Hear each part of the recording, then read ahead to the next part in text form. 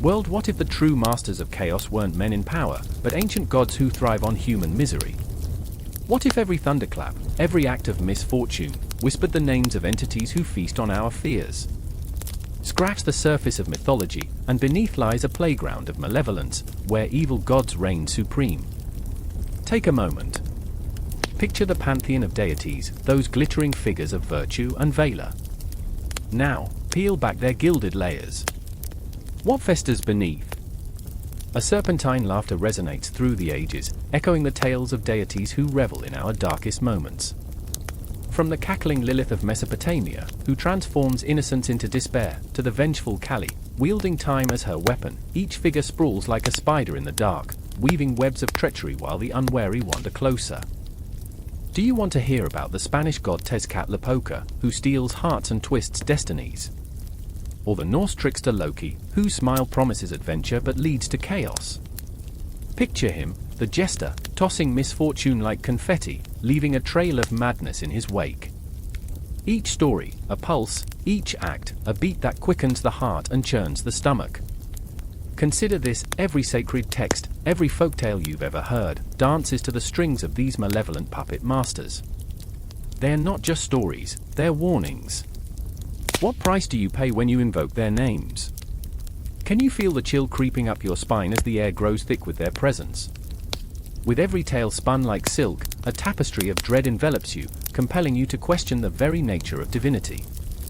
Why do we worship gods who thrive on chaos? Are we drawn to their darkness, or are we merely pawns in a celestial game? Each legend, a sinister riddle begging to be solved, teasing truths that linger tantalizingly just out of reach. Buckle up. The gods don't play by our rules. They demand fervor, blood, and sometimes, your very soul. The promise of enlightenment is a seductive mirage, hiding the razor-sharp edge of a knife waiting to slice through naivety. With every heartbeat, every breath, you inch closer to an abyss of cosmic horror. When the night falls, and shadows stretch long across ancient stone, will you dare to call upon their names? Will you risk summoning the storm? Each invocation, a potential curse; each prayer, a double-edged sword. Your curiosity ignites a fire, one that can't be snuffed out. The more you learn, the more you must confront. Are you ready to face the darkness? Or will you turn back, leaving the secrets to fester in the shadows? Tread carefully, for the evil gods are always watching, waiting, and their laughter? It's the soundtrack to your unraveling. Rain fell in sheets, drumming against the stone walls of a forgotten village where shadows whispered secrets more alive than the villagers themselves. I stood there, drenched and shivering, heart racing, as a silence settled like a thick fog, smothering the remnants of joy. In the distance, a figure darted past, eyes wide, skin pale as death. The spectre, little more than a child, clutched a doll, its once bright dress muddied and torn, a haunting reflection of innocence lost. I remember the chilling echo of her scream, sharp enough to slice through the silence: "Mother!" It hung in the air like a curse, a memory of a time when laughter filled the streets. Now, only the spectre of dread remained, thick and suffocating. And in that moment, I could almost taste the decay of hope, rot curling around the corners of my mind. Behind her, the trees loomed, twisted and gnarled, branches clawing at the sky as if trying to escape the weight of their own darkness. Then there was Gerin, a man forged from shadows and regret, pacing along the dirt path. His hands trembled, not from the cold, but from the memories clawing at his soul. "It's coming," he muttered, the words more a prayer than a proclamation. Gerin had once been a soldier, a protector of this land, but now he wore his scars like chains, dragging him deeper into despair. I could see it in his eyes, the flicker of something unholy, a flicker that said he knew evil intimately. The kind of evil that wasn't just a monster lurking in the night but a bitter truth salting his every thought. "Stay away from the woods," he warned her, his voice low and gravelly, but the girl had already vanished, swallowed whole by the underbelly of the forest. I could feel Gerin's heart thud against his ribs, a drumbeat of foreboding. I wished I could shield him from the horror, but I was as helpless as he was, merely a witness to the chaos unfolding around us. Then the shadows shifted, and I caught a glimpse of Ilara. Her spirit was a tempest, fury and sorrow swirling in her green eyes, a storm that had long since consumed her. She was searching for answers among the remnants of a civilization that had turned its back on the ancient warnings, the stories etched in bone and blood. They don't remember, she hissed, her words like knives aimed at an unseen enemy. They think it's just a tale, a ghost story to frighten children. But the darkness is real, Gerin. She was right, of course. I could taste it in the air, the metallic tang of fear mingling with the sweet aroma of decay. The village was alive with the echoes of old myths, stories of gods and demons, of celestial battles between light and darkness that mirrored the conflict in their hearts. They had forgotten, or perhaps they never believed. I remember the night when the first child went missing, the frantic search that turned into a futile endeavor. The adults muttered beneath their breath about the forest claiming another soul, and I remember feeling that tightening in my chest, a sense of dread that curled around my heart like a noose. Ilara had stood there, the firelight flickering across her face, illuminating the anguish etched in her features. "This isn't the end," she whispered, more to herself than to us, as if clinging to a fraying hope. But the truth loomed larger than any dream, haunting us. I watched Gerin's hands clench into fists, knuckles white as he recalled the legends of the ancients, dark tales of malevolent spirits that feasted on fear and despair. "They are coming for us," he murmured. "The shadows have teeth." A gust of wind howled through the village, and with it came the memory of my own nightmares, faces twisted in agony, shadows darting just out of reach. Each dream felt like a prophecy, a sign that something was coming, something that would shatter our fragile existence. I wanted to scream, to tell Gerin and Ilara that the evil they feared was not just a story. It lingered in the spaces between our breaths, waiting for the moment we let our guard down. The village square stood desolate, its cobblestones slick with rain and sorrow, and just beyond it, the forest loomed like a black abyss, alive with the rustle of unseen creatures. The air thickened, heavy with expectation, and I could feel time stretching, warping, as if the universe held its breath. Each heartbeat echoed in the silence, a reminder that we were alive, but for how long? Ilara turned to me, her voice breaking through the tension. "We have to confront it," she said, defiance sparking in her gaze. "We can't let fear bind us. We must remember." But what good were memories against such a force? Each tale we told was a thread in the tapestry of our existence, yet here we stood, frayed and unraveling. I remember the way moonlight spilled like silver across the landscape, illuminating the path that led into the heart of darkness. It was an invitation and a warning, a promise wrapped in treachery. Gerin stepped forward, the weight of his past pressing down on him, and with a voice barely above a whisper, he said, "We can't let it take anyone else." The tension was unbearable, crackling like the air before a storm. I felt the world shift beneath my feet, time bending as if to mock our desperation. We stood on the precipice, staring into the void, knowing that whatever waited for us there was an echo of the darkness within ourselves. The forest beckoned, each rustle a siren's call, and I knew this was only the beginning. The confrontation would come, and it would be brutal. I held tight to those fragments of memory, the laughter of children, the warmth of sunlight, as the shadows loomed ever closer, ready to swallow us whole. The air tasted of fear and fate, and we were standing at the edge of a chasm, hearts pounding in unison, driven by something primal, something that whispered through the ages. We turned towards the darkness, and with a collective breath, stepped into the unknown, knowing that whatever awaited us would haunt our souls forever. The sky crackled with tension, the air thick as a shroud, electric with the whispers of ancient chaos. A storm brewed overhead, a swirling mass of black clouds that seemed to pulse with malevolent vigor. Tiamat stood at the edge of the abyss, her silhouette a dark promise against the tempest. Her scales glimmered like obsidian, absorbing the last light of day, and in her eyes flickered the dying embers of a forgotten age. She was chaos incarnate, a mother of storms, and yet, in that moment, she felt achingly alone. I remember the way the earth trembled beneath my feet, how it resonated with the heartbeat of something primordial, something vast and terrifying.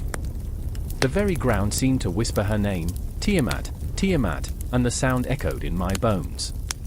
She was not a mere deity, she was the embodiment of creation's turmoil, a creature wrought from the depths of chaos, a serpent of the sea, coiling with both fury and longing.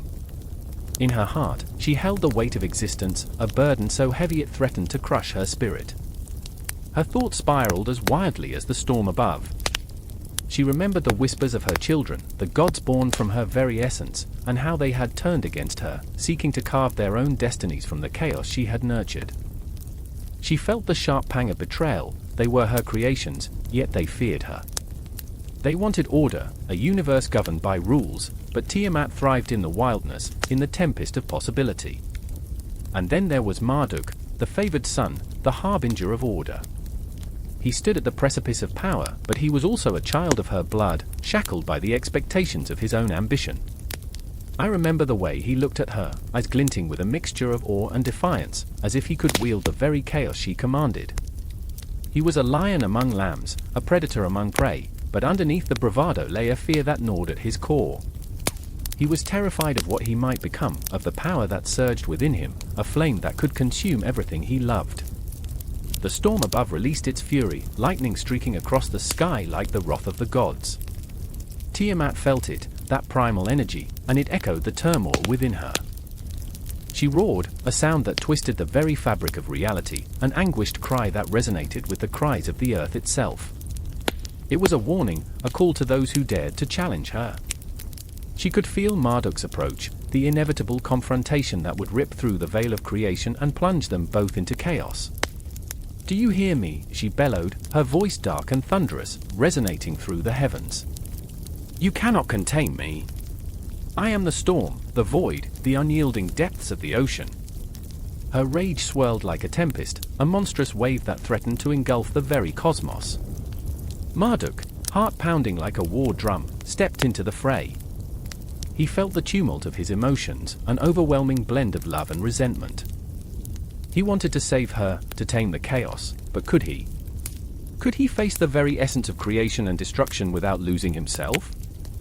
"I will do what I must," he shouted, the wind gusting wildly around him, whipping his hair like a banner of defiance. He was torn, a vessel caught between the chaos of his mother and the order he desperately sought. "You have to let go, Tiamat. You cannot control everything." And in that moment, I felt his desperation, the agonizing pull of duty versus love. The air thickened, charged with emotion, and the world around them held its breath. She was his mother, a force of nature, yet the fear of what she could unleash weighed heavily on him. In the eye of the storm, they stood, two titans locked in a dance of uncertainty. Tiamat's heart ached with the memories of warmth. She remembered the days before the chaos when her children thrived in her embrace. The laughter, the joy that had once filled the air, now swallowed whole by shadows. "I did not choose this," she cried, her voice shattering the silence, a plea laced with despair. "I became this. You cannot understand." But Marduk, fierce and resolute, felt the weight of his own destiny pressing against him. He clenched his fists, feeling the pulse of power thrumming beneath his skin. "I am not afraid of you," he declared, though the quiver in his voice betrayed him. "I will face the chaos, even if it means standing against you." And as their eyes locked, a spark ignited, a moment suspended in time where love and fear intertwined, a single heartbeat that echoed across the ages.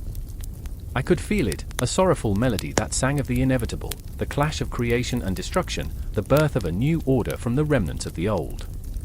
The world trembled as the storm raged on, and in that maelstrom, the very fabric of existence quivered.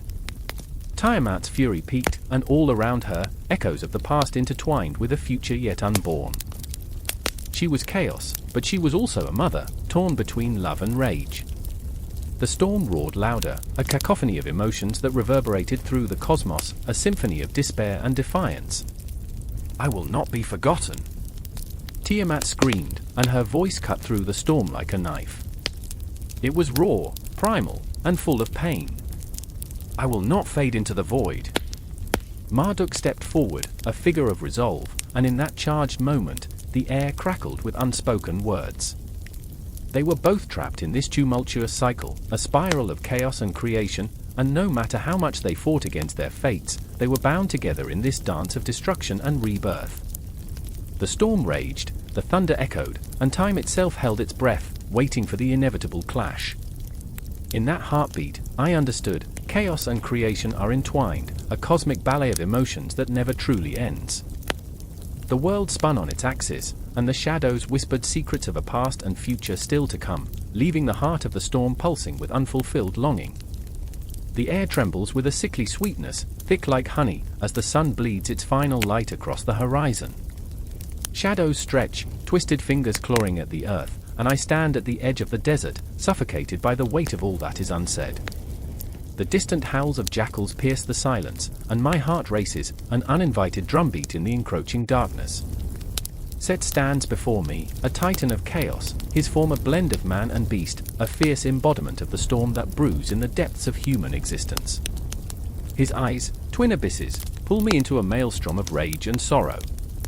I can feel the air crackle with tension, every nerve in my body screams at me to flee, yet my feet remain rooted, trembling with a fear I cannot name. In the shadows lurks Horus, the falcon-headed god, the harbinger of order. His wings are outstretched, but the night's chill wraps around him like a shroud. I see the conflict etched into the lines of his brow, the narrow gaze that speaks volumes of a brotherhood frayed to its breaking point. He is the light that refuses to be extinguished, but that light is flickering, and I fear for him, for both of them. I remember the stories, the whispered legends of gods at war, of balance teetering on the edge of a knife.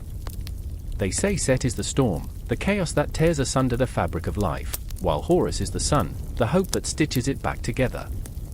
But who am I in this tapestry woven of divine threads? A threadbare onlooker, a mere mortal who knows too well the taste of despair. Brother, Horus calls, his voice deep and resonant, but it quakes with an undercurrent of pain. This must end. The words hang in the air, heavy with the weight of unspoken memories, of lost time and shattered dreams. Set laughs, a sound like thunder rolling across a distant mountain. End? Oh, dear Horus, chaos is eternal. It is the very breath of existence. His presence is intoxicating, a wildness that ignites something deep within me. I feel the pull, the temptation to abandon reason and surrender to the madness he embodies.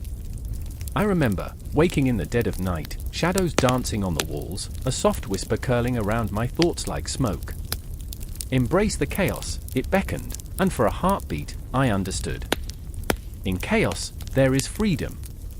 In chaos, there is truth. But truth can be a cruel mistress.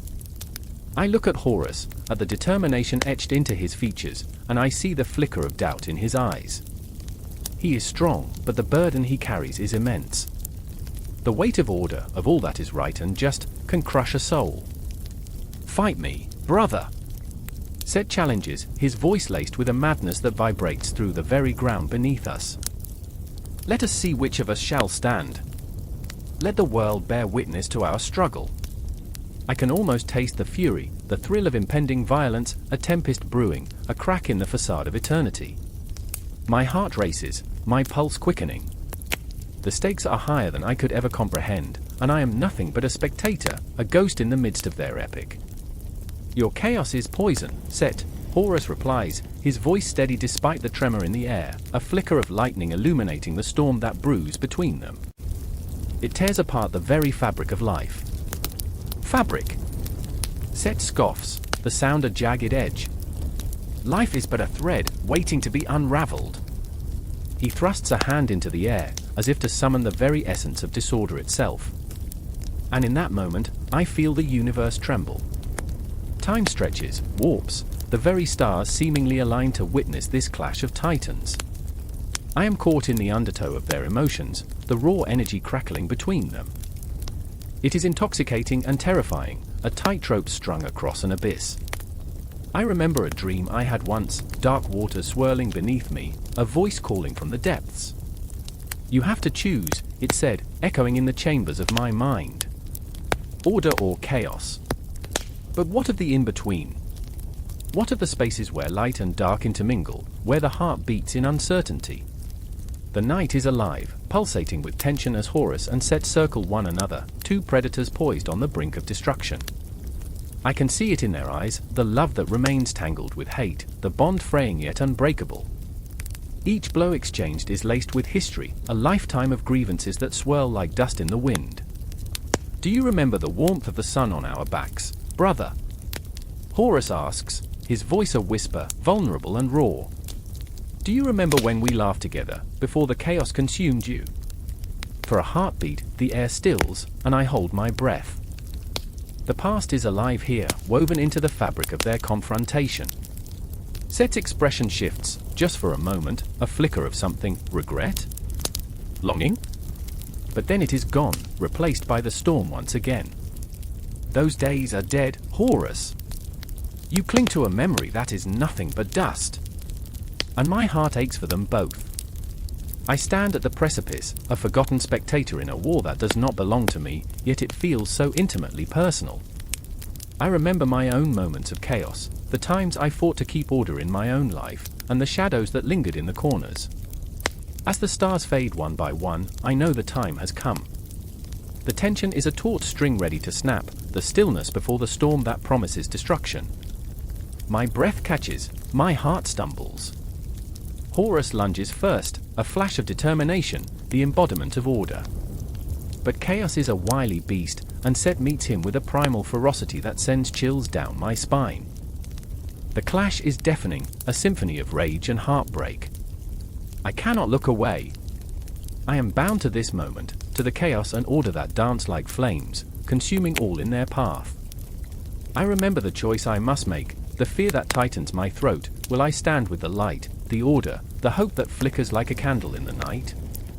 Or will I surrender to the chaos, to the wildness that pulls at my soul? In this moment, nothing else exists. The world falls away, and I am lost, entwined in their struggle. The battle rages on, and I know that it is only the beginning. The cycle of order and chaos is unending, a loop that binds us all in its grasp, and I am caught in the middle, waiting, watching, heart racing for what is to come. The winds howled like lost souls, swirling dust and leaves into a frenzy that cast an eerie shadow over the crumbling temple of Baal. The air crackled with anticipation, the silence punctuated only by the distant echoes of a thunderstorm gathering its strength. I stood there, heart racing, shivers crawling up my spine. I could feel the darkness creeping in, a tangible weight that pressed on my chest, suffocating. I spotted Ashera, her figure cloaked in shadows, her eyes wide with a fear so raw it gripped the very essence of her being. "They're coming for him," she whispered, her voice trembling like the last note of a dying song. The flickering flames of the altar revealed her face, haunted, desperate. "They'll take him into the underworld. The darkness will swallow him whole." Baal, my brother, my fiercest protector, a god of storms and fertility, the embodiment of life itself, was destined to confront the terrifying abyss. He was the light, the life, yet even light can cast the deepest shadows. Ashera's words struck me like a thunderclap, a reality I was not ready to face. But what if? What if he can't come back? I said, my voice a mere whisper, barely above the howling wind. The thought echoed through me. I remember the stories, the legends etched into stone walls, tales of gods consumed by their own darkness, their brilliance extinguished by the greed of the underworld. I remember the way the elders spoke of Baal with reverence and fear, a flame and a curse wrapped into one. Would he become one with that darkness? Would I lose him forever? Ashera reached out, her fingers brushing against my wrist, a fleeting touch, yet it felt like a lifeline. "He needs us," she said, her breath shaky. "We cannot let him face the abyss alone." I looked into her eyes, the fear mirrored in her gaze. It was a bond forged in shared terror. "Together, then," I said, though every word felt like a vow steeped in uncertainty. "Together, we would summon the courage to face the shadows. Together, we would plunge into the underworld, a realm of dread ruled by the merciless god Mot, the bringer of death.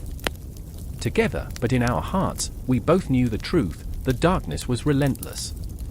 Time felt warped, slipping like sand through our fingers as we gathered our strength.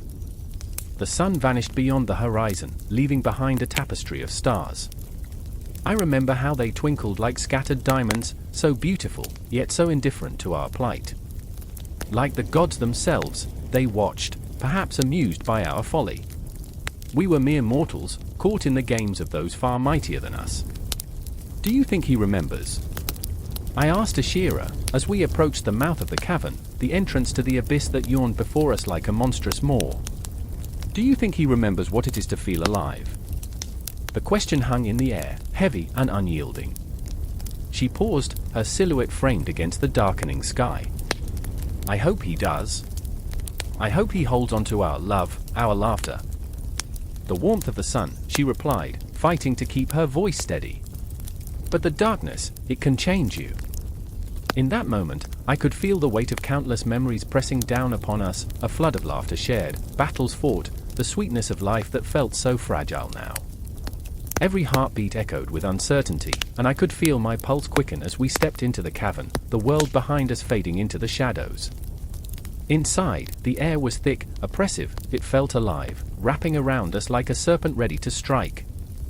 We moved cautiously, the darkness swallowing us whole, our footsteps echoing in the cavernous void.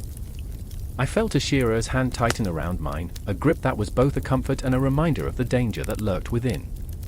We reached a chamber where the ground pulsed with a strange energy, a heartbeat of the underworld itself. In the center, a figure lay bound, his chest rising and falling with labored breaths, Bull. His presence radiated power, but it was dimmed, flickering like a candle in a storm. Bull! I shouted, my voice breaking the stillness, reverberating through the darkness. His eyes fluttered open, a glimpse of the storm inside them fading into despair. Sister? Ashira? The word stumbled from his lips, laced with an agonizing bewilderment. Why are you here? Because we cannot let you fade, I pleaded, my heart clenching at the sight of him, a once mighty god reduced to a shadow of his former self. You are not meant for this wretched place. Fight! Fight for us! But the darkness had its grip on him, a leech drawing out his essence, feeding off his despair. I remember the stories of Mot, the god of death, who feasted on the souls of the fallen, who thrived in the absence of light.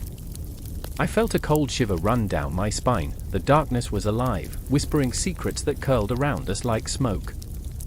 Let me go, Bull murmured, his voice barely above a whisper, the fight in him flickering like a dying flame. I belong here now. No! Ashira cried, her voice sharp with desperation. You are more than this. You are our brother, you are the storm, you are life. But even as she spoke, the shadows writhed, mocking us, mocking him. I felt the despair seep into my bones, heavy as lead. Could love battle the darkness? Could it save him from the ravages of the underworld? Fight, Bull! I screamed, but the words felt hollow, swallowed by the suffocating void. The darkness whispered promises of peace, of surrender, it wrapped around his heart like a noose, tightening, squeezing the very essence of him. And then, I saw it, a flicker of recognition in his eyes, a spark, barely there but alive.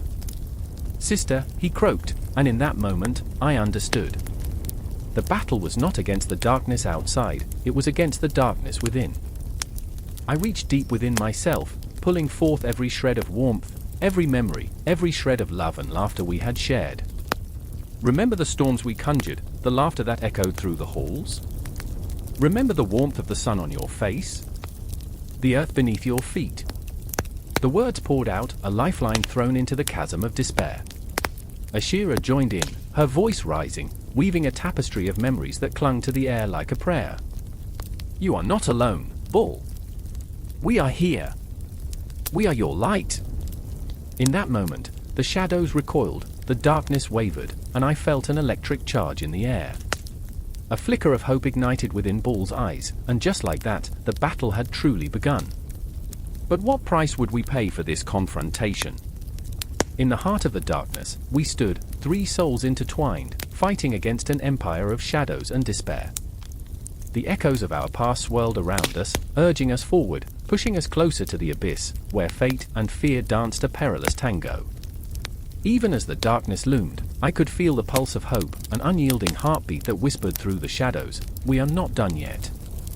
And so, we plunged deeper into the night, toward the uncertain light that flickered just beyond the horizon, where fate awaited with bated breath, and the battle against the darkness had only just begun. The air is thick with tension, a silence so profound that it feels like the universe is holding its breath, waiting. In the depths of the underworld, shadows flicker, twisting in the dim light like the ghosts of long-forgotten souls. Hade stands at the edge of his realm, a place heavy with despair and yet oddly beautiful, a kingdom made of regrets and unfulfilled dreams. He gazes into the river Styx, its dark waters rippling with the weight of countless lives, each wave a whispered memory, a heart that beat once and fell silent. Here, in this desolate realm, he is not just the god of the dead, he is the keeper of secrets, haunted by the very essence of hope that he cannot touch. Persephone watches from afar, her presence like a breath of spring in the midst of winter's chill. She is the bridge between two worlds, caught in an eternal dance between life and death, between love and obligation. Her eyes, pools of sorrow and fire, are filled with a longing that echoes through the caverns of her heart. She remembers the sunlit fields of her childhood, the laughter that once rang out like chimes in the breeze. Yet here she stands, a queen in chains, bound to a throne that feels more like a tomb. The shadows whisper her name, a chorus of longing and despair, but she feels so much more: guilt, anger, love, loss. All of it wrapped tightly around her soul like a thorny vine. And then there's Orpheus, the tragic poet, his heart a symphony of grief. He has come to the underworld, desperate and determined, holding on to a flickering flame of hope that feels both ridiculous and utterly essential. The memory of Eurydice, sweet and haunting, pulls him like a magnet. He remembers her laughter, bright as the stars, and the way her touch felt like sunlight warming the darkest corners of his heart. But the underworld is a cruel mistress, and love is a fragile thing here, so easily snuffed out by doubt, despair, and the weight of the past. Each step he takes, each note he plays, is a battle against the suffocating darkness that threatens to consume him. Please, don't look back, Hades had warned, but how can one resist the gravity of love? The very laws of the underworld bend to his desire, yet the price is steep, a toll that weighs upon his spirit like a stone. He walks a tightrope between life and death, hope and despair, each heartbeat a reminder of what he stands to lose. I remember, he whispers to himself, I remember the way her eyes sparkled, the way she breathed life into my very being. But now, in this shadowed place, he is but a flickering candle against the storm, a mere mortal fighting against the inevitable tide of sorrow. In the stillness, a confrontation brews. Hades looms over Orpheus, his voice a low rumble like distant thunder. What do you seek, mortal? His eyes, dark as the abyss, pierce through Orpheus's soul. There is power in his gaze, a world of pain that wraps around the god like a shroud. Yet within that power lies a sadness, an understanding that transcends mere mortality. Hades is often portrayed as the villain, the monster lurking in the shadows, but here, in this moment, he is a reflection of every heart that has ever been broken, every dream that has turned to ash. Do you think love can conquer death? Orpheus feels the weight of those words, a shiver crawling up his spine. He wants to scream, to fight against the fatalism that seems to seep from the very ground beneath him. I will bring her back, he declares, his voice trembling with desperation. Eurydice will not remain a prisoner in this darkness. The echoes of his declaration bounce off the cavern walls, a mix of defiance and dread. He can feel the pulse of the underworld around him, the restless spirits murmuring their disbelief, their quiet jeers a sharp blade against his resolve. Love is a beautiful illusion, Hades replies, each word dripping with sorrow. But illusions do not last. They fade like shadows in the dawn. The truth is bitter on his tongue, yet he speaks it with a raw honesty that reverberates through the air. The darkness they inhabit is not merely a void, it is alive, a breathing entity that feeds on dreams and aspirations, turning them into echoes of what once was. And still, within him, a flicker of understanding ignites, the longing for connection, the aching necessity of love, it binds them all, mortals and gods alike. Persephone steps forward, her voice soft yet resolute. Hades, she murmurs, her eyes searching his, do you not understand? We are all trapped in our own stories, our own cycles. To love is to suffer is to live. In the depths of Hades's heart, a crack forms, a glimpse of the humanity he has buried beneath layers of stone. He knows the weight of absence, the chill of loneliness that creeps in like a thief in the night. But this love, this spiraling dance between Orpheus and Eurydice, feels like a dagger plunged into his very essence. The air crackles with tension, a storm brewing between them, shadows rising and falling like waves crashing against a cliff. Orpheus feels the pulse of fate tightening around his throat, each heartbeat a reminder of what awaits him beyond the veil of despair. I will not let fear dictate my choices, he breathes, Clutching his lyre, I will sing until the very stones weep. Each note spills forth a raw, aching melody that resonates through the darkness, echoing with every soul that lingers within these haunted halls. And in that moment, everything freezes. The shadows still, the air thickens, and the world holds its breath. Here, in the depths of despair and longing, hearts collide, destinies intertwine, and the essence of love hangs in the balance. The echoes of their stories ripple outwards, intertwining, binding them in a tapestry of yearning and grief. Hades, the misunderstood god of the underworld, stands at the precipice of understanding, his heart a battlefield of emotions, love, loss, and the unending quest for connection in a world that thrives on separation. Time loses all meaning, each heartbeat echoing through the void, a reminder that in the face of death, love is the most powerful force of all, a force that can illuminate the darkest paths, even when the shadows threaten to swallow everything whole. And as the tension hangs thick in the air, one question lingers, unspoken, a whisper carried by the winds of fate: can love truly defy the darkness? The mountain trembles. The sky is torn asunder, dark clouds swirling, lightning slashing through the air like a knife. I stand there, breathless, heart pounding, as the ground beneath me shakes with the rage of a titan. Cronus, his face a twisted mask of fear and fury, stares into the abyss, the very shadow of his own children, the Olympians, rising to claim their birthright. A chill runs down my spine. I remember what it feels like to be hunted, to be the prey in a world ruled by the hunter. I feel the weight of his power. It wraps around me like chains, merciless and cold. Each pulse of the earth is a reminder of the horror that lies ahead. Cronus grips his sickle, knuckles white, eyes wild, as if he can slice through fate itself. I remember my heart racing like a deer cornered by wolves. His children, the ones he swallowed whole, are no longer mere figments of his imagination. They are becoming something real, something he cannot control. In the shadows, Rhea watches, her soul a storm of betrayal and love. She is the mother caught in a web of her own making, her heart a battlefield where loyalty and horror waged war. I see her anguish, the kind that bleeds through the cracks of her facade. She remembers the moment she first held Zeus, the warmth of his tiny body nestled against her breast. But that warmth vanished like smoke when Cronus devoured him, hope swallowed whole. Her eyes flicker with the weight of her choices, each heartbeat a drumroll of impending doom. She remembers the taste of iron on her tongue, the blood of her children dripping from the sickle. Rhea! Cronus roars, his voice a thunderclap that sends shivers through the air. He turns, the rage of gods boiling beneath his skin. You've betrayed me! But betrayal runs deeper than skin. It coils around her heart like a serpent. What is betrayal, she whispers, when you are both the victim and the executioner? The questions hang heavy, pulsing with the urgency of life and death, the agony of conflicting loyalties. She stands at the precipice of a decision that could fracture the cosmos, a mother who must choose between love and rebellion. The silence is deafening. I remember the last time I stood on the edge of such dread, the ominous shadows whispering promises and threats alike. Every moment stretches into infinity, the air thick with the scent of impending violence, like the musk of sweat and fear.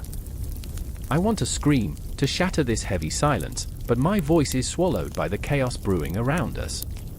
Then, in a heartbeat, it happens. Zeus emerges from the shadows, a tempest of light and fury, the embodiment of rebellion that has simmered for too long. The earth seems to shift beneath him, and the very sky bows in acknowledgement of his birthright. He stands tall, defiance etched into every line of his body.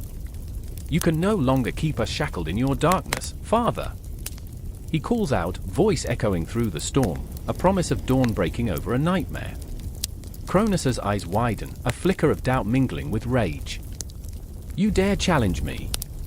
His voice trembles, and I catch the glimmer of fear buried deep within. It is a heartbeat of vulnerability in a titan, a god who has ruled through terror and tyranny. I will not let you take what is mine. But Zeus is more than a mere child, he is a storm unleashed. What is yours? He snarls, each word a dagger. You have taken our lives, our hope, but we are not your prisoners anymore.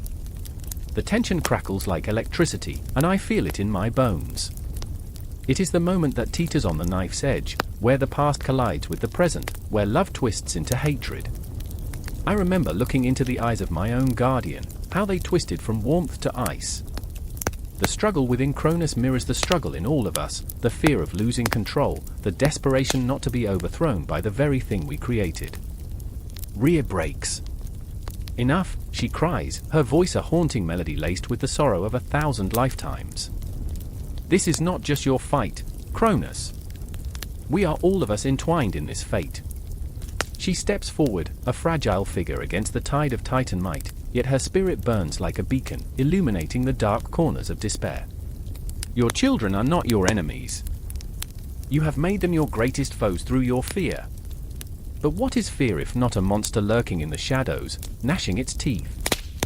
Cronus's eyes blaze with the fury of the storm, yet beneath it lies that terror, the trembling understanding that he may lose it all.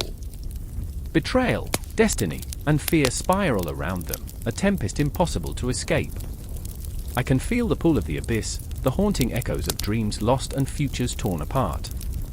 And then, Zeus takes his chance. He charges forward, a fierce light cutting through the darkness, a spark that could ignite the very stars. You will not silence us. We rise from the ashes of your tyranny. His voice ignites the air, a rallying cry that resonates beyond the battlefield, shaking the heavens and striking terror into the heart of Cronus. What once felt inevitable now hangs in uncertainty, fragile yet electric. I realize I am holding my breath, waiting for the inevitable reckoning. The atmosphere thickens, pressing against my chest, and I wonder, how many times must one face the specter of their own creation? The confrontation stands poised, a delicate moment suspended in time, raw and aching with the weight of betrayal and the flicker of hope. Each character is entwined in a dance of despair, love, and the undeniable fear of losing everything. The stakes are higher than life and death, they are about legacy, about the blood that binds and the shadows that threaten to engulf them all. And there, in that heartbeat of chaos, we linger, on the cusp of destruction and rebirth, poised for a reckoning that threatens to tear the fabric of existence itself. Will Cronus rise against his own blood, or will he falter beneath the weight of the future he has unwittingly created? In this moment, nothing is certain, only the pulse of dread and anticipation that courses through the air, binding us all in the cosmic dance of fate. Lightning crackles overhead, illuminating the darkened skies like a jagged smile, and the air is thick with the scent of impending rain. A cold wind whispers through the trees, carrying secrets and promises of chaos yet to come. Loki stands, lithe and restless, just outside the great halls of Asgard, his heart pounding with a rhythm that matches the storm. He can feel it in his bones, the electric anticipation of mischief, the intoxicating allure of destruction. He is both the storm and the stillness before it, a paradox wrapped in shadows. I remember the moment I knew of him, the first time I glimpsed those piercing green eyes, filled with mischief and a hint of something darker. It was in a tavern, the clamor of laughter and clinking tankards spinning a web of camaraderie. I was just another soul, lost in the crowd, when he slipped like a wraith through the throngs. I felt the air shift, the laughter falter. Loki, the trickster, the shapeshifter, the one who danced on the strings of fate. He was the puppet master, and we, the unsuspecting marionettes, pranced to his chaotic symphony. There was Helga, a warrior forged of iron and flame, her spirit as fierce as the fires of Muspelheim. She loved the thrill of battle but was haunted by the war that raged within her. Each clash of swords echoed in her mind, memories of friends lost and enemies vanquished. She stood beside Loki, a hesitant ally, her heart teetering on the precipice of trust and betrayal. "Do you really think we can win?" she whispered, her voice trembling like the leaves in the wind. "Win?" Loki chuckled, the sound both sweet and sinister, a melody wrapped in honeyed lies. "My dear Helga, winning is only a matter of perspective. Let's cause a little chaos first." The glint in his eye promised mischief, but what he did not say was that chaos also bore the weight of pain, of loss, of lives forever altered. And there was Bran, an old soul with a heart like a caged bird. He wore his scars like medals, each one a testament to the battles he had fought. He followed Loki into the maelstrom, drawn by the gravity of his charisma. "I want to believe in you," Bran murmured, eyes searching for sincerity behind the facade. But Loki, always the trickster, wore his masks well. Belief is a fragile thing, my friend. Let's shatter it together. With each passing moment, tension coiled tighter, like a serpent ready to strike. In the distance, thunder rumbled, a warning, a prophecy. Shadows danced beneath Loki's feet, and as he moved, so did the shadows, a glimpse into the chaos that swirled beneath his skin. He could feel the weight of the gods' gaze upon him, their judgment heavy like the storm clouds above. Do you ever feel like a ghost? Helga asked, her voice barely breaking through the roar of the gathering storm. Like we're just whispers in a world that forgets. She was searching for something real amidst the chaos, a thread of truth she could cling to. But Loki only laughed, a sound tinged with the melancholy of 1,000 lost dreams. Ghosts are far more interesting, he retorted, his smile twisting into something almost sorrowful. We are the echoes of what could be, not just what is. Embrace it. And with that, he twisted into a serpent, a flash of scales and venom, a reminder that even the most charming faces could harbor darkness. As the sky split open, rain poured down like tears, drenching them in a baptism of chaos. Each droplet felt like a reminder of the burdens they bore, of the choices that lay ahead. Bran stepped forward, determination sparking in his chest. Loki, if we do this, if we embrace your madness, there will be no turning back. Ah, but that's the beauty of it. Loki proclaimed, spinning around, arms wide as if to embrace the tempest. There's freedom in madness, a liberation that the gods cannot comprehend. Let them judge. Let them come. The air crackled with his words, electric and intoxicating. And in that moment, the three of them were bound together, not by trust, but by the visceral thrill of defiance. The storm surged around them, a wild cacophony that matched the riot within their hearts. Together, they were an explosion waiting to ignite, a tempest of chaos that threatened to consume them all. But the deeper they sank into Loki's web, the more the shadows whispered. Dark images flickered at the edge of their consciousness, lost battles, betrayal, and the weight of choices that twisted like a knife in their backs. Helga's warrior spirit flickered, doubts gnawing at her resolve. What if we become the very thing we sought to destroy, she murmured, a tremor of fear in her voice, as if the very air was charged with the weight of all that could go wrong. Then we'll burn brightly. Loki shouted, the laughter in his voice reverberating like thunder. Or we'll fall to ashes. Either way, we'll leave a mark. The intensity of his passion was infectious, and in that moment, Helga felt the cold grip of fear loosen, replaced by a reckless desire for something more.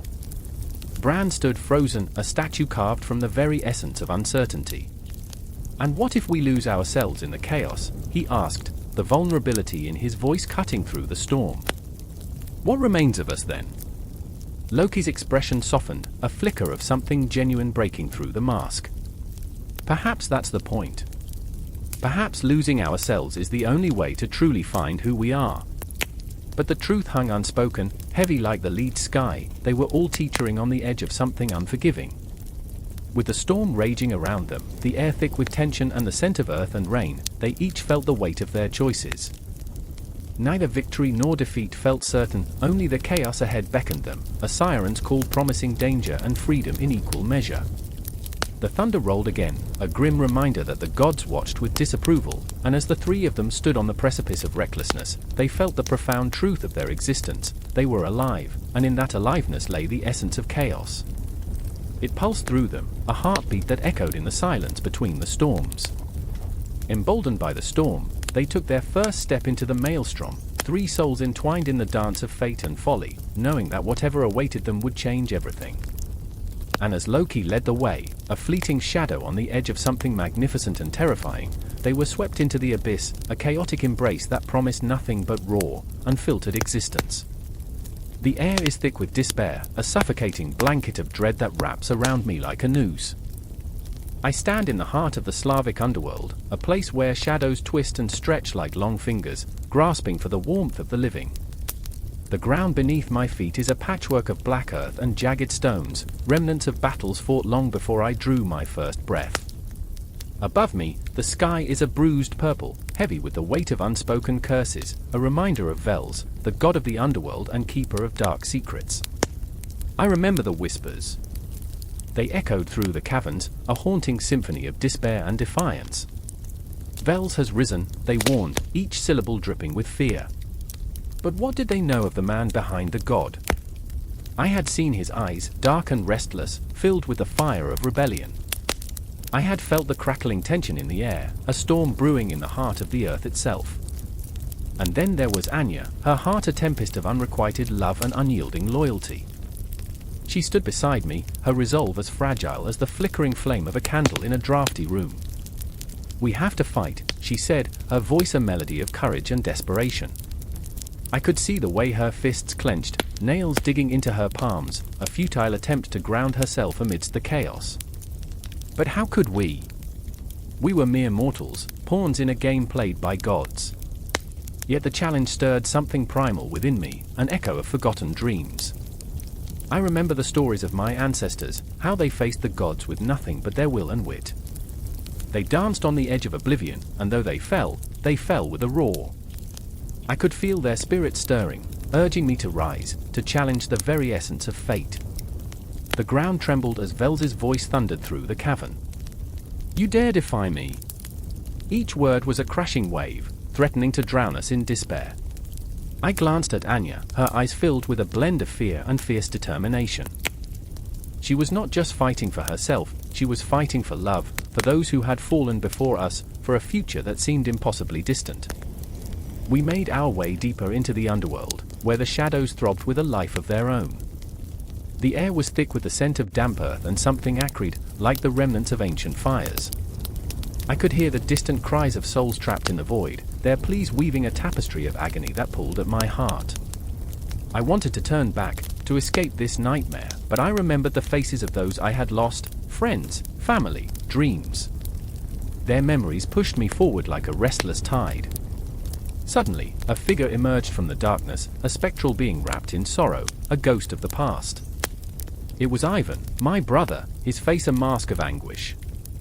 "You should have stayed away," he whispered, each word laced with a chilling foreboding. "This is no place for the living."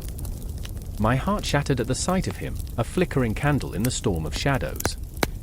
I had always wanted to protect him, but now he was a warning, a reminder of what I stood to lose. "I'm here for you, Ivan," I cried out, desperation clawing at my throat. "I will not leave you here." But he merely shook his head, his form flickering like a faulty lantern. "You cannot save me. You must save yourself."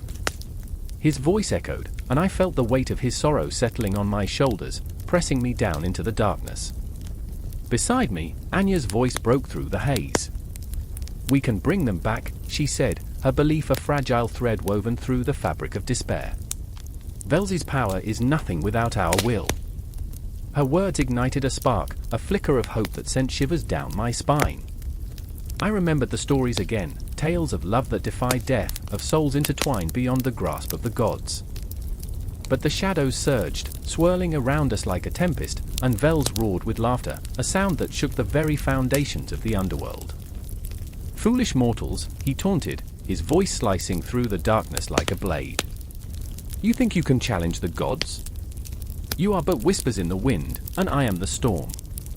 I clenched my fists, the weight of his words heavy on my heart. I felt Anya's warmth beside me, a beacon of courage amidst the encroaching darkness. "We are more than whispers," I declared, my voice stronger than I felt. "We are echoes of those who fought before us.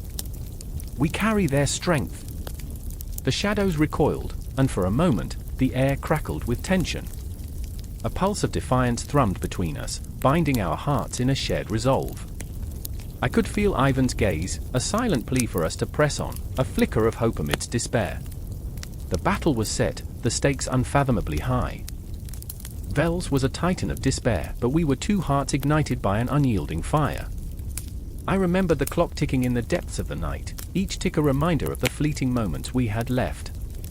We would stand. We would fight. We would not be forgotten.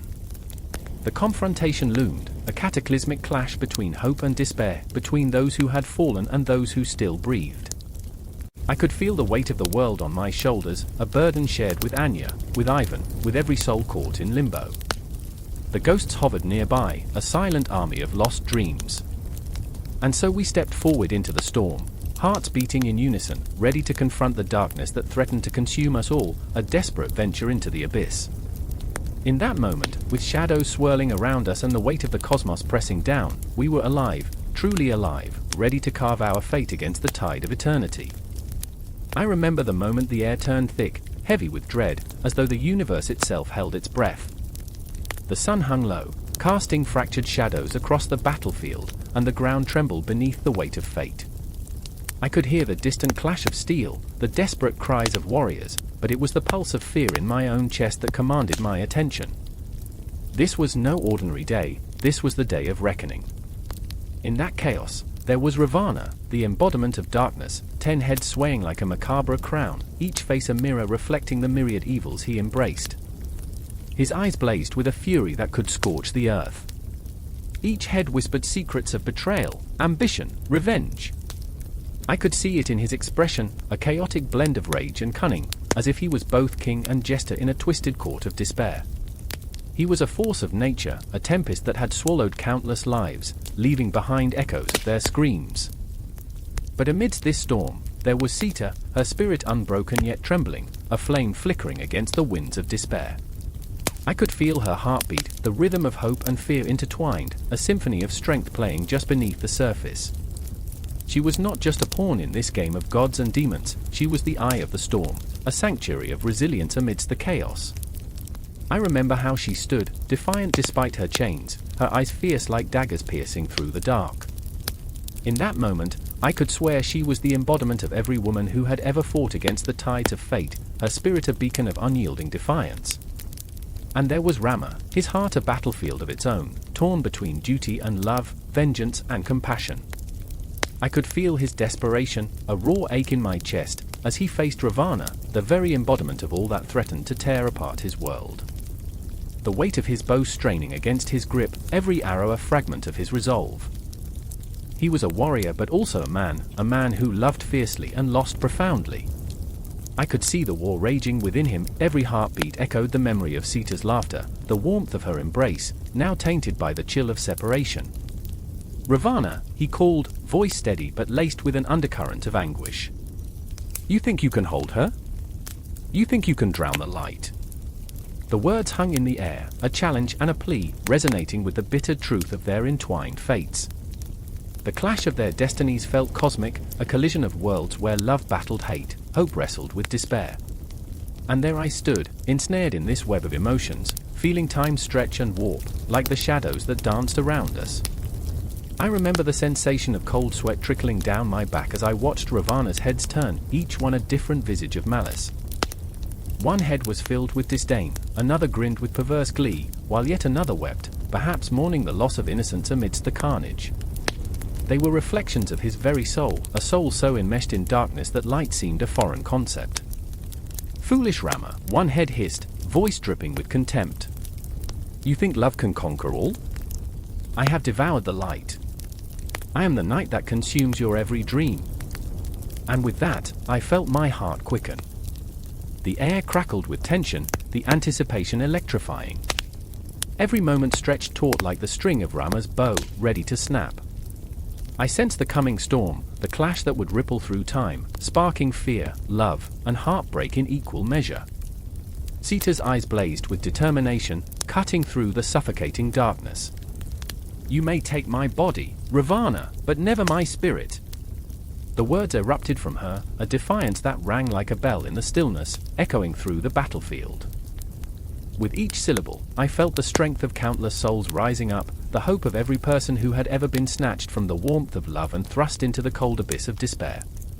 Rama's bowstring sang as he released the arrow, a streak of light cutting through the shadows. This is for every heart you've shattered. The arrow flew, slicing the air, a comet seeking its own destiny, destined to collide with the embodiment of darkness. I held my breath. This was it, the moment that could change everything, the culmination of hearts intertwined, of pain and sacrifice. But Ravana was not finished. He lashed out, a whirlwind of fury, summoning illusions, filling the air with the stench of treachery. I could feel the darkness breathing, alive and writhing, whispering doubts and fears into my very soul. Do you think you can save her? You are a mere man, and I am a king of demons. Your love is futile. Yet, for every taunt, for every wicked smile, Rama's resolve only hardened. His love was a shield, impenetrable and fierce. Love is never futile. It is a fire that can burn through the darkest night. And there, in that moment, I felt the universe twist and turn, the very fabric of reality trembling under the weight of their conflict. The tears of 1,000 souls shed for lost love, for dreams shattered and hearts broken, mixed with the earth beneath my feet. As the arrow neared its target, I could see the fear flicker in Ravana's eyes, a moment of vulnerability that echoed through the ages. What is evil? I wondered. It is not merely a force, but a flawed reflection of humanity, a battle within us all. I remember the silence that followed. It was suffocating, a pause pregnant with the weight of destiny. Each breath I took felt heavy, the air thick with the scent of fire and blood, the promise of transformation lurking in the corners of my mind. And as the arrow struck true, I felt the world shatter and reform, the echoes of that moment reverberating through the cosmos. The conflict was not merely between Shiva and Shakti, light and dark, it was a visceral reminder of our own struggles, our own battles against the shadows that creep into our hearts. The battlefield became an altar, a sacred space where love and loss entwined, where every soul present became part of the story, a story that never truly ends, but spirals into eternity, forever lingering in the hearts and minds of those who dare to love in a world so often draped in shadows. The fight was just the beginning, the aftermath would shape the very fabric of existence. And I was there, witnessing the clash of humanity, the dancing flames of despair and hope, and the haunting reminder that every battle won comes with a price, echoing through the ages, like a clock ticking in the dark. A thunderous clash echoed through the vastness of the universe, a sound that could shatter mountains and silence the stars.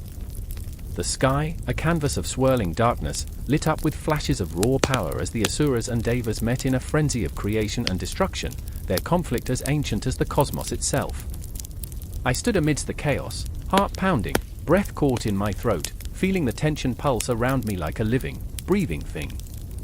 Kali, fierce and unyielding, carved her path through the battlefield, her dark hair whipping like tendrils of night around her face. The air crackled with intensity as she clashed against Varuna, the lord of the oceans, whose eyes glimmered with the weight of every soul he'd guarded. She moved with a grace that belied the ferocity within, muscles coiled tightly like a spring ready to unleash. But there was a fear gnawing at her. What if the endless cycle consumed her? What if her spirit, her very essence, were swallowed in this eternal struggle? The memories of her past haunted her, shadows flitting at the edges of her consciousness. She remembered the laughter of her siblings, a time before the bloodlust became their only language. Little did she know, the laughter had turned into an echo of loss, a ghost of what was once vibrant and alive. The Asuras and Devas were not merely combatants, they were reflections of each other, fractured pieces of a singular truth.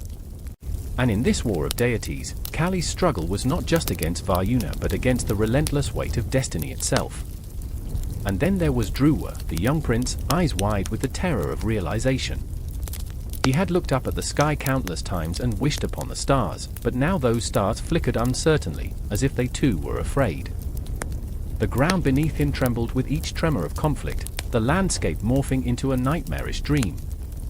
He could feel the pull of the Devas, their light calling him, promising salvation and glory. But the Asuras, with their dark allure, whispered seduction into his ear, promising power untold. In his heart, Dhruva was torn, a war raging within him as fierce as the chaos around. He wanted to be a hero, to stand amongst the Devas, to be a symbol of hope. But there was a darkness within him, a yearning so raw it made him sick. He wanted to fight back against those who had wronged him, to unleash the fury of 1,000 suns. Could he? Would he lose his soul in the process? The air grew thick with the scent of sweat and blood, the cries of warriors mingling with the thunder of clashing powers. Flames danced in the distance, casting eerie shadows that flickered like forgotten memories. I could feel the heartbeat of the world, frantic and wild, as if trying to escape the impending doom that loomed over us all. Each heartbeat echoed a truth. The struggle was never just between Asuras and Devas, it was within each of us, a battle between light and dark, love and hate. Kali's sword sliced through the air, a flash of silver against the backdrop of chaos, and in that moment, time seemed to freeze. She locked eyes with Varuna, and the world around us faded. In his gaze, she saw not just an enemy but a mirror, reflecting every choice she had ever made. It was breathtaking and suffocating all at once. She felt the weight of her decisions crush her spirit, the fear that perhaps she was destined to lose herself forever in this cycle of violence. And Druwa? He watched, paralyzed by the gravity of the moment. The weight of legacy bore down on him, the expectations of his ancestors whispering in the wind. He could almost hear their voices, urging him to choose his path, to stand tall and unwavering. But his heart was a tumult of confusion, a cauldron of emotions boiling over. Would he choose vengeance, or would he stand for the light? What would it mean to break free from the shadows that threatened to engulf him? Time resumed its relentless march, and the chaos exploded around us. Kali leaped into action, her movements a symphony of violence and grace. Varuna countered, his power undulating like the waves of the ocean, each strike echoing with the weight of ancient stories. Every clash of their weapons was a heartbeat, a reminder of the stakes at play. I felt adrenaline surge through my veins, every moment a kaleidoscope of fear and exhilaration. The dance of war pulled Druwa in, the magnetic force of destiny intertwining his fate with the unfolding chaos. He took a step forward, heart racing, but uncertainty gripped him. Would he fight alongside the Devas, or would he embrace the Asura's dark promise? The very essence of his being trembled with the force of his choices, waking 1,000 desires that threatened to drown him. I could taste the salt of his sweat, mixed with the fear of betrayal. He felt the ground shake beneath him, felt the universe itself hold its breath as ancient powers collided. He remembered a time when he chased fireflies, marveled at the simplicity of childhood. In this moment, he longed for that innocence, but it slipped through his fingers like sand. Every heartbeat echoed louder, a countdown to his choice. Which side would claim him? Kali fought on, the battle raging around her, but in every clash, she heard whispers of her past, the laughter, the joy, the warmth of family now turned to ash. The fear of losing herself tightened around her throat. She faced Varuna again, the tension electric, and for a fleeting moment, they were not enemies but two souls caught in the same storm, two hearts grasping at the same light. And in that moment, every soul watching, every heart that beat in time with theirs, felt the weight of the truth. The struggle was not confined to a battlefield, it echoed in the human heart, a relentless battle between the shadows and the light. The night was still young, the chaos unending, and the struggle, oh, it was just beginning. The storm raged like an ancient beast, its howls echoing through the valleys as rain pounded the earth, drowning the cries of the living. I stood on the precipice of a cliff, the wind tugging at my clothes, a fierce reminder of my own frailty amidst the world's fury. Below, the river churned violently, dark and restless, hungry for souls. I had come here seeking solace, but all I found was the weight of prophecy pressing down on my chest, refusing to be ignored. Shia, a voice cut through the tempest, sharp enough to slice through the murky winds. It was Ji, eyes wide with fear, his hands trembling. I could see the shadows dancing in his irises, the flicker of something primal. He had always been the skeptic, the one who laughed at the legends of the dragon kings and the demonic forces lurking beneath the surface of our lives. But tonight, the air crackled with an unspoken truth, a revelation neither of us could escape. You have to listen to me. They are coming. I remember the tales my grandmother whispered on cold winter nights, the dragon kings, rulers of the four seas, majestic yet terrifying. They held dominion over storms and floods, wielding their power like weapons. But I had thought those legends were just that, stories to scare children into obedience. Yet here I stood, tethered to a fate that felt as real as the thunderclaps rattling my bones. You think it's them? You think they've come for us? My voice was barely a whisper, drowned out by nature's fury. With each heartbeat, the ground trembled beneath us. G gripped my arm, his fear palpable, a raw entity that swirled between us like smoke. You don't understand. The spirits, he faltered, his gaze drifting to the depths below, to the shadows that writhed within the floodwaters. They are angry. They want retribution. The truth slammed into me like the power of the storm. I remembered the festival, the vibrant colors splashed against the canvas of a starless sky, the laughter mingling with the scent of incense and offerings to appease the dragon kings. What did we do? I breathed. What did we offend? A flicker of movement in the water drew our attention, a shape, serpentine and undulating, glistening with the sheen of ominous promise. The air thickened, charged with a dread that felt almost alive, crawling across my skin. I could feel the weight of all the wrongs we had committed, all the sacrifices we had ignored. The dragon kings weren't to be trifled with, they were the embodiment of nature's fury, its beauty intertwined with destruction. I remember, he said, his voice trembling, the drought last summer, the crops withered, and we thought we could ignore the offerings. The memory hit me like a punch to the gut. It was the moment we had decided to abandon the rituals, the moment we had turned our backs on our ancestors. We were foolish. The wind screamed louder, drowning out our guilt, drowning out our fear. I didn't know if the dragon kings were truly coming for us or if this was a manifestation of our own sins, coalescing into something monstrous. But that thought lingered, a shadow lurking in the corners of my mind. Was it our arrogance that summoned them, or was it just the cycle of life, the price we had to pay for our ignorance? A crack of lightning illuminated the churning waters, and for a brief moment, I saw them, the silhouettes of the dragon kings, their scales shimmering like obsidian under the dark heavens. Fear twisted inside me, coiling tighter with every pulse of thunder. They were not mere myths, they were ancient forces, guardians of the elements, and we were mere mortals, foolish enough to believe we could exist without their grace. G's grip tightened, his knuckles white against my skin. We can't stay here. We must flee. Panic surged in his voice, raw and primal, echoing the urgency of the moment. But where could we go? The storm enveloped us, a tempest of our own making. The river roared, and I could feel its hunger, a thirst for reckoning that resonated with the very marrow of my bones. I can't leave, I said, a realization dawning like the first light of dawn piercing through the endless night. I have to confront them. I can't let this consume us. You're mad, he shouted, but I could hear the tremor in his voice, the uncertainty. Fear had a way of uniting us in our darkest moments, but it was also a poison, seeping through our resolve. And in that instant, I became acutely aware of my own heart. The rhythm pulsed faster and faster, a counterpoint to the chaos surrounding us. I remembered my mother's haunting tales, the way she spoke of the sacrifices, the blood that had spilled for peace. They need to hear our remorse. They need to know we acknowledge our mistakes. G's breath came out in ragged gasps, his eyes wide with disbelief. You can't be serious. They will kill you. Then let them, I said, my voice steadier than I felt. But at least I'll face them as I am, no more lies, no more hiding. As if spurred by my defiance, the storm intensified, a cacophony of nature's wrath. The air grew thick with electricity, charged with the ancient energy of long-forgotten spirits demanding recognition. Shadows twisted and morphed, the boundary between reality and nightmare blurring like a distant memory. I stepped to the edge, my heart pounding like a war drum. The river roared, and in its depths, I saw the eyes of the dragon kings.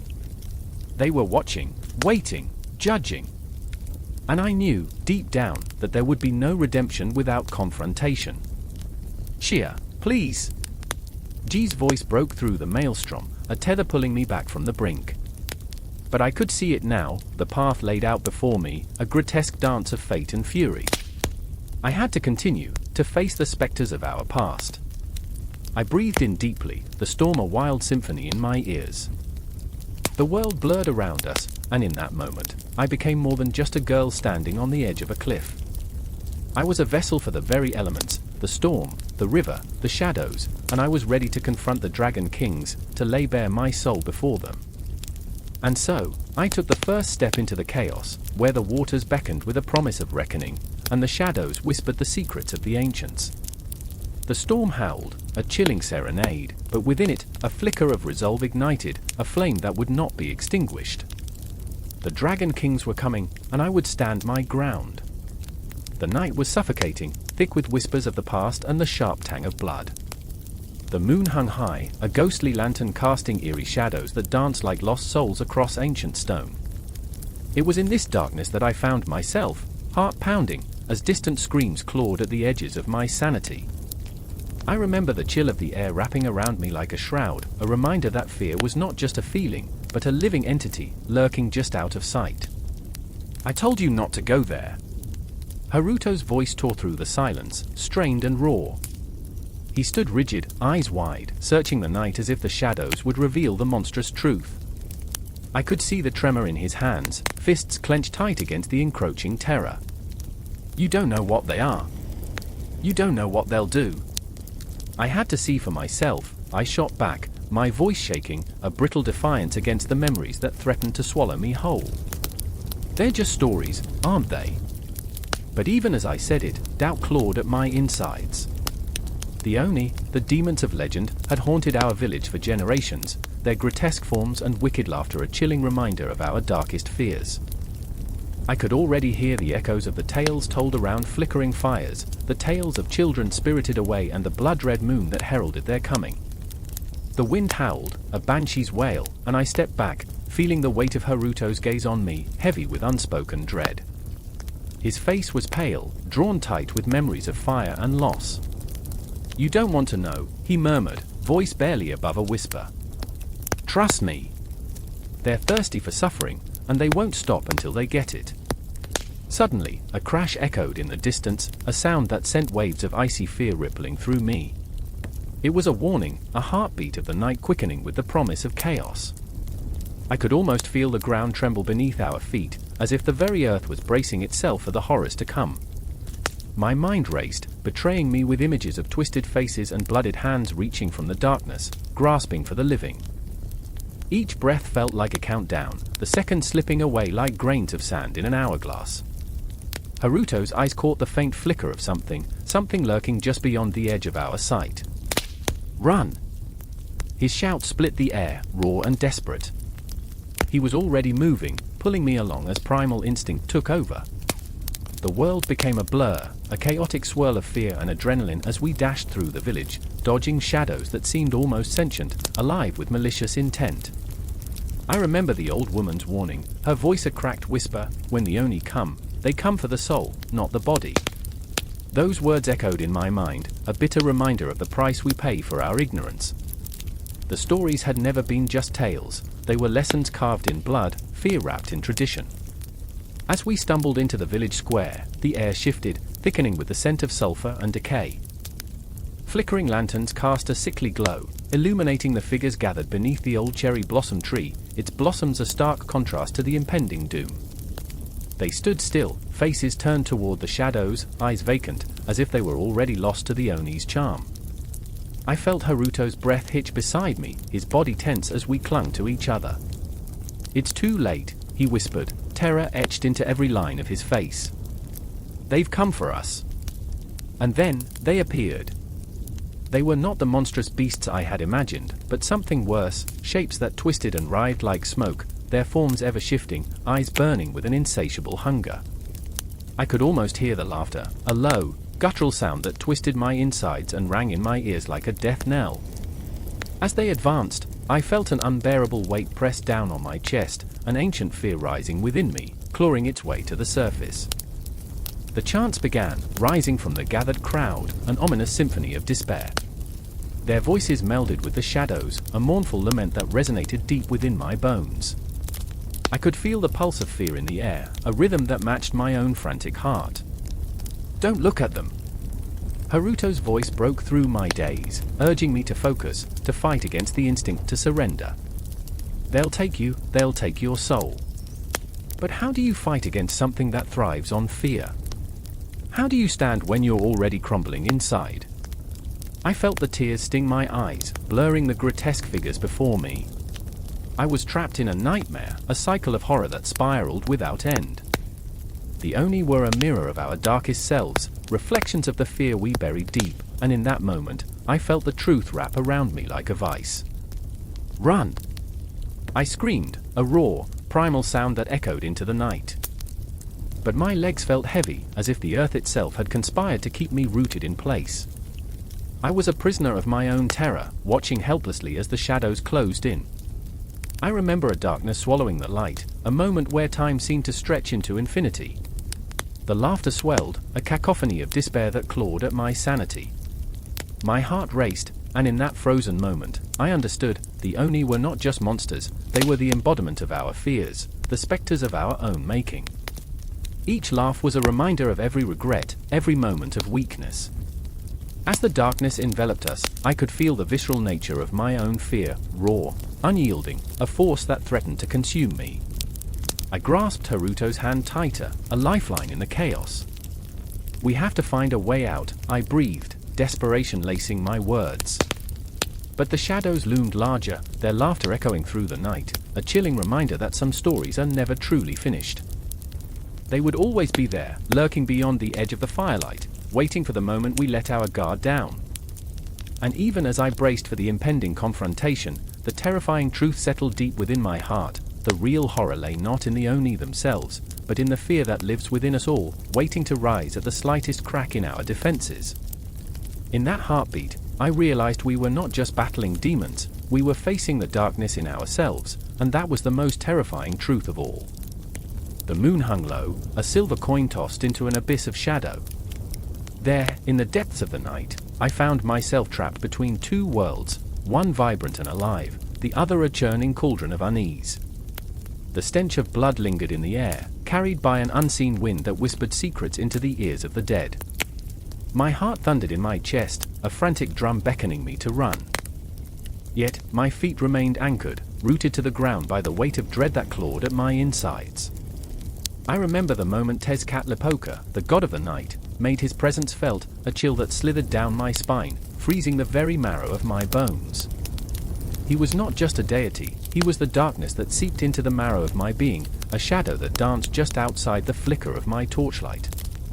I caught a glimpse of his obsidian eyes, reflecting the chaos of 1,000 tortured souls, and I was paralyzed. The scream that clawed at my throat fell silent, swallowed by the void that hovered around me. Then there was Quartly, a warrior whose heart was an intricate tapestry of valor and vulnerability. Each beat echoed a longing for approval, for a father who saw only the glory of conquest, never the tender heart of the boy beneath the feathers. I watched him from the shadows, his hands trembling as he gripped the jagged stone of the altar. The weight of the knife, slick with the blood of ancient sacrifices, pressed against his palm like a pact made in fear. His eyes flickered with the fire of rebellion, but the chains of tradition shackled him to the altar. "I will not be a pawn," he whispered to himself, a desperate plea drowned in the cacophony of chanting priests. The air thickened as the moon began to rise, casting an eerie glow upon the ritual that was already spiraling into chaos. I saw Xochitl, a priestess whose beauty was both a blessing and a curse. She danced like a wisp of smoke, delicate and haunting, her movements weaving a spell that drew the attention of gods and men alike. But behind her smile lay a well of sorrow, a sorrow that whispered of her own sacrifices, her heart offered on the altar of duty, a price paid for the facade of perfection. Each twirl and bend betrayed a longing to escape, to shed the weight of expectation. "I remember the stars," she chanted, her voice blending with the haunting rhythm of the drums. "I remember their light fading into the embrace of shadows." The words hung in the air, a mournful song that made the very ground tremble. The priests in their feathered regalia stood poised, eager to appease Tezcatlipoca, unaware that the darkness was listening, hungry for more than mere offerings. The night deepened, cloaking the world in a shroud so thick it felt as if the very fabric of reality was unraveling. I felt the darkness tugging at my soul, each heartbeat resonating with the tension that crackled like electricity. "What will you give?" it seemed to ask, as the moon's light dimmed, swallowed by the encroaching blackness. Quartly stepped forward, breaking the spell that bound him. "No more," he declared, his voice a raw edge, cutting through the chants like a knife. "We are not mere vessels for sacrifice." The priests turned, their faces twisted in disbelief, the weight of centuries hanging heavily upon them.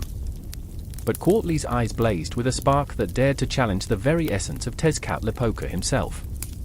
I remember feeling that spark ignite something within me, a shared desperation to break free from chains forged by fear.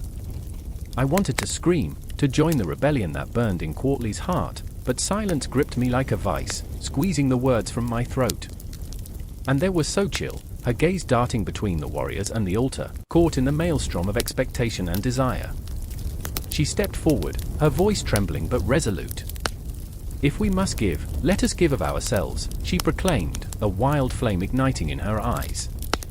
Let our hearts be the offering, not our lives. In that moment, the air crackled with tension, a palpable energy that drew us together, a triad of defiance against the oppressive night. The priests, wide-eyed with shock, began to chant louder, fervently invoking Tezcatlipoca's wrath. Shadows danced and twisted, and the darkness seemed to pulse in rhythm with my racing heart. Then it happened, a blinding flash, the veil between worlds torn asunder. Tezcatlipoca emerged, a tempest of obsidian mist and eyes burning with ancient fury. You dare challenge the night, he roared, his voice a cacophony that vibrated through the very ground beneath us. Fear surged through me, wrapping its cold fingers around my throat. I saw Quartly step back, his bravado wavering as the god's presence blotted out the stars.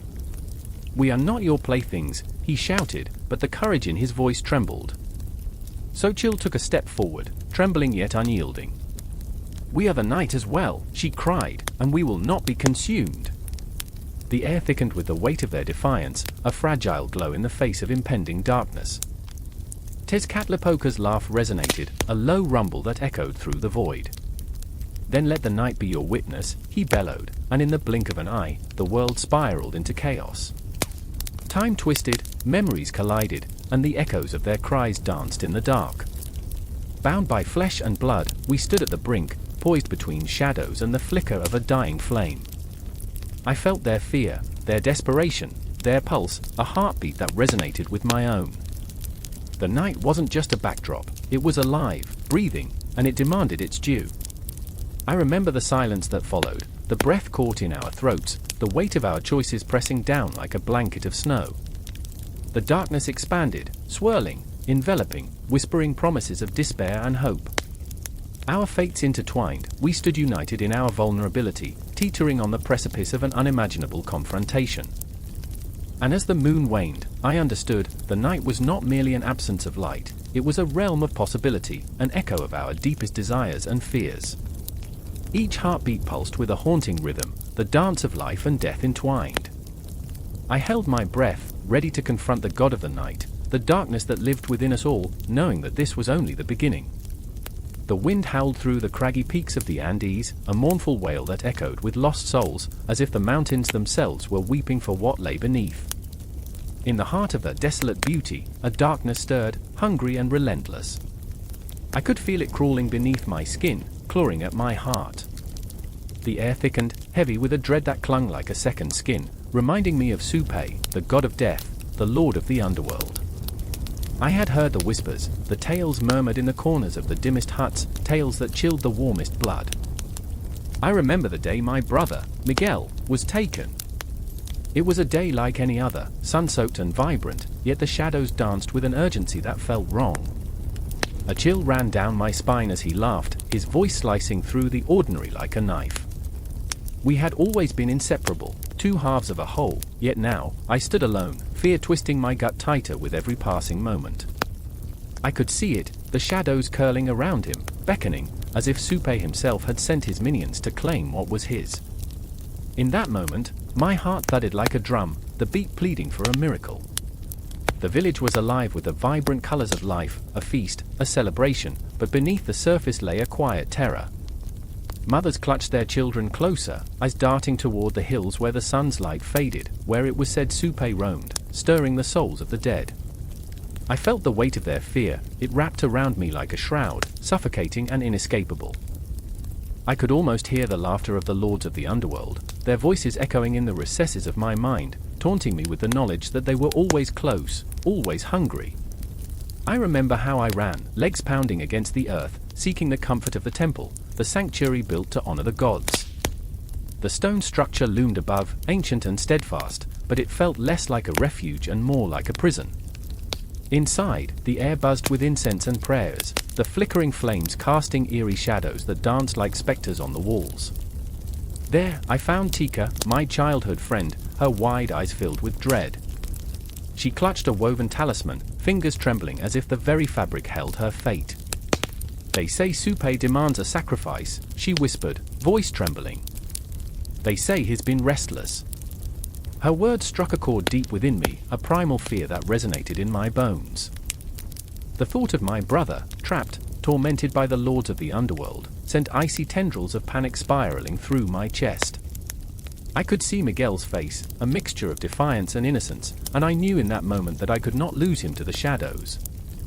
I had to confront this darkness, to face the very embodiment of death itself. As twilight descended, the sky morphed into a canvas of bruised colors, a reflection of my turmoil. I felt alive with determination and terror, a heady mix that propelled me forward. Tika's hand slipped into mine, grounding me as we ventured toward the sacred cave, the entrance yawning before us like a gaping maw. The scent of damp earth filled the air, mingling with something far more sinister, a whisper of death that made my skin crawl. I hesitated, heart racing, but Tika squeezed my hand tighter. Together, she said, voice a fragile thread, the tension between us palpable. I could see the fear etched on her face, and yet there was something else, an unquenchable fire that mirrored my own. Together, we stepped into the darkness, our breaths shallow, the world outside fading behind us. The shadows swallowed us whole, plunging us into an abyss where time lost all meaning. Each heartbeat echoed in the cavern, ominous and foreboding. I could almost hear Supei's laughter, as if he reveled in our terror, reveling in the chase. The cave twisted and turned, a labyrinth of despair, every corner revealing reminders of the souls he had claimed, a flickering torch illuminating a child's toy left behind, a tattered cloak hanging like a ghost. Each step deeper felt like a step closer to my own end. I could see the flickering light of a fire far ahead, the source of warmth in this chilling void. We hurried toward it, desperate for hope. But as we neared, I felt the ground shift beneath me, a tremor, a warning. Shadows flickered, mocking my resolve. There, in the flickering light, stood a figure cloaked in darkness, an embodiment of fear itself. Supei. His presence was suffocating, a weight that pressed down on my chest, filling my lungs with despair. His eyes glinted like obsidian, cold and piercing.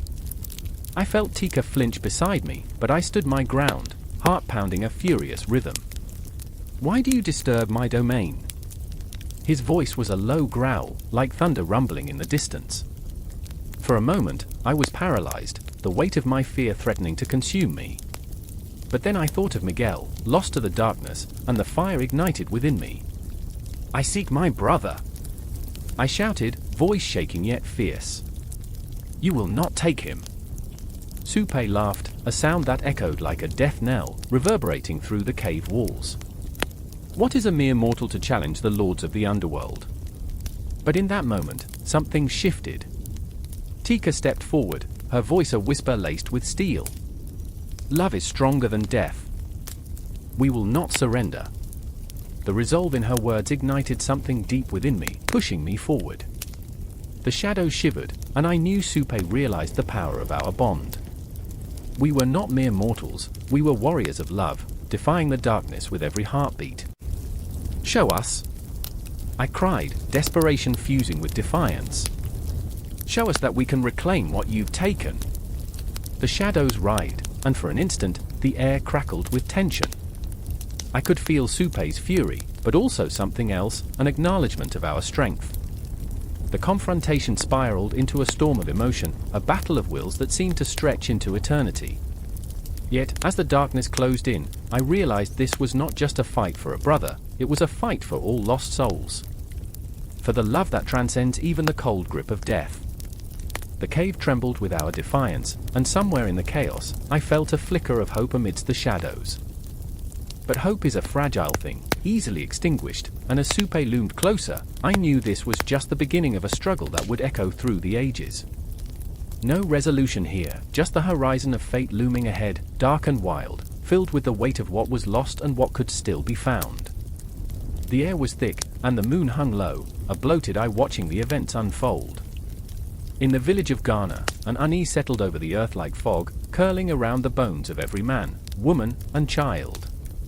It was the night the spirit stirred, the night Naim's whispers could be heard through the rustling leaves, an ominous lullaby. Omari crouched in the shadows, heart pounding, every pulse an echoing drum of dread.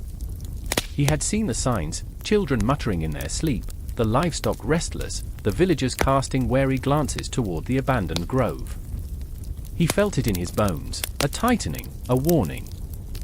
"I remember," he whispered to himself, the words barely escaping his lips. The darkness waits. It breathes. His sister, Amina, stood at the edge of the grove, her silhouette stark against the silver glow of the moon. Fear flickered in her eyes, a quicksilver flash that mixed with determination. She was brave, perhaps too brave, always longing to challenge the unseen. "Omari, come," she beckoned, a haunting melody in the night. "We must face them. Face them." The word sent a shiver crawling down his spine. He had always been the protector, the one to shield Amina from the shadows that whispered tales of Niam, the sky god, and the spirits that roamed beneath him. But these spirits were not mere stories, they were the echoes of sorrow, the embodiment of fear that could swallow a soul whole. "Do you not hear it?" Omari's voice trembled, thick with emotion. "The cries of those who were lost? They're waiting for us." "Lost?" Amina stepped closer, her brow furrowed in defiance. She had a fire in her that he admired, a flickering flame that could ignite a storm. "They are not lost, they are calling us. We have to help them." The tension between them crackled like the bolts of lightning that often split the night, a sibling bond tested by the weight of their ancestry.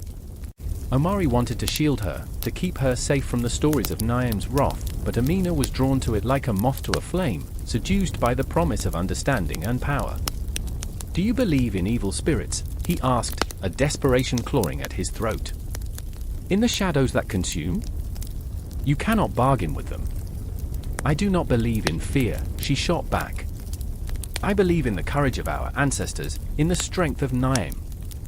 He gave us life, he can give us understanding." The wind howled, a mournful wail, and Omari felt the air shift, heavy with the weight of their ancestors. He was torn between the bitter knowledge of their family's legacy and Amina's audacious hope. He could almost see the spirits swirling, their ghastly fingers stretching out, hungry for recognition, for release.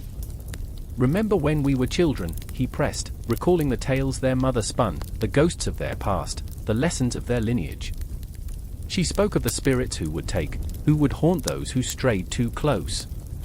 Amina's eyes softened for a moment, and for a flickering instant, he saw the little girl who used to hide behind him, clutching his arm.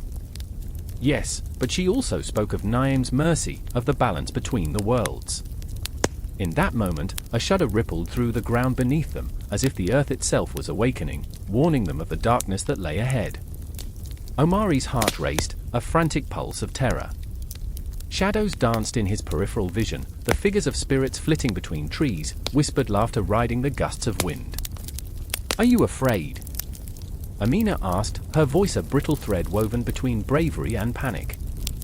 "I am terrified," he admitted, raw honesty bleeding into the night. "But I fear more for you, for what you seek. When the spirits come, they do not come to play." Just then, a scream shattered the silence, a gut-wrenching, primal sound that echoed through the village.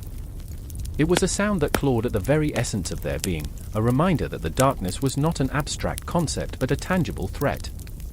Omari and Amina exchanged a look, the weight of unspoken understanding passing between them.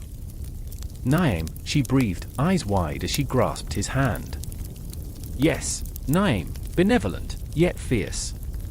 A god who could bestow life and snatch it away with a flick of his wrist. They had to confront him, to understand the realm of spirits that seemed to tangle around their feet like creeping vines. "Together," Omari said, drawing strength from her resolve, from the fierce love that bound them. "We go together." The grove loomed ahead, dark and ominous, branches stretching like skeletal hands, beckoning them into its embrace. They stepped forward, hearts pounding, the air electric with fear and anticipation. The spirits swirled around them, murmurs rising like smoke, a cacophony of longing and dread. "Who seeks us?" a voice hissed, as twisted as the gnarled trees surrounding them. "I am Amina," she declared, her voice strong, unwavering. "And this is my brother, Omari. We come for understanding." The shadows thickened, coiling around their bodies, suffocating, smothering. Omari felt despair threaten to swallow him whole. The The spirits were not just remnants, they were memories, regrets, and the weight of choices unmade. I remember the stories, he choked, fighting to remain grounded. I remember the price of knowledge. The shadows shifted, the figures of the lost taking form, their eyes hollow, their mouths twisted in silent screams. "What do you seek?" they echoed, a haunting refrain that echoed through the grove. "Answers," Amina replied, but the word trembled in the face of the encroaching darkness. As the spirits lunged, a flicker of Niam's light pierced through the gloom, illuminating the very essence of their souls. In that moment, they realized the truth. The line between fear and power, between light and darkness, was as thin as a whisper. Together, Omari repeated, and in that simple word lay the genesis of their courage, their bond unbreakable even in the face of the unfathomable. And in that moment, as the shadows closed in, the air thick with the palpable weight of their choice, they stood on the precipice, ready to confront their own darkness, ready to embrace the legacy that awaited them. But the confrontation was just beginning, the ties of fate weaving tighter, pulling them into a dance with the spirits of the night, where understanding was as treacherous as it was enlightening. The wind howled through the jagged cliffs, a mournful keening that echoed like the cries of lost souls. The icy fingers of the Arctic night curled around the small, worn kayaks as they bobbed in the restless waves. Shadows danced beneath the surface, flickering like memories in a dream, and I could almost hear her, Sedna, thrashing about in the depths, her fury churning the ocean into a tempest. I remember the first time I saw her, an ethereal figure silhouetted against the moon, hair flowing like a dark river of ink. My heart raced, caught between fear and fascination. Was she a goddess or a monster? A guardian or a vengeful spirit? The legends whispered her name, heavy with sorrow. Sedna, the keeper of the sea's bounty, once a woman of flesh and blood, betrayed by love and ambition, transformed into something otherworldly. And then there was Taktu, my brother, a man torn between devotion and ambition, a flawed hero with dreams that reached beyond the ice and snow. His hands, calloused and strong, yearned to grasp the treasures of the land, but his heart remained tethered to our people, bound by the legacy of his ancestors. I could see the conflict etched in the lines of his brow, a storm brewing within him. He had ventured too far, chasing the fleeting shadows of wealth, unaware of the price that awaited him. I remember the night it happened, a ritual of sacrifice twisted into betrayal. The fire crackled as we gathered around it, the flickering light illuminating our faces with an otherworldly glow. Taktu had made a choice that would seal our fates. He had sought Sedna's blessing, hoping to harness her power for his own gain.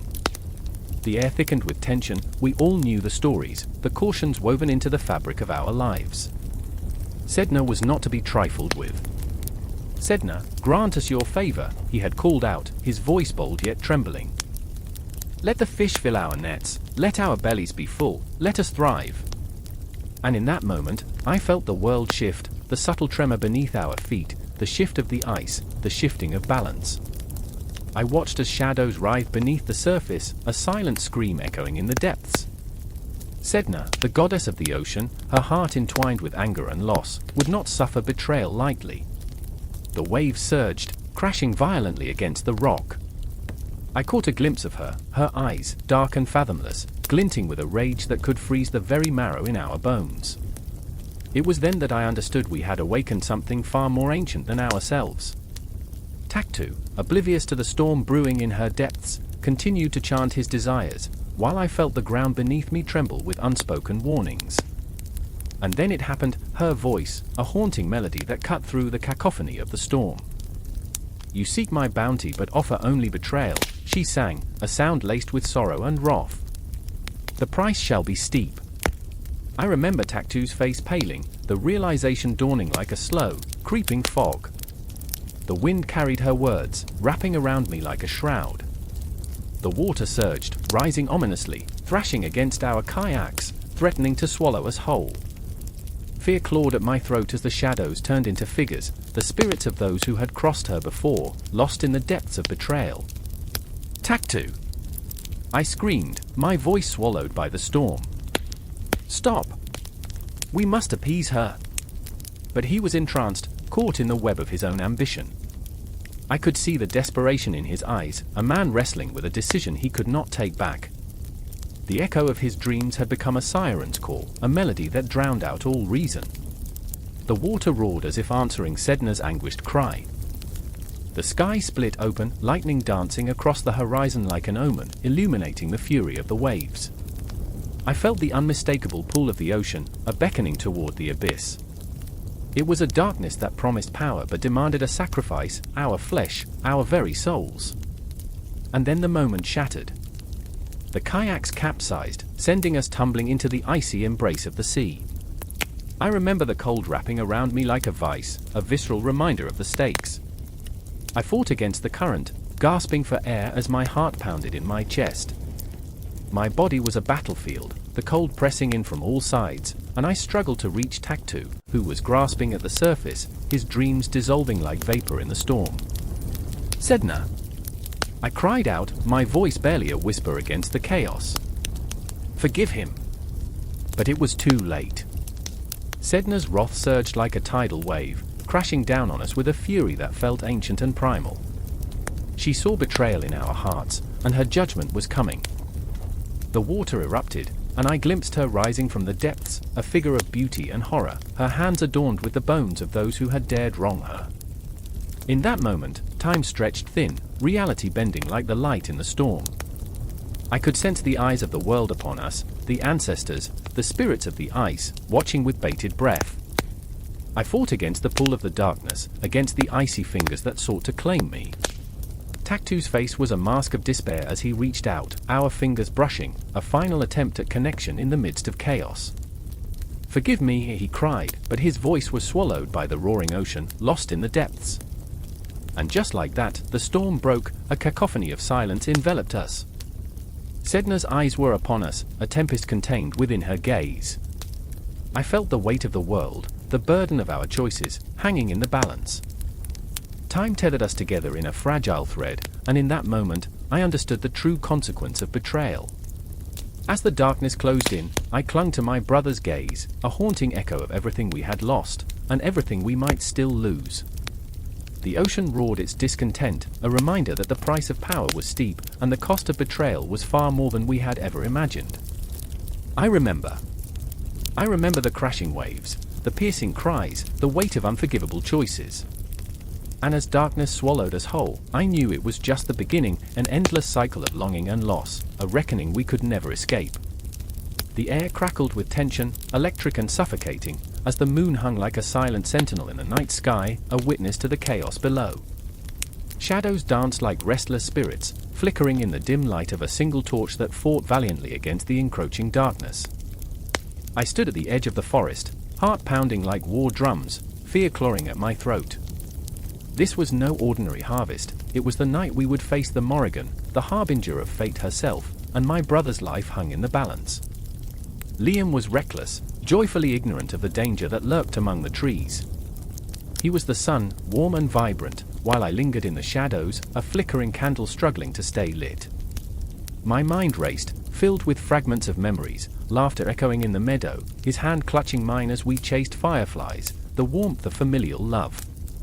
But now, love felt like a weight dragging me into the abyss.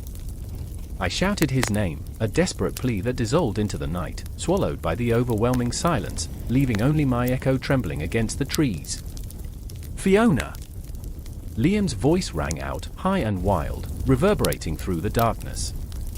I could see him now, darting between the trunks, a sprite with too much confidence and not enough wisdom.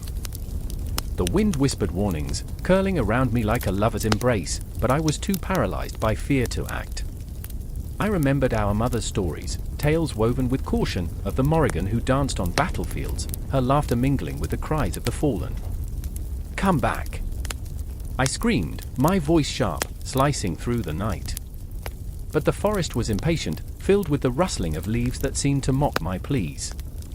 Liam laughed, a sound so pure yet so misplaced, as if he were untouchable, and in that moment, I felt a twisted jealousy unfurl in my chest. I was the protector, yet he was the one dancing with death. Then it came.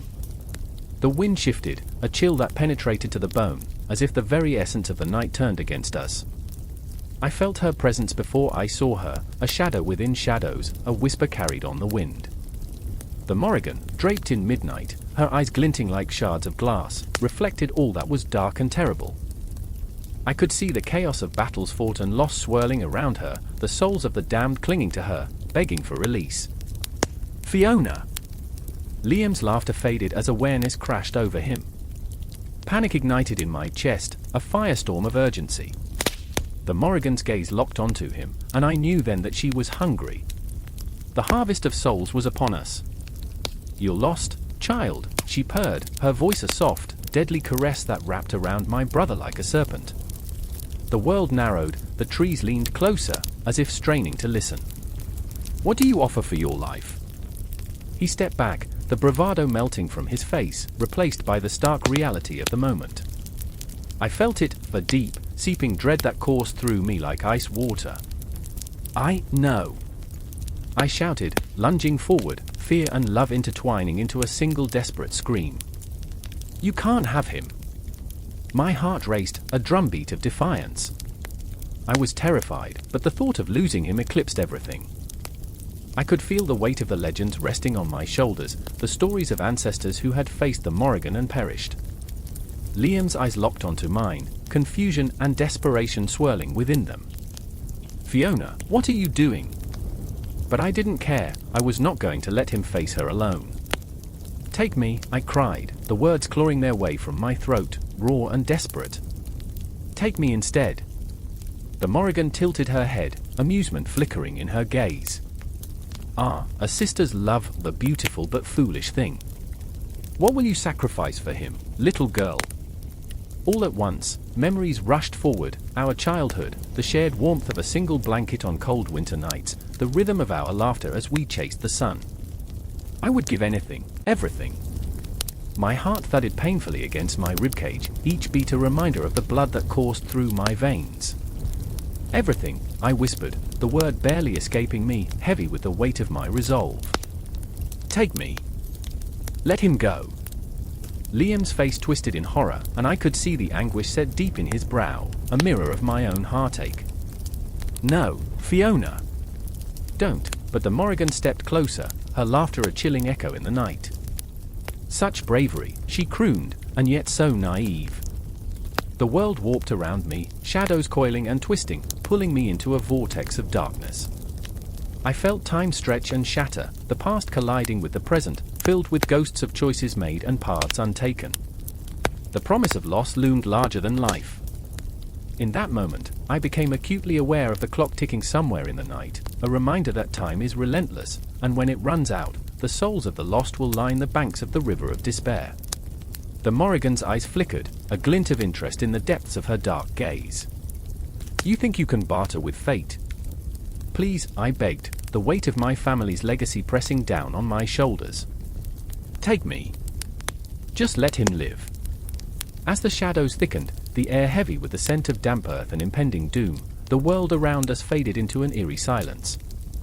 I could feel the frailty of our existence, the thin line between life and death, joy and sorrow. I had become the lone candle in a storm, flickering perilously close to snuffing out. And still, I held on to my brother's gaze, the connection between us an unbreakable thread in the tapestry of fate. "Fiona," he said, his voice trembling, a lifeline in the storm. "You don't have to do this." But the Morrigan smiled, a predator savoring her prey. "Ah, sweet sibling loyalty. It will only make the harvest sweeter." And I realized then, with a sharp clarity that shattered my heart, that this was not just a battle for Liam's life. It was the culmination of everything we had ever been, a collision of fate and choice. I remembered the warmth of the sun on our skin, the laughter that echoed in the meadows, and the love that had woven us together. I could not let that be extinguished. As the darkness encroached, I locked eyes with my brother and whispered, "You are my everything." And in that moment, I knew there was no turning back. The Morrigan would reap her harvest tonight, whether it was my soul or his remained to be seen. But I would fight with every breath, every heartbeat, until the end, unwilling to let the shadows claim him without a fight. The air quivered with potential, the forest alive with the promise of fate, and I stood on the precipice of something far greater than myself. The night had only just begun. The frost crackled like bones beneath the weight of the midnight sky, starlight swallowed by the vast emptiness above. I remember standing there, so breathless I could hear my own heartbeat, each thud echoing like a drum signaling the end. The wind whispered secrets through the trees, their skeletal branches clawing at the darkness. It was the kind of night where shadows stretched longer than the past, where every rustle of leaves was a warning, and every heartbeat carried the taste of dread. I was with my brother, Eli. His face was pale, eyes wide with terror, the kind of fear that gnawed at the edges of reason, like a predator stalking its prey. "What was that?" he whispered, voice shaking as it mingled with the cold air. I could feel the tension radiating from him, a palpable electric current that vibrated between us. It was then I saw it, a flicker at the edge of the forest, a shape slinking, shifting, too large for a deer, too wrong for anything that belonged in our world. "Don't look!"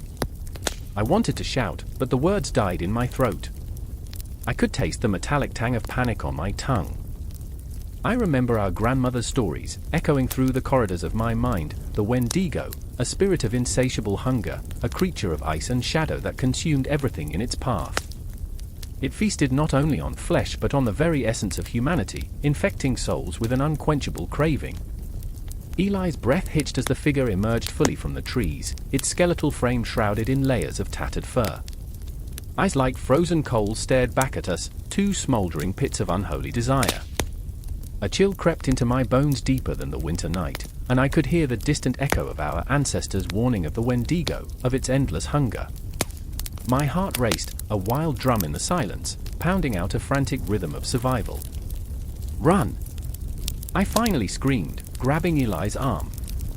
The world blurred into a frenzy of movement, pulsing adrenaline, thumping blood, and the haunting whispers of the forest surrounding us.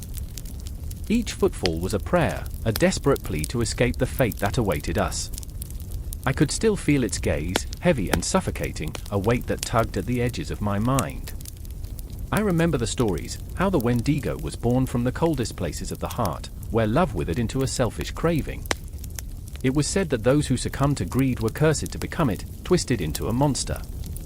And I had seen that greed in Eli once, when he stole food from the pantry, shoving it into his pockets like a wild animal, his eyes glazed over with hunger. I shuddered, the realization cutting deeper than any blade. Had he been marked? Was the Wendigo haunting him, waiting for his spirit to crack? The pounding in my chest matched the rhythm of our feet against the hard-packed snow. I glanced at Eli, his face was flushed with exertion, but his eyes betrayed a flicker of something darker, a haunting longing, a shadow creeping into his soul. "We can't let it catch us. We mustn't let it win," I shouted, though fear twisted my words, binding them into a futile mantra. Eli stumbled, and I felt my heart lurch. "Help me, please!" His voice broke, raw and desperate, and in that moment, I saw the boy he used to be, full of laughter, light, and hope. But the Wendigo's presence loomed behind him like a dark cloud, and I sensed a flicker of doubt in his eyes. Would he succumb? Would he let himself become the very thing we feared? I reached out, gripping his arm, pulling him toward the safety of the trees, but the shadows around us thickened. The Wendigo followed, a haunting echo of our own worst instincts, its breath like ice against our skin, a reminder of the darkness that lurked in our hearts. I could feel it slipping into our thoughts, whispering promises of power, of freedom from hunger, of a world laid bare before us if we simply embraced the monster within. "Eli, fight it!" I screamed, my voice raw. "Fight it!" But would he? The desperation in his eyes told me that the battle was already raging. It was more than the Wendigo stalking us, it was the fight against our own nature, the struggle within that had festered too long. As the darkness thickened, I remembered the stories of our ancestors, how they would stand united against the monster, bound by love and belief, refusing to let the hunger consume them. I had to remind Eli of who he was, of who we were. We darted through the trees, hearts pounding, breaths coming in ragged gasps. Eli fell again, crashing to the ground, and I spun to face him, desperation clawing at my chest. "Get up! Fight!" I shouted, but my voice faltered, fear now mingling with something else, something sharper, more painful. I knelt beside him, grasping his shoulders, looking deep into his eyes. "Remember our mother's stories? The firelight in the winter? The warmth of the hearth? We are stronger than this. We are not the hunger, we are the warmth that fights it. You have to believe that. A flicker of recognition ignited in his gaze, and for a moment, the shadows receded. The Wendigo paused, its breath hot and cold at the same time, an entity fed by doubt and greed. And in that stillness, I saw the battle within Eli, the struggle between the monster he could become and the boy he still was. Then, a howl split the night, a bone-chilling sound that echoed through the trees, a reminder that time was running out. The Wendigo was a heartbeat away, hunger clawing at its insides. I felt the pull of darkness whispering promises of power, but I wouldn't let it claim Eli. Not tonight. Together, we stood, breathing heavily, emotion swirling around us like the winds of winter. The shadows danced, the Wendigo lurking just beyond the edge of our vision. In that moment, I realized the truth. Evil wasn't just a monster lurking in the woods, it was the fear that wrapped around our hearts, the shadows that whispered to us in the dark. Let's go, I urged, urgency surging through me. We fight this together. As we dashed deeper into the night, the echoes of our own humanity rang louder than the calls of the hunger behind us. And though the Wendigo pursued, I felt a flicker of hope, the breath of warmth in the freezing night. We were not lost yet, we were still alive. And the night was just beginning.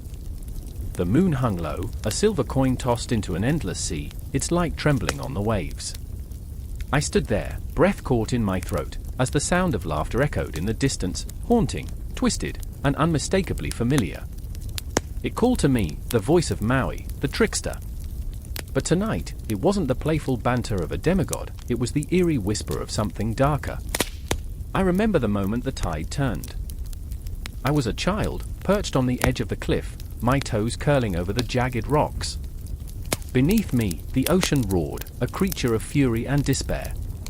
My heart raced, caught between the thrill of the leap and the gravity of the fall. But it wasn't the ocean that terrified me, it was the story of Maui, the bravado, the charm, the laughter that masked a deeper sorrow, a darker truth. Don't you know, a voice crept into my thoughts, cold as the winds that sliced through the night. It was Keela, my elder sister, her face pale in the moonlight, eyes wide with fear. Maui's not just a trickster, he's a harbinger of chaos. I turned to her, the shadows casting sinister shapes on her once familiar features. Keela had endured Maui's mischief too long, she'd tasted the bitterness of his whims, the heavy cost of his laughter. He's our hero, I challenged, but my voice trembled, doubt gnawing at me like a scavenger. Heroes don't take, they give. Look around, little brother. The skies are painted with storms he conjured, and the oceans churn with pain he ignited. He's a thief of time, a master of shadows. Her words sliced through my youthful naivety, exposing the raw wound that lay beneath our family's legacy. A sudden crash, the sound of thunder meeting the earth, snapped me from my reverie. My heart thundered in response. The storm was coming, and it was fueled by Maui's insatiable hunger for power. I knew that. We all knew it.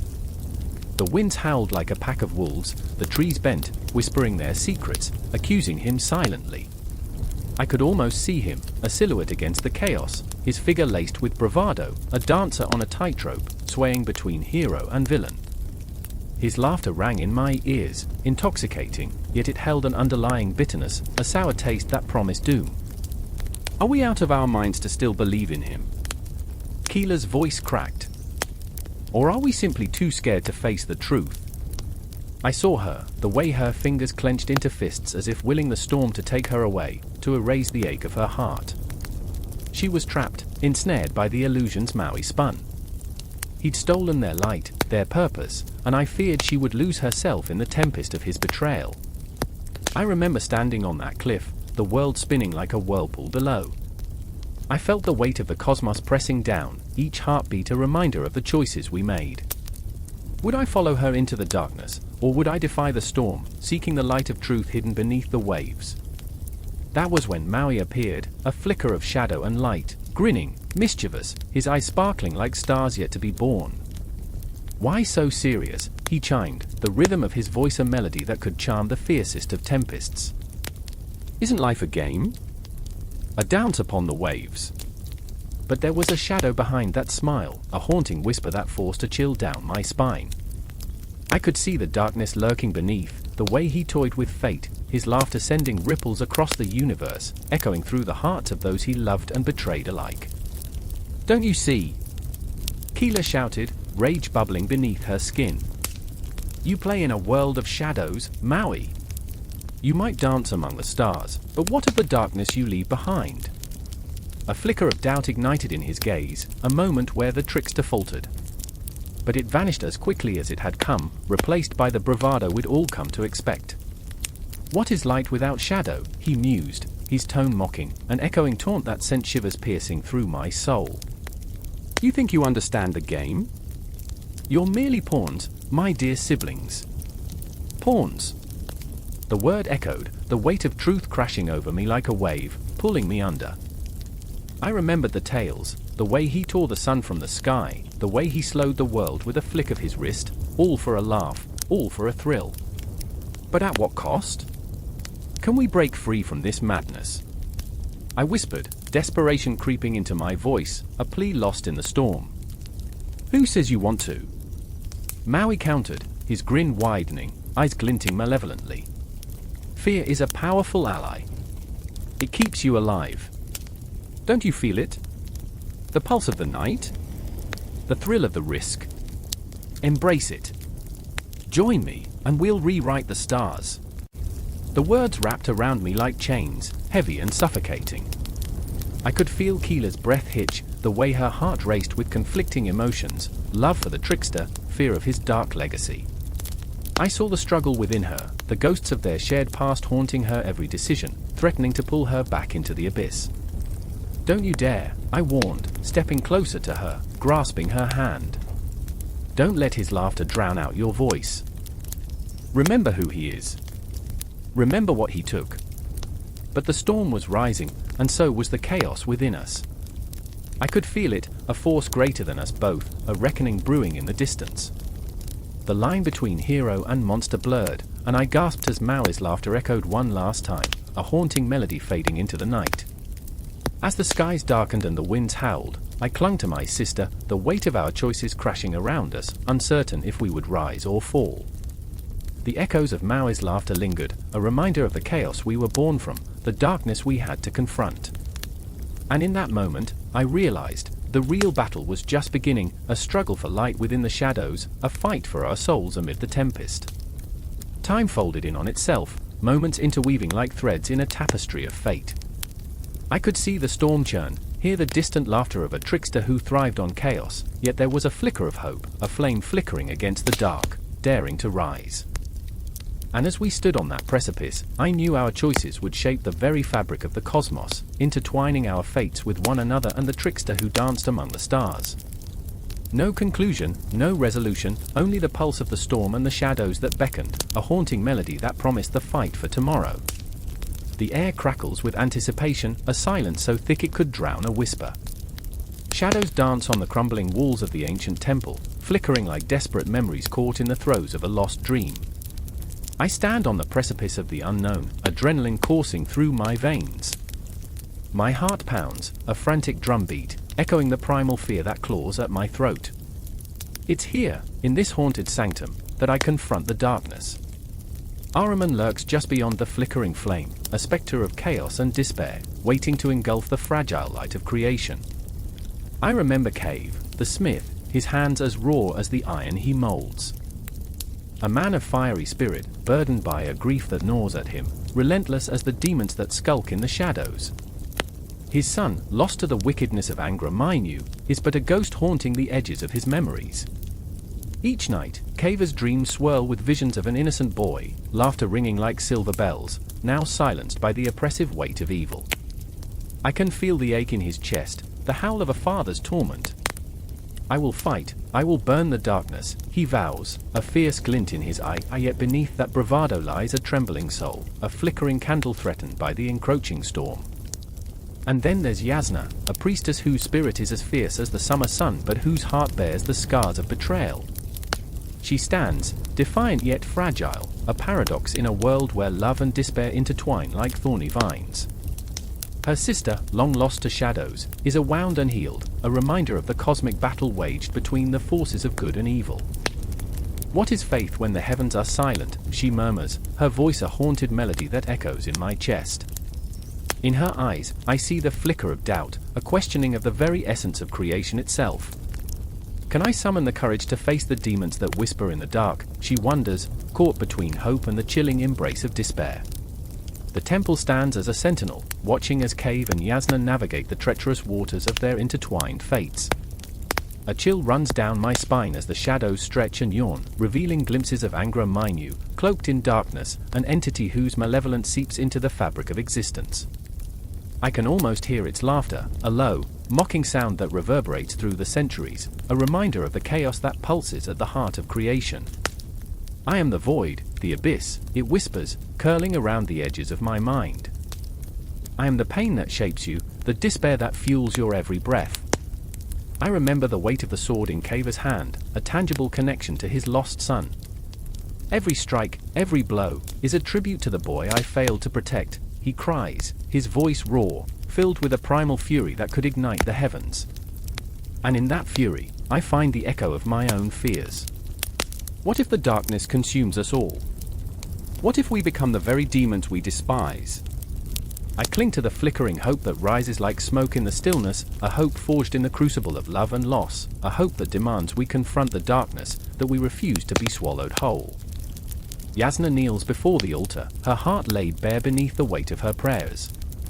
Asher, guide me, she implores, her voice quaking like leaves in a tempest. Let me see the light that pierces the shadows, the clarity that reveals truth amid the chaos. I sense the rawness of her faith, a desperate plea that echoes in the void. Each breath she takes seems to reverberate, a silent promise to rescue the lost souls, to reclaim what Angra Mainyu has torn asunder. She trembles, caught in the grip of fear and determination, and the air crackles with an energy that makes my skin prickle. The temple seems to pulse with life, as if it too is holding its breath, waiting for the inevitable clash between light and darkness, love and despair. Caver's hammer strikes against the anvil of fate, each thud resonating with the promise of retribution. I will carve a path through this darkness, he vows, his voice steady now, the trembling of his heart replaced by the ferocity of his resolve. The sweat glistens on his brow, a testament to the battle raging within, a battle between the man he is and the man he must become. I feel the weight of their struggles, their intertwined destinies like threads in a tapestry woven by the gods themselves. I see Cave and Yasna standing on the edge of a precipice, poised to leap into the abyss, into the maw of Angra Mainyu, where shadows writhe and claw at their very essence. We will not be devoured, they whisper, a mantra woven into the silence, a battle cry against the encroaching darkness. The air thickens as the shadows swirl, a cacophony of whispers bleeding through the cracks, taunting, beckoning. I see the flicker of doubt in Caver's eyes, a fleeting glimpse of despair. What if I fail, he whispers, as if the darkness can hear him, as if Angra Mainyu is waiting, poised to snatch him back into the void. Yasna reaches for him, her hand trembling but resolute. We will face it together, she insists, her voice a lifeline in the storm, a beacon of hope. We will shine through the darkness, no matter the cost. As the final shadows converge, the air crackles with an electric tension. The darkness looms, an insatiable force poised to consume everything in its path. I feel the pulse of their hearts, the raw, unfiltered intensity of their fears and hopes intertwined. Time stretches, a taut wire ready to snap, as Cave and Yasna prepare to confront the specters that haunt them. The demons whisper promises of despair, of chaos, and yet, within that maelstrom of shadows, a flicker of light remains, a fragile ember that refuses to be extinguished. With the weight of the universe pressing down upon them, they stand, faces set with determination. The moment hangs thick, pregnant with possibility, ready to explode into a confrontation that will echo through the ages. I can feel my breath quicken, every heartbeat thundering in my ears as the final confrontation looms, between light and shadow, love and loss, hope and despair. What comes next is a dance with destiny, a ballet of heartbeats and shattered dreams, a moment that will forever alter the fabric of existence. And in that pulse, that tremor of life, we are all entwined, caught in the web of a cosmic battle that transcends time. A simmering tension clung to the air, thick and palpable like fog rolling in from the sea. The village square lay silent, save for the distant crash of waves against jagged cliffs, a mournful lullaby, foretelling chaos. Shadows danced under the pale moonlight, but they weren't mere shadows, they were specters of dread, whispering secrets of an ancient battle yet to unfold. I could almost feel the heartbeat of the ground beneath me, thrumming with a pulse that echoed the anxiety swelling in my chest. I remember the first time I saw her, Rangda, the nightmarish queen of the witches, her hair a wild mess of tangled black, her eyes gleaming with malice. She stood there at the edge of the village, her silhouette sharp against the moonlight, a figure stitched from darkness and dread. I couldn't tear my eyes away from her, fear held me in its grip, yet fascination clawed at me, too. What was it about her that drew me in? Was it her power? Or the promise of destruction that simmered beneath her skin, like a volcano ready to erupt? And then there was my brother, Ketut. A warrior by birth but plagued with doubt. His sword hung heavily at his side, weighed down by the burden of expectation. He was restless, the pulse of his heart thrumming like the distant drumming of war. "We can't let her win," he whispered to me, his voice a rasp of fear and determination. His eyes, usually bright with mischief, were darkened by shadows of uncertainty.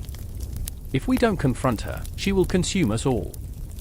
For a moment, I saw the boy he used to be, fearless, full of laughter, unbroken. Now, he was a man swallowed by the abyss of his own conflicts, standing on the precipice of his fate. Rangdar's laughter, cruel and mocking, sliced through the silence, sending shivers down my spine. "Foolish mortals," she crooned, her voice a melodic taunt. "Do you think you can challenge me?" The air thickened with dread, and I felt a swirling maelstrom of emotions within me, a cocktail of fear, anger, and a desperate yearning to protect. We were caught in a cosmic game of balance. Light and dark, hope and despair, life and death, all teetering on a razor's edge. "Don't let her get into your head," I urged Ketut, clutching his arm. "We have to remember who we are." But I could see the cracks in his resolve, the way doubt gnawed at him like a relentless beast. He was a warrior, yes, but he was also my brother, fragile and human. He needed to believe he could win this battle, but what if he couldn't? The memories flooded back, like ghosts, they haunted me. I remember the stories of Rangda woven into every lullaby, every cautionary tale told around flickering fires.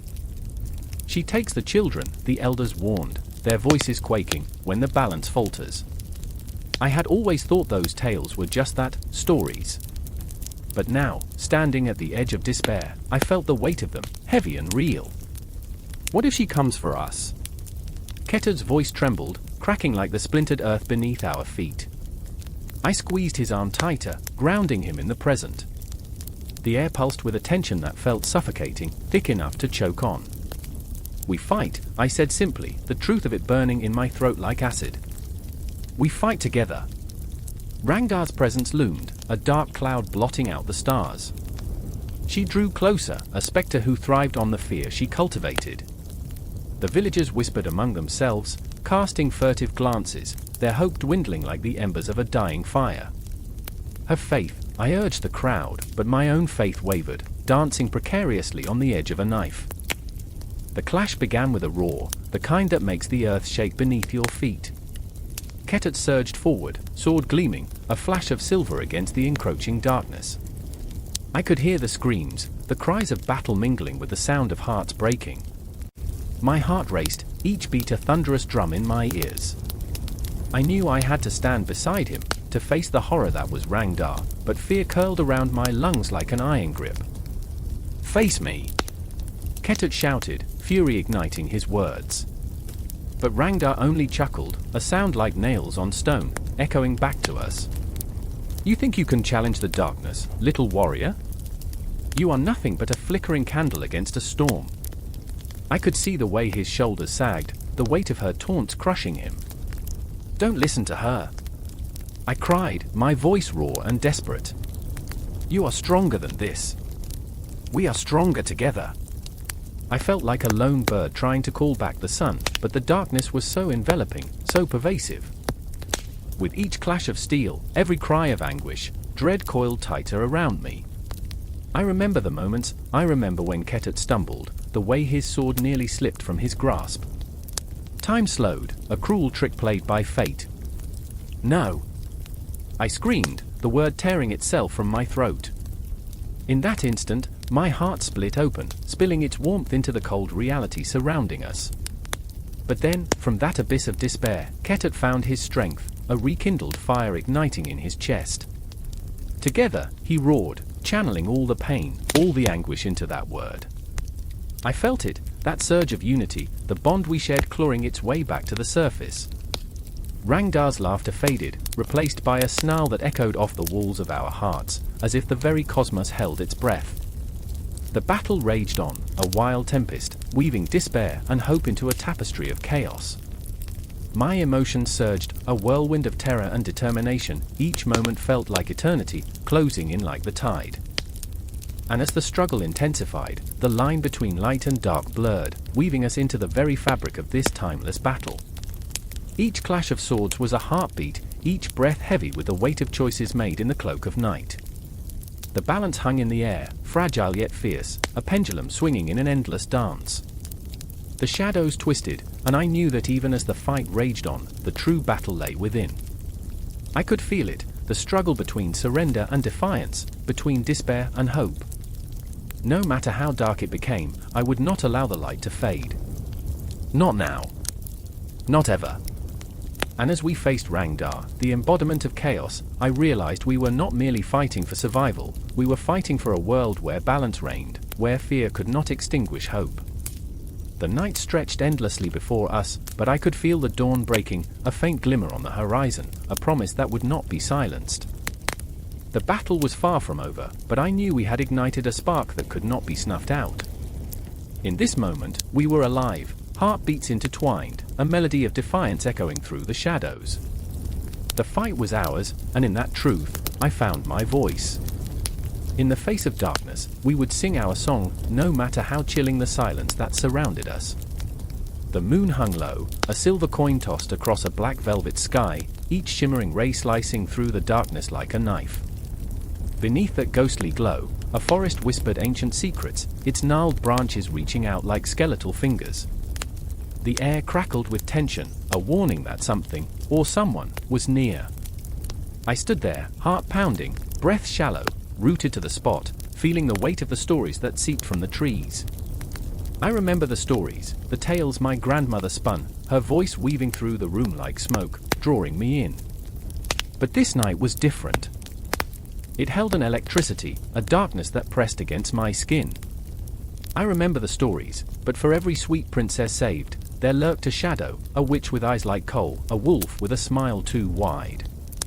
Evil is an echo, reverberating across time, and it was here, stalking through the underbrush.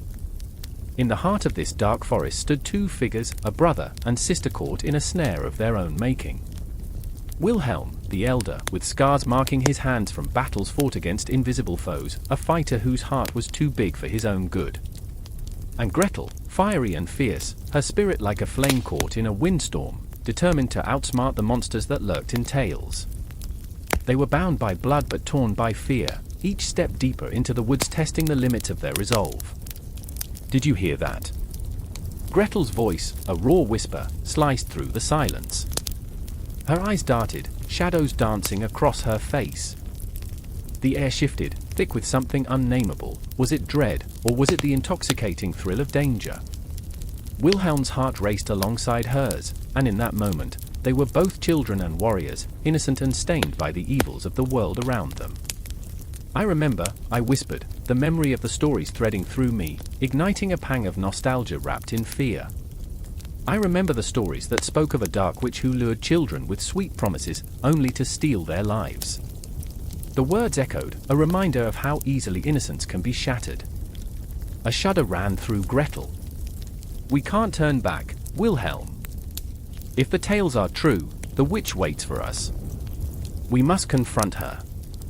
Her voice quivered, defiance clinging to each syllable, but beneath it lay the quaking of a heart that had seen too much. She carried the weight of their childhood, lost to the darkness that wrapped around their home like a noose.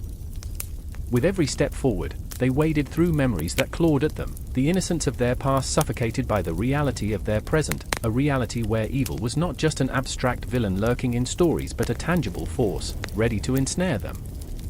Each twisted tree, each rustle of leaves, dragged them further into a labyrinth of fear, where the air tasted like ash and hope was a fragile candle flickering against the gale. Why did we think we could face her? Wilhelm's voice cracked, the bravado slipping away like autumn leaves. He thought of their mother's lullabies and how they filled their home with light, now a distant echo muffled by the shadows. He felt the weight of every choice press against his chest, a reminder that every decision led them to this moment, a confrontation with darkness that threatened to consume them. Because we have to, Gretel replied, her eyes alight with something fierce, something desperate. We are not just victims of her tales. We are the ones who will rewrite the endings. Yet even as she spoke, uncertainty danced in her gaze, a flicker of doubt in the face of an evil that had spilled across generations like an ink blot, darkening the pages of their lives. The forest thickened, wrapping around them like a shroud, and then they saw it, a cottage, crooked and bent, smoke curling from its chimney like a finger beckoning them closer. The stories had warned of this, but the reality was sharper, more terrifying. The door creaked open, an invitation laced with malice, and they stepped inside, hearts pounding like war drums in their chests. Inside, the air was thick with the scent of decay, a reminder of the lives claimed by greed and malice. Shadows danced on the walls, flickering like memories long forgotten. The witch was there, a figure woven from nightmares, skin as pale as bone, eyes glinting with an unsettling hunger. "Welcome, children," her voice dripped honey, sweet and toxic. "I've been waiting for you." Wilhelm and Gretel exchanged a glance, the silent understanding of blood bound them, their fear was a shared fire, and in that moment, the weight of every story hung suspended. They were no longer just characters in a tale, they were the protagonists of their own destiny, standing against the embodiment of evil itself. "Your stories end here," Wilhelm shouted, gripping a rusted iron skillet, the weapon of the common man. His heart thundered, a flood of adrenaline coursing through his veins, drowning out the whispers of doubt that swirled around them. The witch's laughter echoed, a spine-chilling sound that clawed at their resolve. But Gretel stepped forward, defiance igniting within her. "Not if we have anything to say about it." Her voice rang out, fierce as a lioness protecting her cubs.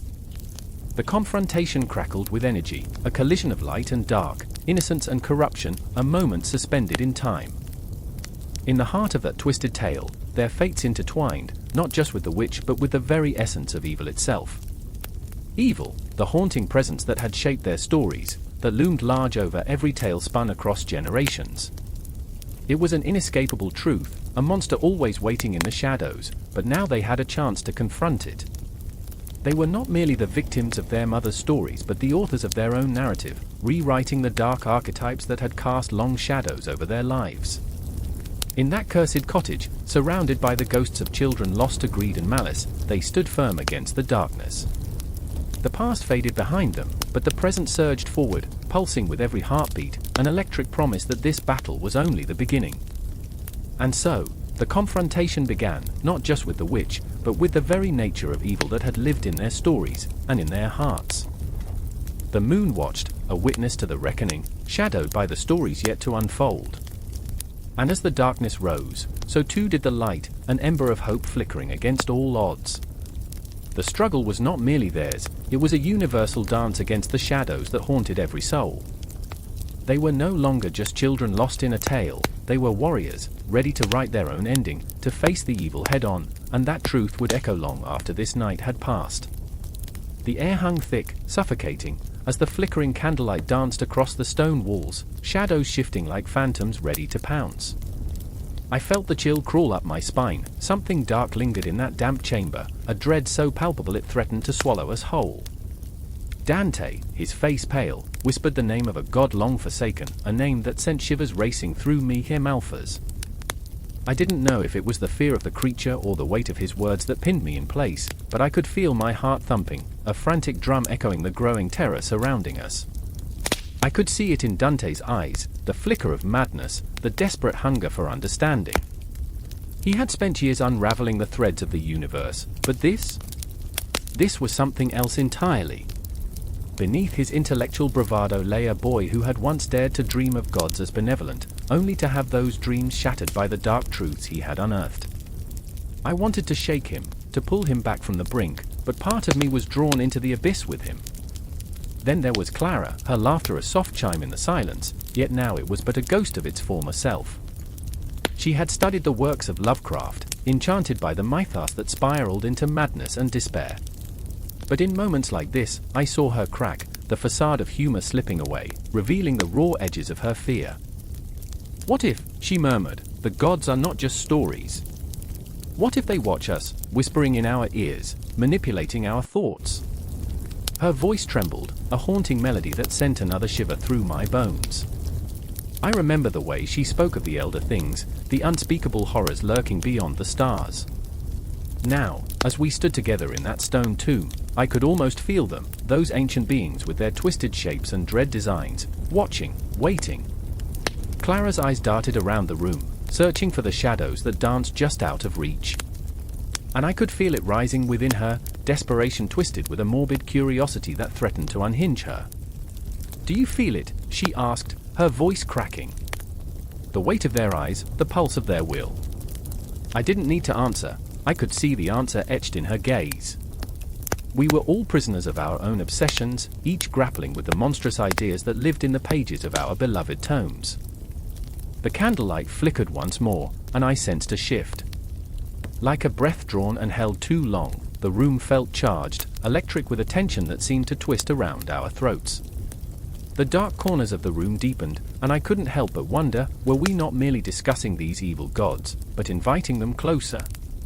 "Malphas," Dante whispered again, as if the name held power, a spell that could unravel the very fabric of our existence. "He is the architect of chaos. He thrives on the pain of mortals, on our darkest fears." I felt dizzy, spinning into the void of his words. The history he spoke of was drenched in blood and betrayal, ghosts of those who had dared to challenge the powers that be. I wanted to laugh, to dismiss it all as the ramblings of a madman, but Clara's trembling hand gripped my arm, and I felt the urgency of her fear seep into my bones. "What if," she said, biting her lip, "what if he's coming for us?" The question hung between us, a noose tightening around our throats. Another flicker of candlelight, and it was then that I saw it, an outline, a figure lurking in the shadows, watching. My breath caught in my throat, a silent scream clawing at the edges of my mind. I turned to Dante, his features twisted in terror, as he too caught the movement, a fleeting silhouette that vanished as quickly as it appeared. "Run," he breathed, but it was already too late. The air trembled with an unnatural presence, a pulse that resonated with the very fabric of the world. I felt it clawing at my sanity, whispering sweet nothings of despair, of surrender. Clara's grip tightened on my arm, her face pale and determined, as if she was willing to stand against the tide of madness. "Face it," she whispered, "we can't outrun what lurks in our hearts." And just like that, we stood united in our fear, the three of us against the encroaching darkness. I remember the cold sweat on my brow, the way time felt twisted, each moment stretching like an elastic band ready to snap. The shadows grew bolder, sweeping across the room like a thick fog, and I closed my eyes, visions of Lovecraft's nightmares rolling through my mind. I could see the horrors, the writhing masses of tentacles and despair, the laughter of ancient beings echoing through my skull. I was trapped in a cosmic joke, shackled by my own fascination with the grotesque, and in that moment I realized, we were drawn to the darkness not just for understanding but because a part of us craved it, hungered for the chaos, for the truth hidden beneath layers of civility and sanity. But there was no turning back now, no escaping the monsters we had conjured in our minds, the gods we had invited with our words. My heart raced, each beat a war drum, echoing in the silent chamber, and we stood on the precipice, brink of understanding, or the edge of madness. And as the shadow closed in, I thought of Malphas and his insidious whispers, of secrets that could shatter our fragile reality.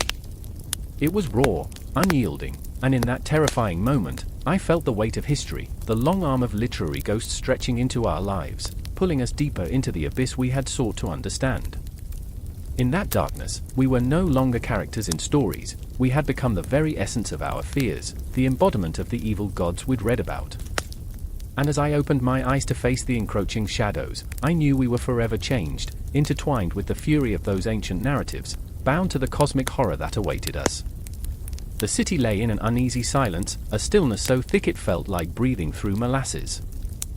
Streetlights flickered, casting ghostly shadows that danced along the cracked pavement, and somewhere in the distance, a siren howled, a mournful sound that echoed the dread curling in my gut. I was here, in this wasteland of broken dreams and shattered hearts, the remnants of a once thrumming heartbeat now reduced to a mere whisper. I remember standing there, clutching my phone like a lifeline, scrolling through images that sent chills down my spine. The latest horror film had just released, a retelling of ancient gods, those dark entities that haunt the recesses of human consciousness.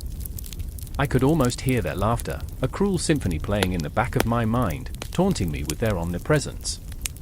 What did it mean to capture the essence of evil, to turn it into entertainment? I didn't have the answer, but the question gnawed at me, a relentless hunger that demanded to be fed. Eli was beside me, his hands trembling as he adjusted his glasses, their lenses reflecting the streetlights like the cold eyes of a predator. He was searching for answers, too, but in the wrong places. "It's just a movie, Jess," he said, his voice a shaky whisper, barely slicing through the oppressive air.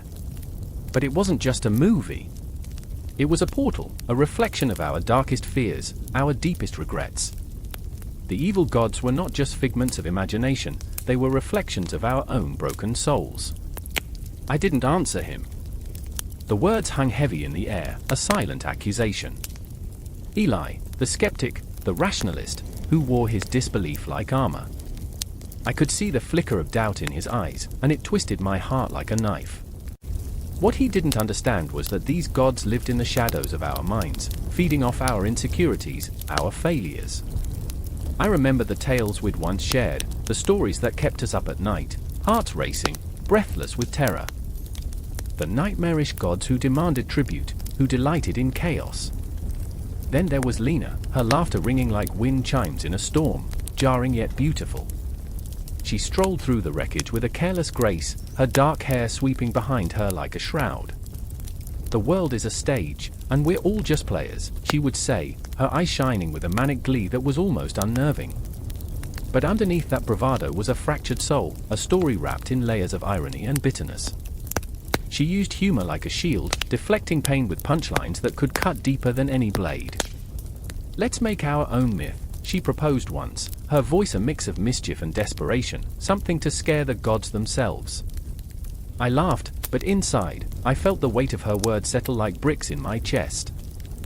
Lena's artful madness flirted with the boundaries of reality, and I found myself yearning for a canvas as vast and dark as the cosmos itself, a place where our fears could writhe and twist into their true forms. As I stood there, the air prickling with tension, a shadow moved at the edge of my vision. My heart raced, pounding against my ribcage like a caged animal. Eli's face paled, his breath hitching.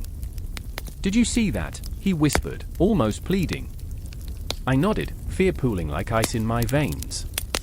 It was there, in the flickering light, a silhouette that twisted and writhed, a dark parody of humanity.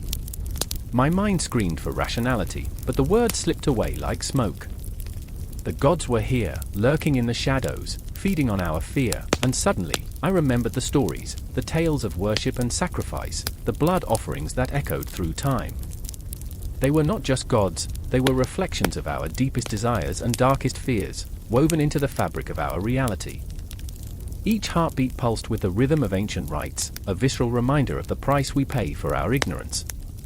"Stay close," I murmured, but the words felt empty, a hollow promise. Eli caught my gaze, his eyes mirroring the panic swirling in my chest. In that moment, we were not just friends, we were warriors standing at the precipice of a battle we didn't quite understand. Lena, ever the wild card, laughed again, the sound echoing through the night like a haunting melody, drawing the darkness closer, almost inviting it in. "Let's make our own offering," she challenged, eyes wild with mischief. For a moment, I glimpsed the dare in her spirit, the reckless abandon of someone who danced on the edge of madness. But the laughter faded, swallowed by the looming dread that wrapped around us like a suffocating shroud. I remember the air turning electric, charged with the weight of our unspoken fears. The cosmos felt alive, breathing in rhythm with us, every star a witness to our plight. The night deepened, shadows clinging to our hearts like memories we couldn't escape. The laughter faded, replaced by a heavy silence, and with it came the realization that we were the architects of our own nightmares, sculpting the very horrors we sought to escape. All around, the city pulsed with life, yet within us lay the seeds of destruction, waiting to bloom. I could feel the shadows closing in, a dark tide washing over us, and I knew then that the confrontation was inevitable. The evil gods had always been there, lurking just beneath the surface, waiting for the perfect moment to rise. As I stood there, caught between fear and defiance, I felt the weight of their gaze, the haunting reminder that we were never alone in our struggles. Eli, Lena, and I, we were bound together by the threads of our own making, tangled in a web of creation and destruction woven from our darkest desires.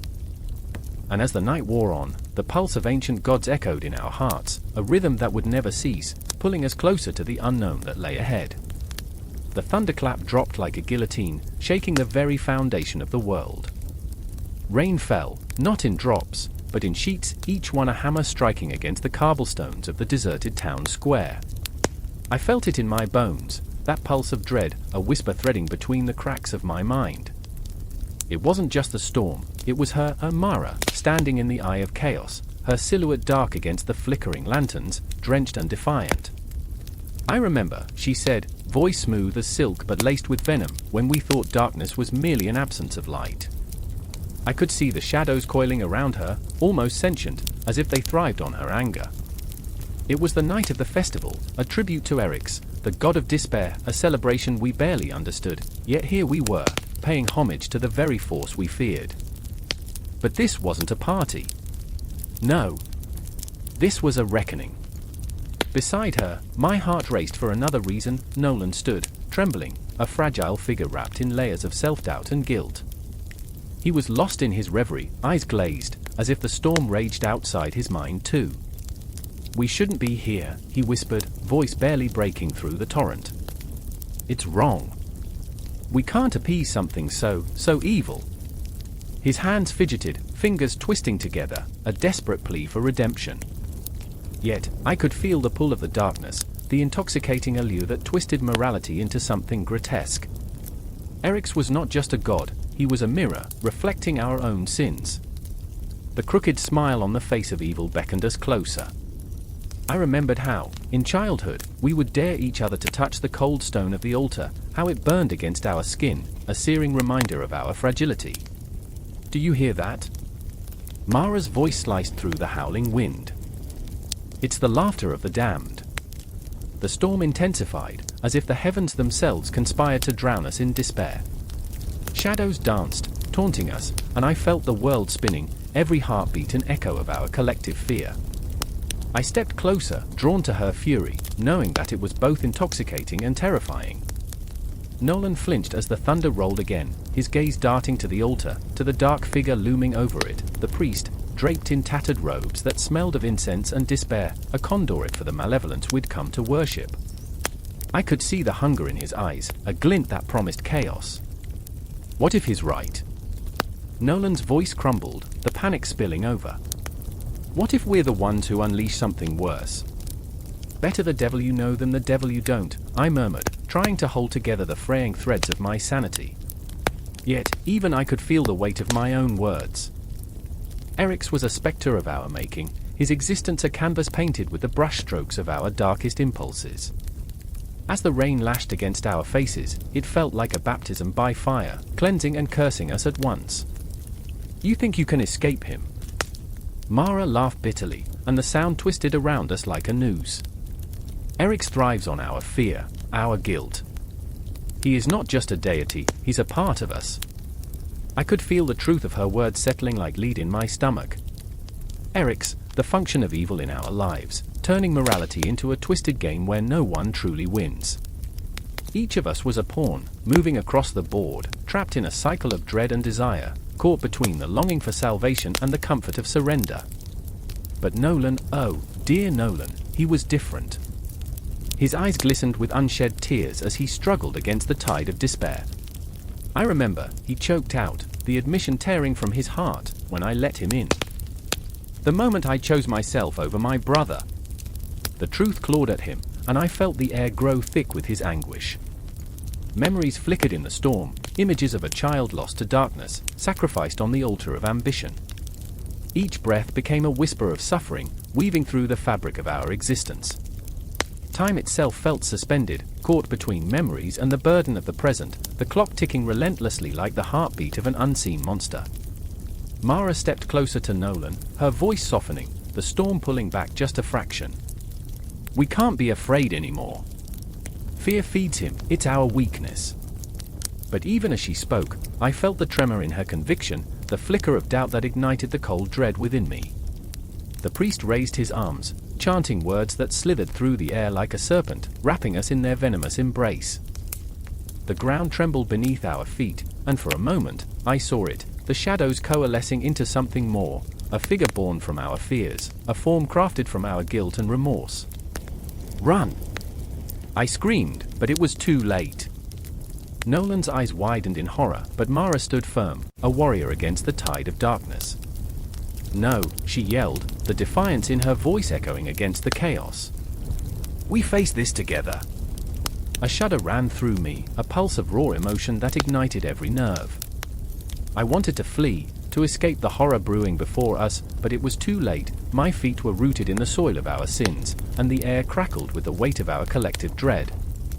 In that moment, I became acutely aware of something profound. The evil we feared was merely a reflection, a shadow of our own making.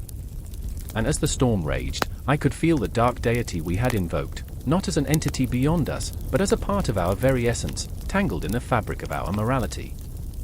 Mara and Nolan stood at the brink, shadows against shadows, every heartbeat a testament to their struggle.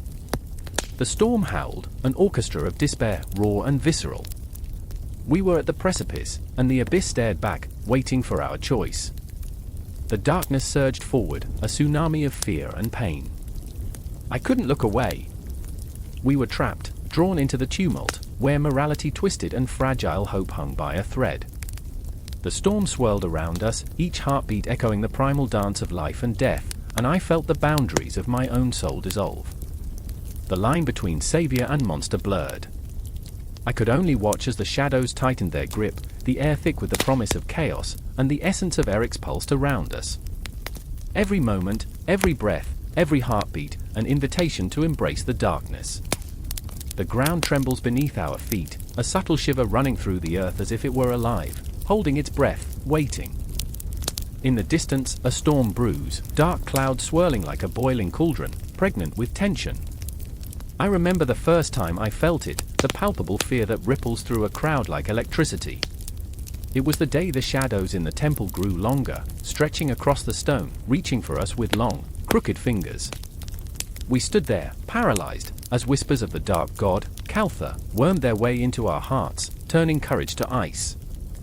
Lena was beside me, her eyes wide like saucers, reflecting the midnight sky as if she were trying to grasp the very essence of the terror enveloping us. It's just a story, she murmured, but I knew better. The way her voice cracked betrayed her belief, the tension in her shoulders told the truth. She could feel Caltha's presence as surely as I could. He was more than a myth, he was a shadow, creeping into our dreams, tainting our thoughts with despair. I wished I could reach out, squeeze her hand and somehow quell the rising tide of fear, but my own heart was pounding like a war drum, drowning out reason. And then there was Eric, his face pale as the moon. Eric, who had always been the brave one, the first to confront the unknown with a laugh and a swagger that made him invincible in our eyes. But today, he was a ghost of himself, swallowed by the darkness creeping into his mind. What if the stories are true, he whispered, and I felt the air turn cold around us. The very fabric of reality trembled at his words, as if Caltha were listening, lurking in the shadows, feeding off our doubt. I remember, vividly, the crack in the sky, the moment when Caltha first revealed himself, a great, gaping maw of nothingness that swallowed the stars. It was a point of no return, where nightmares spilled onto the streets like a plague. Cultures crumbled under the weight of his gaze, minds shattered like glass, hearts turned to stone. Families divided, friends betrayed. All around us, there were whispers of sacrifice and dark rituals, of blood spilled in Caltha's name. Each drop a prayer, each scream a hymn. Lena trembled beside me, her body a taut line of anxiety. "What if he wants us?" she said, her voice barely a whisper, as if saying it out loud would draw his attention. I turned to her, desperate to offer solace, to tell her that it was just a story. But deep down, I felt it, the gnawing dread that perhaps we were mere pawns in a game played by gods who reveled in chaos. The temple loomed ahead, its stone facade twisted and gnarled like the roots of an ancient tree. It was a place of worship, once hallowed ground, now entwined with fear. The villagers had stopped coming, the incense lay thick with dust, and the echoes of prayers faded into silence. I could almost hear the laughter of Caltha, a dark melody that wrapped around us, squeezing the air from our lungs. Inside, the shadows danced, each flicker of the torchlight a reminder of our mortality. I could feel Eric's presence beside me, his breathing harsh, a rhythm echoing the fear that called within us. "What do we do?" he asked, desperation mingling with anger. "Do we just let him win?" His voice cracked, and in that moment, I saw the boy he once was, the boy who believed he could conquer any fear. The gods had twisted that boy, reshaped him into something unrecognizable. I could feel my heart racing, each beat a reminder of the choices we faced. Outside, thunder rumbled, a warning or a promise. It felt like we were standing at the precipice of the abyss. "We have to stand together," I said, though my voice trembled, betraying my own uncertainty. Lena nodded, her resolve hardening. "No more sacrifices," she said, and her words struck me like lightning. It was a battle cry, a determination to fight back against the weight of despair. I could see it in her eyes, fire igniting where fear had once lived. "We can't let him take us. We have to trust in each other." But there was a price to pay. I remembered the stories of the ancient rituals, the way they twisted hope into a noose, strangling the spirit of those who dared to defy the darkness. Caltha thrived on our suffering, he fed on our fears, turning our love into weapons against us. Every village that had turned to him had become a hollow shell, their laughter turned to echoes, their hope snuffed out like a candle in the wind. "Do you think we can win?" Eric asked, his skepticism laced with a desperate hope. "I don't know," I admitted, "but if we don't try, we've already lost." The words hung heavy in the air, a challenge unspoken. The storm outside erupted, rain pounding against the temple stones like 1,000 fists. It was a reminder that time was slipping through our fingers, that the evil lurking at the edges of our reality was patient, wearing us down like a relentless tide. In that moment, I realized the psychological impact of these evil gods ran deeper than fear. It was an infection, a disease that spread through our thoughts and dreams. They turned brother against brother, neighbor against neighbor. Caltha's laughter echoed in the dark corners of our minds, a symphony of chaos that drowned out our humanity. I could see Lena's resolve begin to waver, a crack in her armor as doubt threatened to seep in. "What if we're not strong enough?" she asked, her voice trembling. "Then we'll find strength in each other," I replied, though doubt gnawed at my insides. I reached for her hand, and our fingers intertwined, a fragile lifeline in the tempest of despair. The storm raged, the night thick and suffocating, but within that darkness, I felt the spark of defiance ignite, a glimmer of hope against the suffocating weight of despair. Caltha would not have us. We would not become shadows in his eternal night. And yet, as the storm swelled to a fever pitch, I couldn't escape the feeling that this was merely the beginning. The battle was brewing, and as we stood together, hearts pounding, I could almost hear Caltha's laughter, a chilling reminder that the real fight was only just unfolding, a clash not just of bodies, but of souls. The echoes of our resolve resonated like a drumbeat, pushing us towards a confrontation we could not turn away from. And with every heartbeat, every breath, I felt the gravity of the moment pulling us deeper into the nightmare that awaited. The air crackled with an unnatural energy, heavy and ripe with the scent of charred flesh and desperation. In the heart of the forsaken woods, where twisted branches clawed at the sky like skeletal fingers, two figures huddled, their breaths mingling with the damp earth beneath them, an acrid reminder of the rituals they were about to invoke. The moon hung low, swollen and pale, casting a ghostly light over the clearing, a haunting spotlight on their grim purpose. I remember the chill of that night. The shadows whispered secrets, beckoning. We stood on the precipice of a decision that would etch itself into our very souls. My heart thundered as I glanced at Lyra, her pale face illuminated with a fierce determination that danced with the flickering flames. It was a look that both terrified and inspired me. She was everything I was not: bold, reckless, unafraid to dance with the abyss. I could feel the weight of my own cowardice pressing against my chest, the stark contrast to her bravery. "Are you sure, Lyra?" I managed, my voice barely more than a whisper, drowned by the rustling leaves and the echoes of ancient chants that seemed to seep from the very soil. It's evil. It's wrong." She turned her gaze to me, her eyes shimmering with a madness that danced dangerously close to enlightenment. "What is wrong, Theo? Is it wrong to want to reclaim what was taken from us?" Her words sliced through the air like a blade, and I felt the warmth of her fury seep into me. The village had suffered for too long, curses had plagued our land, shadows twisted our crops, and the laughter of children had turned to silence. The evil gods demanded tribute, and we had been nothing but unwilling offerings. Lyra grasped my hand, her fingers cold as they entwined with mine. "We have to do this. For them." The memory of my little brother, once so vibrant and full of life, haunted me. I remembered his laughter, his innocent dreams now snuffed out like the flickering flame of the torch we carried. I swayed between the urge to protect her and the gnawing feeling that she might be leading us to our doom. In the distance, a low growl rumbled, the sound of something old awakening. The trees shuddered, and I could almost sense the gaze of unseen watchers upon us. Rituals like this had not been performed in centuries. We were venturing into forbidden territory, a place where the veil between our world and the realm of horrors thinned perilously. The fire crackled to life, casting distorted shadows that writhed and danced like phantoms released from the depths. Lyra began to chant, her voice rising and falling in a rhythm that seemed to disrupt the very fabric of reality. "Oh, ancient ones, we call upon you. We offer our blood, our fears, our very souls." Each word dripped with tension, an offering that felt both exhilarating and terrifying. My stomach twisted as I recalled the tales passed down through generations, the sacrifices made to appease the dark gods who hungered for chaos. But Lyra's resolve was intoxicating.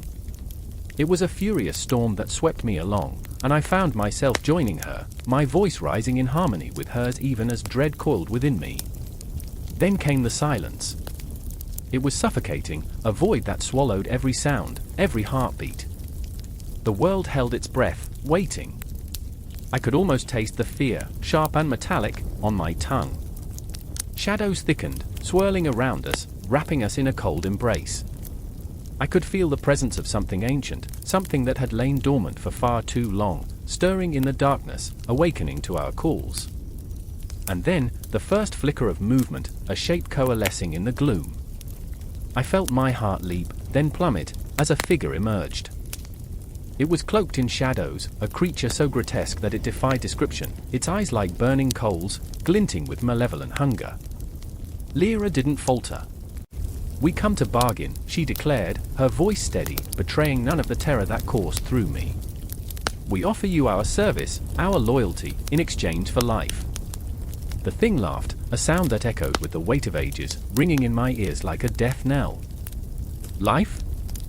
Child, you offer what you do not possess. You seek to bargain with a god you do not understand." I felt the ground tremble beneath us, the world shaking as the reality of our situation crashed down like a wave. Every word Lyra uttered seemed to suck the warmth from my body, leaving a cold dread pooling in my stomach. I wanted to scream, to pull her away from the edge, but I was paralyzed, trapped in this moment, torn between love and fear.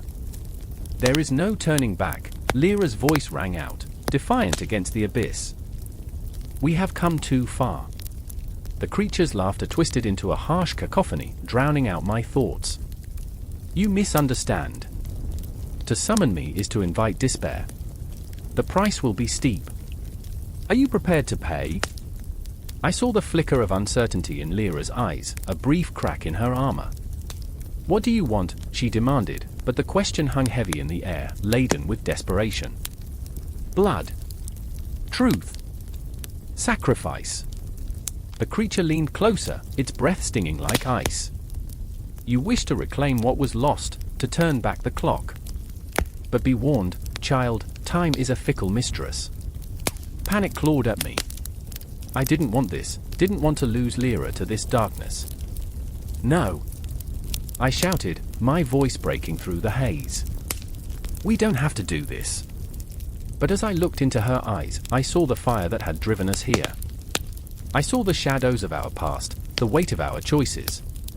The clock ticked ominously, counting down to a confrontation we could not escape. And in that moment, the ritual hung suspended, a fragile thread woven between hope and despair. The flames flickered, casting long shadows as I realized we were not just fighting for our lives, but for the very essence of who we were, a battle against the darkness that threatened to consume us. The incantation echoed in my mind, entwined with our heartbeat, a rhythm that pulled us deeper into the abyss. There was no turning back, no escape from what awaited us.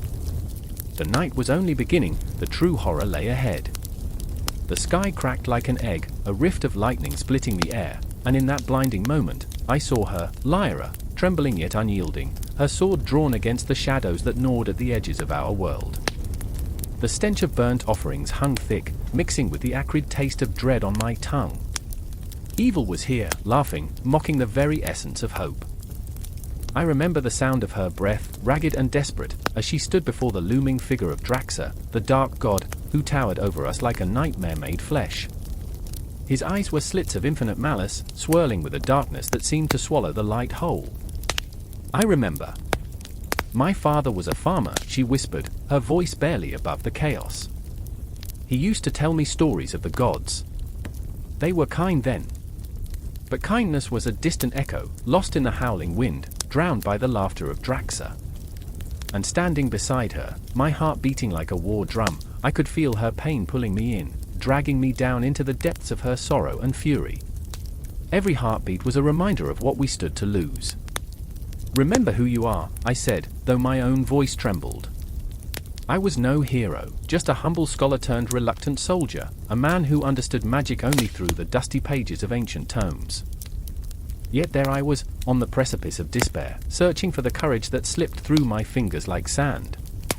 The war was not mine to fight, yet here I was, caught in a snare woven from the threads of fate. Draxa laughed, a sound that vibrated through the ground, a sinister rumble that felt like the end of the world. You think your stories can save you? Your dreams of valor? They are dust compared to my wrath. The earth quaked beneath him, a cruel reminder of the power that coursed through his very being. I felt Lyra's grip tighten around the hilt of her sword, and in that instant, I saw not just a warrior but a child, lost, abandoned, yearning for validation in a universe that sneered at her existence. Lyra, I whispered, but she was already moving, slicing through the air with the ferocity of a storm. And yet, I stood rooted, the ground beneath my feet slick with the weight of my indecision. I remembered the quiet nights spent poring over ancient scriptures, the tales of gods and men, of heroes who rose against insurmountable odds. Would that knowledge do anything for Lyra now? I felt like a ghost, a remnant of a life spent in theory while she lived the horror. I watched as she charged, her silhouette framed against the lightning, and time slowed, the world narrowing down to that singular moment, the clash of light against darkness. Lyra swung her sword, and the air sparked with power. Draxa extended a hand, a gesture filled with contempt. Foolish girl, he roared before unleashing a wave of shadows, tendrils that twisted and writhed like living snakes, reaching for her, clawing at her resolve. They wrapped around her legs, dragging her down into the abyss, and in that moment, my heart shattered. I remember, I screamed, more a plea than a declaration, and with it came a flood of memories, the laughter of a child, the warmth of a mother's embrace, the quiet strength of friendship. Those moments became my armor, my prayer against the encroaching darkness. I reached for Lyra's hand, willing her to feel the tether of our shared humanity, the bond forged in fear and love. Fight, Lyra! You are more than this. My voice was raw, a desperate call against the tide of despair. And she looked up, fear flashing in her eyes like a candle flickering against the wind, and for a heartbeat, I saw a spark of defiance. I will not be your puppet, she shouted, and with that, she wrenched free from the shadow's grasp, her blade a glimmer of hope piercing the dark. But it wasn't just Lyra fighting. There was another, a figure cloaked in the fabric of the night, a timid girl named Eloan, trembling on the sidelines. I remembered her, soft-spoken, a dreamer. "I'm not brave," she often said, as if bravery were a garment she couldn't wear. Yet here she was, pushed to the edge, watching her friends battle a nightmare. "Help her!" I screamed at Eloan, my voice cracking under the weight of urgency. Her eyes widened, and I saw the flicker of fear dance across her face, but then something shifted. A spark ignited deep within her, the kind of fire that burns when you believe you have nothing left to lose. "I remember," she murmured, clutching a small stone given to her by her grandmother, a charm against evil. "I remember, love." With a sudden rush, she stepped forward, raising her hand. The stone glowed, a beacon of light, and in that moment, the shadows recoiled. Eloan, the quiet observer, had become the unexpected champion. "Together?" Lyra roared, and the three of us, flawed, broken, yet unyielding, charged toward Draxa, hearts pounding in unison, echoing the battle cry of humanity against the inescapable darkness.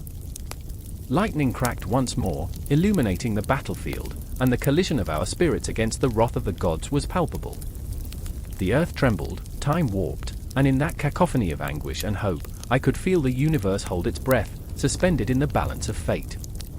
In that penultimate moment, as we fought not just for our lives but for every soul that had ever been crushed under the weight of tyranny, I realized this wasn't just a battle, it was an uprising of the heart. And we were the architects of our own destiny, refusing to let shadows defeat the light. With each swing of our blades, with every flicker of courage, the tension built like a thunderstorm ready to burst. Yet, just as the darkness threatened to swallow us whole, a laughter reverberated through the chaos, Draxa's laughter, and it hung in the air, cold and chilling. And as the storm raged on, I understood, this was merely the beginning. We were heroes forged in conflict, battling not just for ourselves but for all those forgotten in the annals of time, the echoes of their struggles entwined with our own. And in that realization, I felt the pulse of eternity beating through us, a cycle of conflict unbroken, a war against the gods who would have us cower. The battle wasn't over, it was merely a page in an endless saga where heroes rise, fall, and rise again, echoing through the ages, each breath a testament to the unwavering spirit of humanity. No end. Only the relentless rhythm of conflict and the promise of another dawn. A chilling wind sliced through the ancient forest, sending shivers down my spine as I crouched behind a gnarled oak tree, its bark like the cracked skin of a forgotten god. I could taste the fear in the air, a bitter tang that made my throat tighten. Somewhere in the distance, the mournful howl of a wolf echoed like a haunting lament, a call for something darker that lingered just beyond the edge of my hearing. The shadows whispered of ancient horrors, twisting and dancing, ready to consume me whole. I remember the legends that seeped through the cracks of time, tales of malevolent beings who thrived in the heart of chaos, their laughter a macabre melody that rang in the ears of the innocent. The stories told of a figure that haunted my very dreams, a twisted incarnation of evil that wore the guise of a once beloved hero. Each generation had fed it, nurtured it with fear and disdain. The name slipped from my lips, Morrigan, the dark goddess who reveled in the carnage of battle, her spirit entwined with the fate of mortals. But I was not alone in this dread-laden forest. Elara, fierce and unraveling, stood beside me, her gaze a tempest of defiance and despair. I could see the battle raging within her, the conflict between the woman she yearned to be and the darkness that threatened to consume her. Her heart had been shattered by loss, by the very legends that had danced through her childhood dreams. She, too, had heard the call of the Morrigan, felt the pull of destiny as it coiled around her like a serpent ready to strike. I remember the stories, she whispered, her voice trembling, laced with a haunting beauty that echoed the pain she carried. I remember when evil was just a whisper, a cautionary tale told by firelight. And now, her words faltered, crumbling like ashes in the wind. And then there was Darius, a broken man shackled by his own past. His eyes, once radiant with ambition, now flickered like dying embers. He had sought power, believed he could tame the darkness, but the shadows had claimed him instead. I thought I could control it, he confessed, his voice thick with regret. But the more I grasped, the more it slipped through my fingers, like sand, like blood. It was never mine to wield. His hands trembled as he clutched the hilt of a sword, an extension of his guilt, a reminder of the horrors he had inflicted upon the world in the name of ambition. Together, we stood on the precipice of a confrontation that had been written in the stars long before we drew our first breaths. Each heartbeat synchronized with the rhythmic pounding of the earth beneath us, a countdown to chaos. The wind howled, carrying with it the echo of forgotten cries, a symphony of despair that drowned out reason. With every step deeper into the shadows, the forest tightened around us, a living entity that breathed our fears, fed off our trepidation. I could see the flickering shadows, shapes moving just beyond sight, figures that danced in the periphery, remnants of those who had succumbed to the very evil we sought to confront. The air grew thick with the stench of decay, and I could almost hear the whispers of souls long gone, their stories woven into the fabric of the night. "Evil wears many faces," Darius murmured, his voice a low tremor, "but it thrives on our choices. It masquerades as our desires, our ambitions, until we no longer recognize ourselves." His eyes darted towards Ilara, a flicker of understanding passing between them, a bond forged in shared anguish. I felt the weight of their pain pressing down on me, a reminder of the fragility of the human spirit. Each heartbeat resonated with the knowledge that the line between good and evil was nothing more than a fragile thread, easily frayed. I could hear the distant echoes of laughter, a sound that twisted the knife of nostalgia as it morphed into something grotesque. It was the laughter of the Morrigan, seductive and chilling, wrapping around my mind, promising power but demanding a terrible price. In that moment, amidst the rustling leaves and the distant cries of creatures lost in the dark, I understood the true nature of evil. It was not merely a villain lurking in the shadows, it was the embodiment of our choices, the culmination of every whispered fear and hidden regret. The legends had evolved, became something more visceral, more intimate. They no longer belonged to the past, they were alive, breathing, pulsing in the very fabric of our existence. We stepped forward, the weight of our history hanging heavy upon us, an anchor that threatened to pull us into the depths of despair. I could feel the Morrigan's presence swirling like a tempest around us, a force that sought to unravel our resolve. "Are you ready?"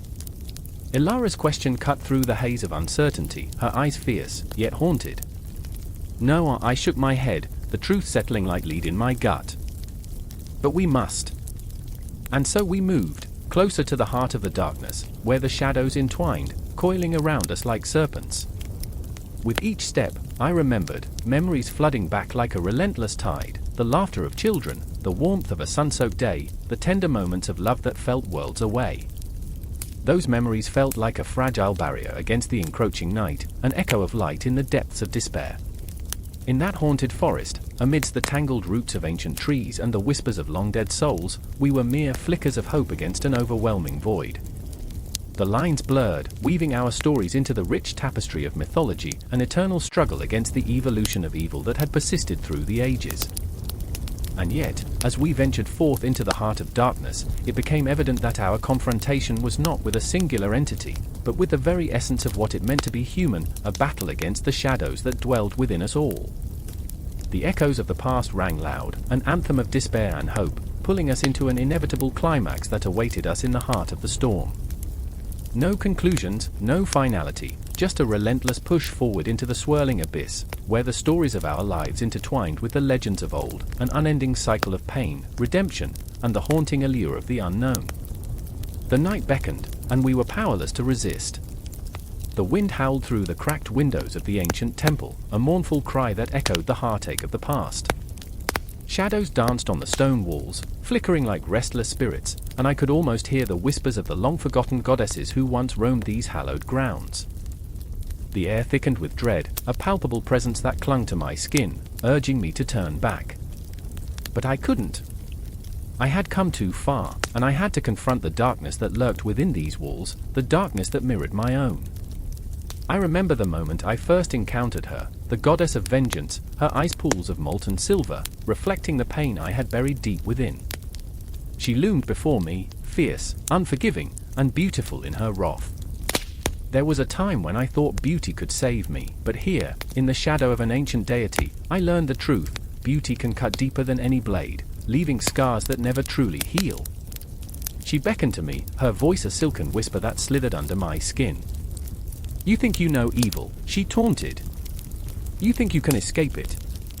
I trembled at the thought, my heart pounding in my chest like a war drum. I was reminded of my sister, the one who had fallen into darkness long before I had the chance to save her. I was supposed to protect her, to shield her from the monsters lurking in the night. But I failed. And in that failure, I too became a monster.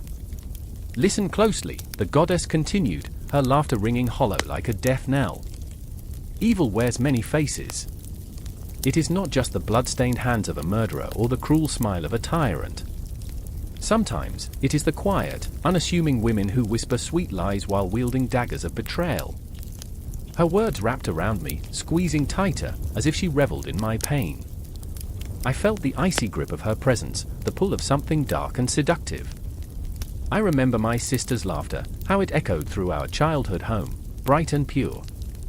But laughter can betray. I watched as the shadows consumed her, like ink spilled on a page, transforming her into something unrecognizable. A vessel of wrath and jealousy, she turned against me, and I became a prisoner of her darkness. Each choice she made, each secret she held, twisted the bond we shared into something grotesque. I wanted to scream, to shake her from her delusions, but the words lodged in my throat, heavy and leaden. Instead, I found myself in this temple, standing before a goddess who reveled in chaos, a goddess who saw herself mirrored in my sister's descent. A part of me wondered if I, too, was destined to become a dark reflection of the love I once knew. I can grant you power, the goddess purred, her voice softening, like honey dripping from a blade. Power to reclaim what was lost. Power to avenge those who wronged you. An intoxicating promise, wrapped in a shroud of danger. I felt the allure tugging at me, a siren's call that threatened to drown my better judgment. But at what cost? I glanced down at my trembling hands, remembering the blood that had stained them, my own blood, my sister's, the blood of innocence that had slipped through my fingers like grains of sand. Or perhaps, she continued, her eyes narrowing, you wish to embrace your own darkness? To become a goddess in your own right. The temple began to swirl around me, a kaleidoscope of memories and nightmares.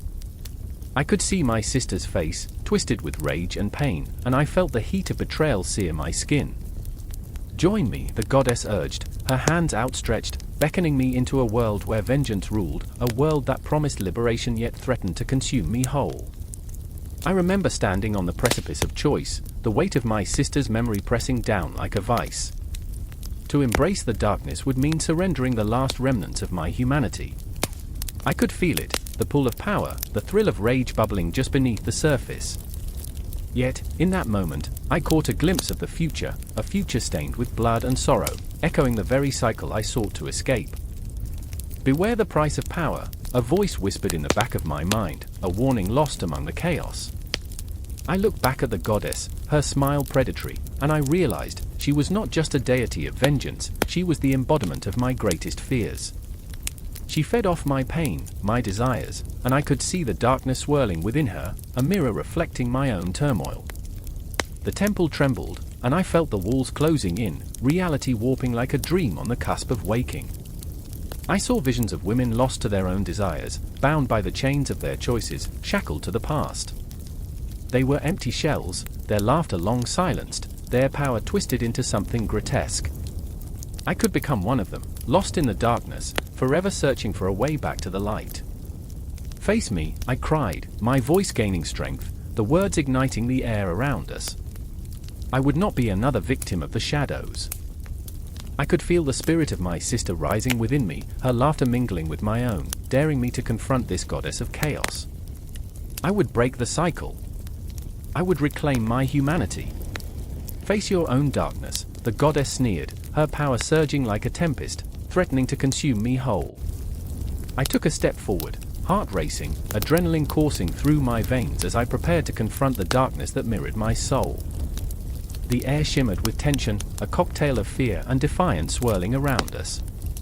In that moment, I understood, the battle was not just against the goddess before me, but against the very essence of what it meant to be a woman in a world that sought to bind us in shadows. I would face the evil within, the chaos that had claimed my sister, and in that confrontation, I would find my truth. but the shadows whispered promises of power, of revenge, a siren song that pulled at my very core. And as I stood there, trembling on the edge, the line between light and darkness blurred, drawing me into an abyss that beckoned with open arms. What awaited me was not just a confrontation but a reckoning, a moment that would change everything I thought I knew about love, loss, and the price of power.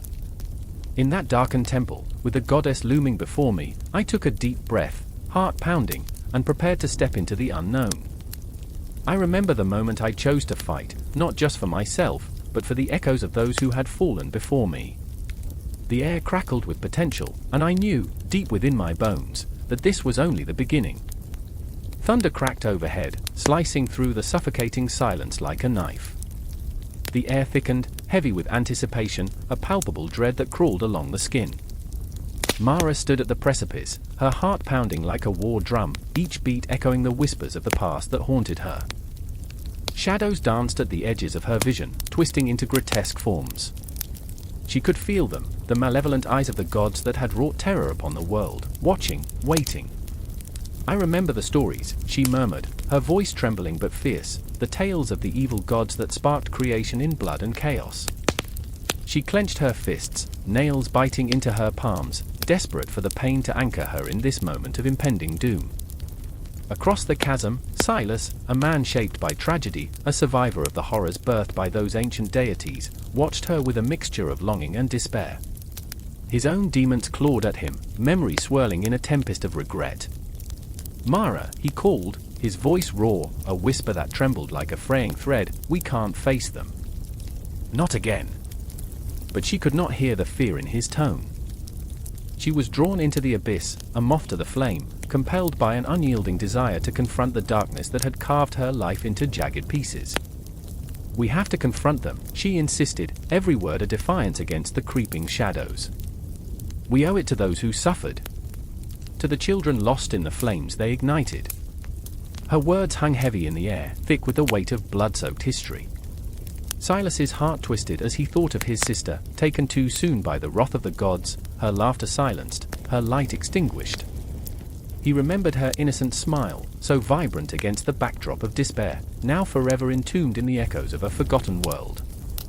Mara, listen, he pleaded, stepping closer, his breath a fog of desperation. Those gods don't just create, they destroy. They thrive on suffering, and we are mere playthings in their cosmic game. The wind howled, a mournful dirge, as if the very heavens wept for the innocents lost beneath the weight of their cruelty. Yet, as he spoke, another figure loomed in the shadows, Ilara, a spirit bound to the earth, a remnant of a time when creation was still pure. Her face was a twisted mirror of beauty and anguish, a reminder of the lives tainted by the hands of the malevolent. She had seen too much, her heart scarred by the memories of betrayal. You think you can face them, she hissed, her voice like shattered glass, sharp and cutting. Their fury is unimaginable. They feast on the fear of the weak. I won't let fear dictate my choices, Mara shot back, the fire in her chest igniting to life. I have lost too much. I carry their pain within me. It's time to make them answer for their sins. In that moment, the ground trembled beneath their feet, the air charged with electric energy. It was a warning, a call from the gods who reveled in their torment. Silas felt the truth in her words, a flicker of hope fighting against the tide of despair. But what if we succeed, he whispered, the thought barely a breath. What if we can turn the tide? Then we'll rewrite the stories, Mara declared, her voice a fierce anthem against the encroaching darkness. We'll reclaim what they have stolen. Ilara's gaze softened, the cracks in her heart momentarily mending with the strength of their resolve. If you face them, you must wield your pain as a weapon. Let it guide you. And with that, the shadows began to coalesce, morphing into the twisted shapes of the gods long feared. Their laughter echoed like the wind through the trees, a cacophony of mockery that chilled the very marrow of Silas's bones. He felt it in his soul, the weight of countless lives lost, their cries coursing through him like a haunting melody. Time is a cruel mistress, one of the gods sneered, their voice curling around the characters like smoke. You think you can change the course of creation? You are but specks of dust in our cosmic dance. Mara's resolve faltered for a heartbeat, doubt creeping in like an insidious fog. What makes the suffering worth it? She asked, vulnerability cracking the armor of her defiance. What if we are merely pawns, trapped in a game we cannot understand? Silas stepped forward, grounding her with his presence. We give meaning to our suffering. We find a way to rise, to fight. As the gods encircled them, the air thick with malice, the trio stood united, a flicker of light against the consuming darkness. Each heartbeat pulsed with the echoes of the past, the pain of lost souls whispering their stories through the wind. They were not just fighting for themselves, but for every life extinguished, every dream shattered by the malevolence that had birthed their world. I remember, Mara said, her voice rising above the tempest, the stories that spoke of hope, of resilience. They will not be silenced. And as the confrontation loomed, hearts pounding in a shared rhythm, it became clear, this was not just a battle against evil gods, but a reclamation of everything that made them human, everything that made their existence meaningful. The storm broke above them, a tumultuous clash of thunder and lightning, illuminating the grim faces of their tormentors. The world trembled, and beneath the weight of their resolve, the gods began to falter. In that moment, the line between creation and destruction blurred, the air thick with the promise of change. Each character stood poised on the brink, ready to face the chaos, a cacophony of emotion swirling around them, as time twisted and bent, echoing the battle that was both ancient and fresh. The confrontation was imminent, the hour of reckoning upon them, and all they could do was stand together, hearts entwined, as they faced the darkness that sought to consume them. The gods laughed, but the laughter felt different now, shaken, uncertain. I remember, Mara whispered again, as time unfurled, allowing them to step into the unknown, to challenge the very essence of creation itself. The air crackled with a palpable tension, thick and electric, as the candle flames flickered, casting shadows that danced like malevolent spirits across the ancient stone walls. I was trapped in this narrow chamber, the weight of sacred texts pressing down on my chest like a vice. The smell of aged parchment mixed with the metallic tang of fear, and I felt the cold dread creep up my spine as I heard them whispering, those voices that should have remained silent, echoes of evil deities long forgotten. Miriam, her eyes wide with the horror of what we had unearthed, gripped my arm tightly. We shouldn't have opened it, she breathed, her voice barely above a whisper, trembling like the flame that threatened to extinguish. It wasn't meant for us. The fragments of the ancient scrolls lay scattered between us, cryptic symbols swirling like a storm, words dripping with darkness, each line a siren song beckoning us to a fate we could never escape. I remember the stories we told ourselves, tales of gods and monsters, of men who had danced with devils. It was all fiction, we thought, until that moment. They came alive here, in this place, and the reality of their malevolence seeped into my bones. The shadows whispered secrets, promising power, chaos, and a release that felt almost intoxicating. But it was a poison, sweet on the tongue, deadly in the veins. Look at what we've disturbed, I said, my voice shaking as I gestured to the texts that had been hidden for centuries. They were relics of a time when gods were cruel, when blood was the currency of worship, and innocence was a forgotten concept. I could see them then, lurking in the edges of my vision, dark figures, their eyes glinting with malice, hungry for the chaos we had unleashed. Then there was Elias, his brow furrowed in concentration, trying to decipher the twisted scripts, the ancient language that seemed to writhe on the page. His fingers brushed against the words, and I could see the allure take hold of him, the promise of knowledge that could warp reality itself. Miriam, if we understand this, we can control it, he urged, his voice filled with a fervor that sent chills racing down my spine. I wanted to believe him, but every instinct in me screamed to run. Control what? Evil. Miriam snapped, a spark of defiance igniting in her eyes. You think we can bend this to our will? Look at the stories. It doesn't end well. The shadows loomed larger, their whispers rising to a deafening crescendo, and I felt myself being pulled into their dark embrace, teetering on the edge of a chasm that promised both enlightenment and destruction. I remember the stories, the frightened villagers chanting in the night, the sacrifices made to appease wrathful gods, the blood that soaked the earth in offerings. It was like a fever dream, a macabre dance with death that had been woven into the fabric of existence.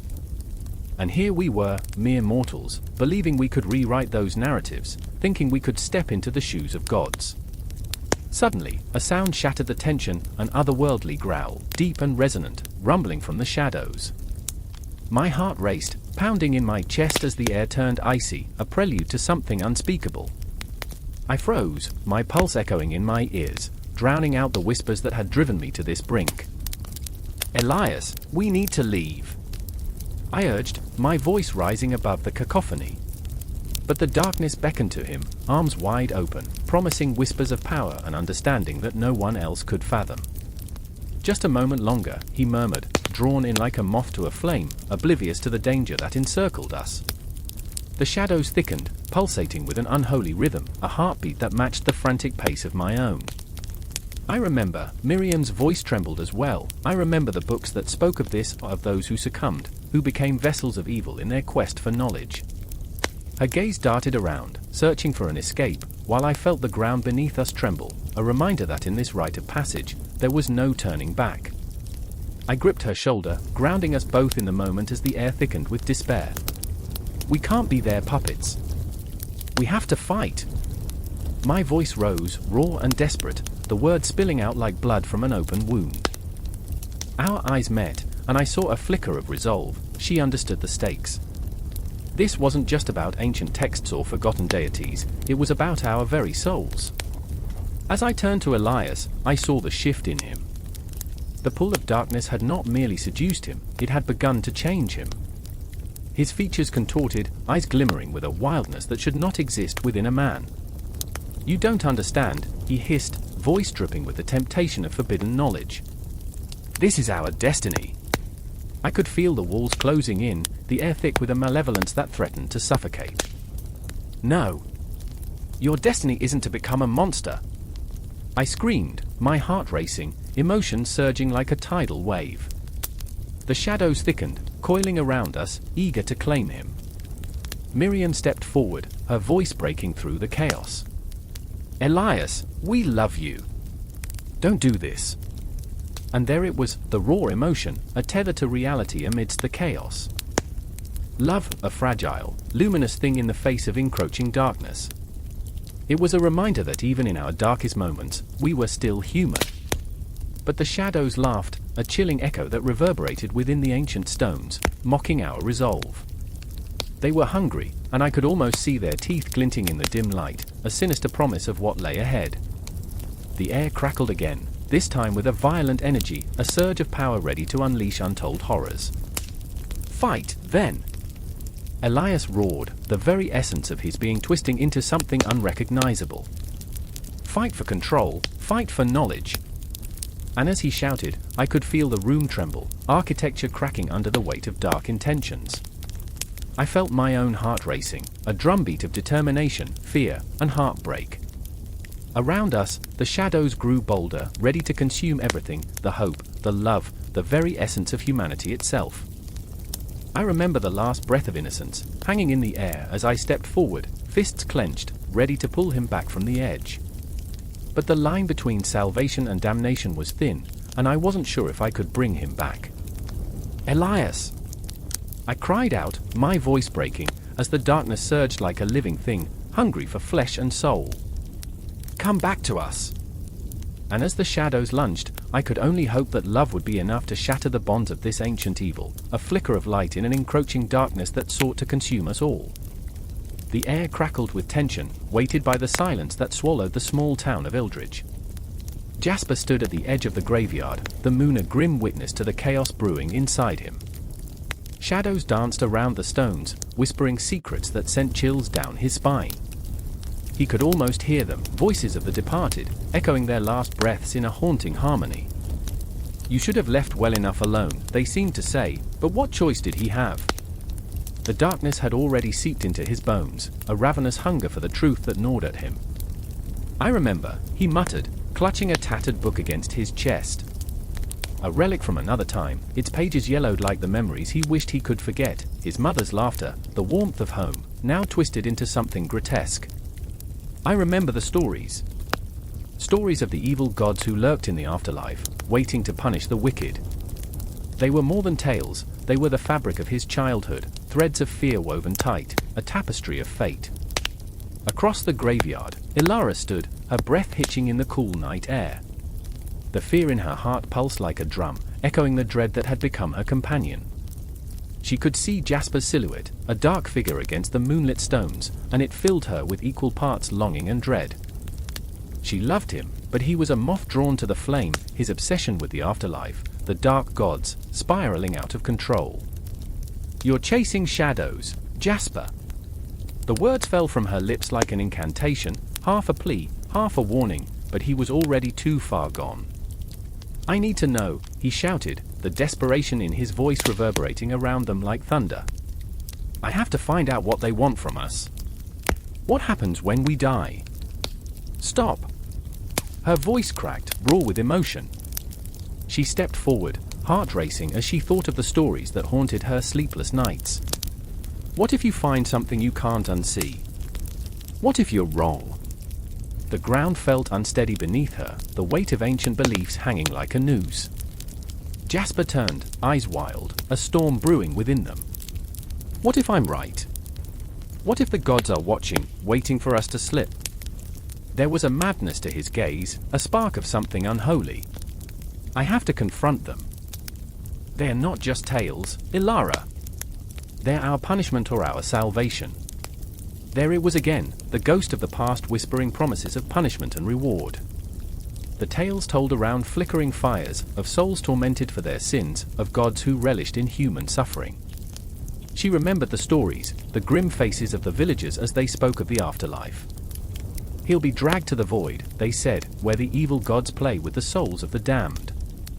But what if they were wrong? What if the afterlife was more than the shadowy punishment they feared? Elara's thoughts spiraled as she stepped closer to Jasper, her heart a fragile thing beating against the weight of his obsession. "You don't understand what you're saying. You're playing with forces beyond our comprehension." He shook his head fiercely, a wild shake of defiance. "And you're willing to accept ignorance? To believe in the lies they tell us?" His voice cracked with emotion, the desperation clawing at his throat. "I can't live in fear of what might lie beyond. I need to face it." The clock in the old church tower chimed, each toll a reminder of their mortality. Time was slipping away, and with each note, the urgency of the moment pressed down on them. Elara felt a chill creep over her skin, a whisper of something dark lurking in the ether, a reminder of the fates that awaited them if Jasper crossed that threshold. "No, Jasper, please." But it was too late. The air shifted, and a roiling fog enveloped the graveyard, thick as dread, obscuring the world beyond. They were trapped, ensnared in a web of their making. Jasper stepped into the fog, and with a final look, his eyes filled with a mixture of fear and determination, a haunting reminder that love could not protect him from the darkness he sought. "Jasper!" Elara screamed, her voice tearing through the night. But the fog swallowed him, an insatiable beast, and she could only watch, helpless, as he vanished. The seconds stretched like eternity, the world around her pulsating with remnants of their shared memories. "I remember," she whispered, the words falling like tears. The shadows in the graveyard shifted, coiling around her as if alive, each whisper a fragment of a horrific truth. The stories her parents told weren't mere bedtime tales, they were warnings carved into the very fabric of their existence. She felt the presence of the evil gods, lurking just beyond the veil. They hungered for souls, relishing the chaos, the fear, the heartbreak that echoed in the dark. In that moment, Elara made her choice. Love wasn't enough to save Jasper, but she wouldn't let him face the darkness alone. She stepped forward, fear coursing through her veins like ice, and the fog swirled around her, a yawning chasm beckoning her into the unknown. "I remember," the words echoed through her mind, a haunting mantra. And as she ventured deeper into the mist, the tales of punishment and reward morphed into something corporeal, an inescapable reality. The gods would judge them, not just for their sins but for their courage, their fears, their love. Elara's heartbeat quickened, a desperate rhythm as she plunged into the shadows, ready to confront the afterlife and the evil gods who held their fate in twisted hands. In that shadowy expanse, the boundaries of life and death, love and despair blurred. The stories were no longer mere echoes, they were alive, breathing, screaming for release. Elara felt the weight of their history, the collective grief of countless souls entwined within her. The veil was thin, and she could almost see it, the flickering flame of hope amidst the chaos, the promise of a reckoning, a confrontation with the unimaginable. And there, in the heart of the darkness, she felt it, the pulsing heartbeat of the cosmos, the weight of eternity pressing down upon her. The gods were watching. The moon hung low, a bleeding eye in the sky, casting long shadows through the abandoned streets of the city. I stood there, breathless, my heart racing like a caged animal, the air thick with the scent of rain-soaked earth and something darker, a stench of decay, both literal and metaphorical. I could hear the echo of my own footsteps, each one a reminder that I was alone. Or was I? The whisper of history lingered like an uninvited guest, creeping into my thoughts. I felt it there, lurking in the corners of my mind, a monstrous presence, an evil stitched into the very fabric of our existence. I remember the way the stories used to weave together, each one a thread in a vast tapestry of dread. My fingers trembled against the weathered pages of my journal, where I poured my heart into the ink, penning down the tales passed through generations. The fear of evil, an insatiable hunger that gnawed at the soul, wasn't just confined to the legends I chronicled. It hummed beneath my skin, thrumming with the pulse of something ancient and terrifying.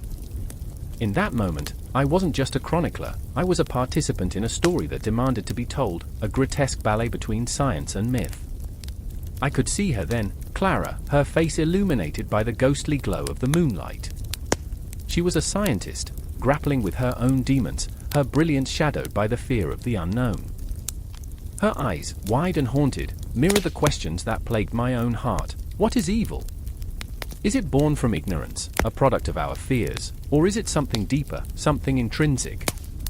Do you know what they say, Clara? I whispered, my voice barely breaking the stillness. They say evil is a force, a whisper that taints the souls of men. But what if it's just a reflection of our own darkness? She turned to me, her gaze piercing through the fog of uncertainty. I remember the faces of those who suffered. The plague, the witch hunts. Science failed them then, just as it fails us now.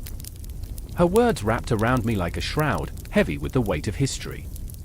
The clocks ticked on, each second a reminder of the relentless march of time. How many hours had we spent debating the line between myth and reality? We were both seekers, searching for answers in the echoing silence of the past. The city, once vibrant and alive, now lay in ruins, a graveyard of broken dreams and shattered hopes, its stories begging for resurrection. But beneath the surface of our discourse, there was something darker brewing. It lurked just out of sight, a tension that twisted our friendship into something fraught with fear. I could feel it, a rift widening between us, fed by the very knowledge we sought to wield. Clara's obsession with uncovering the truth was a double-edged sword, and I feared that it might slice through the fragile bond we shared. I remember the night we found the old laboratory, its doors ajar, as if inviting us in. Dust swirled in the air, illuminated by the flickering light of our flashlights, revealing forgotten experiments and remnants of madness. Glass vials lined the walls, their contents long evaporated, leaving behind echoes of what could have been. What happened here? Clara murmured, her voice trembling. What drove them to this madness?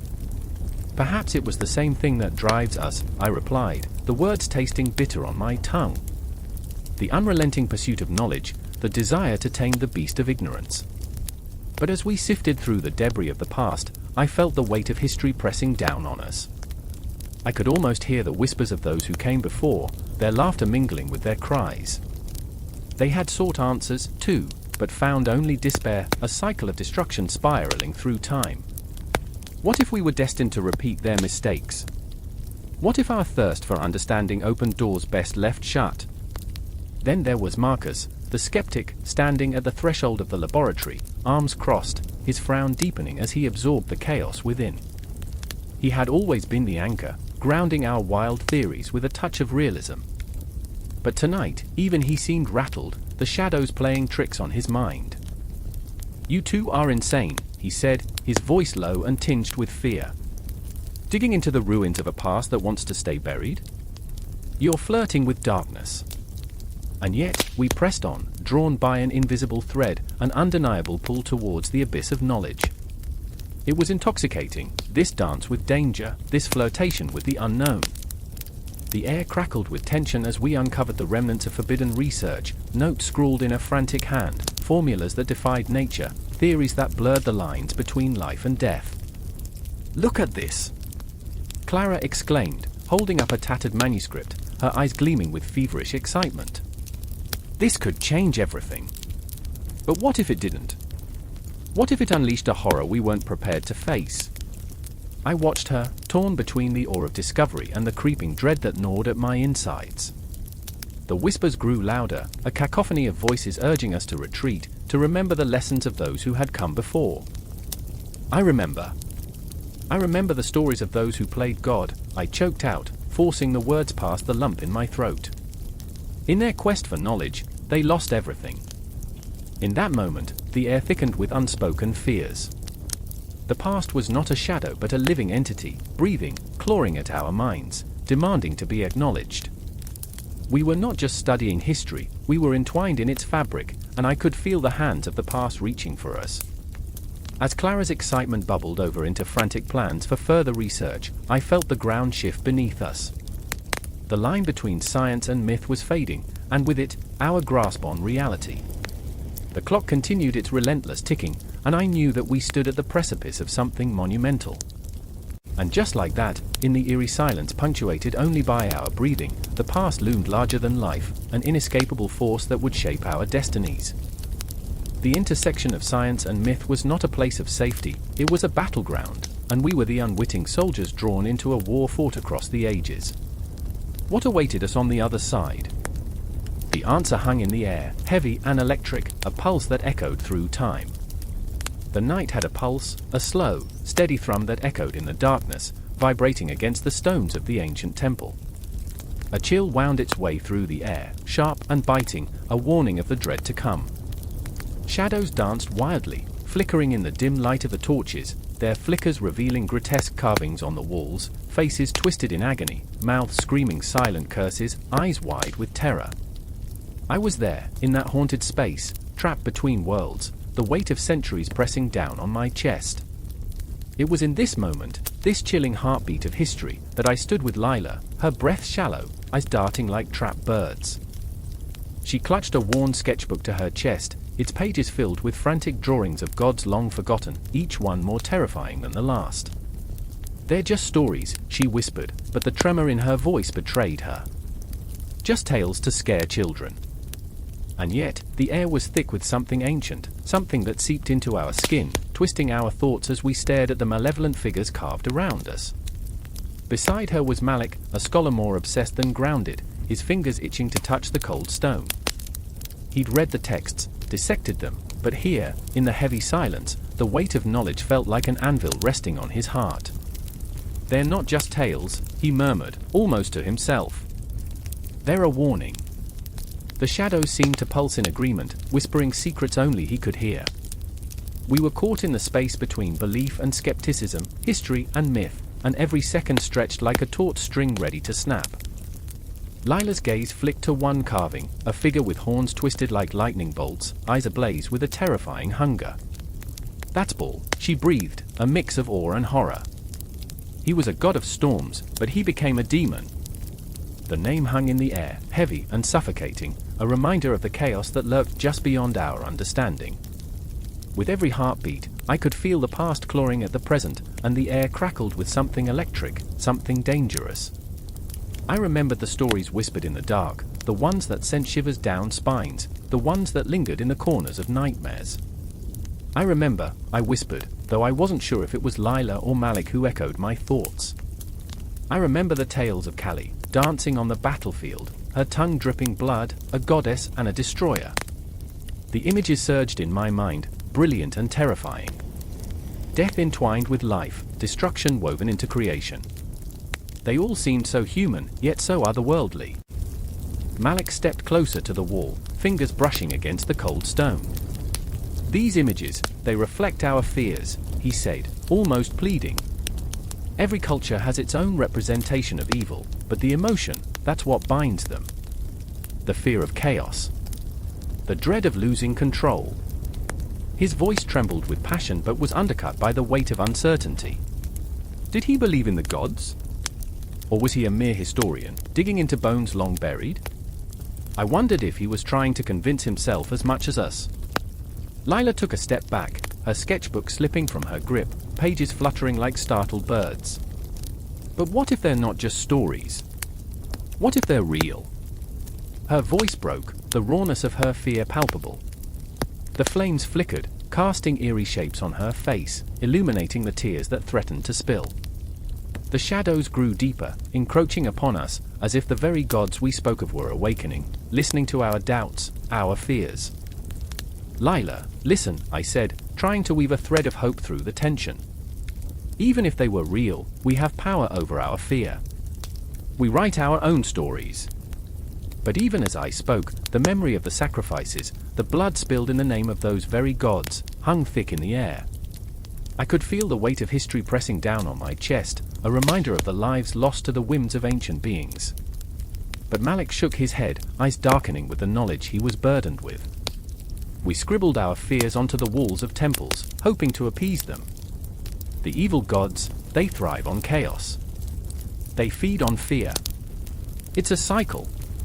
The words hit me like a sudden gust of wind, stripping away the fragile sense of control I'd clung to.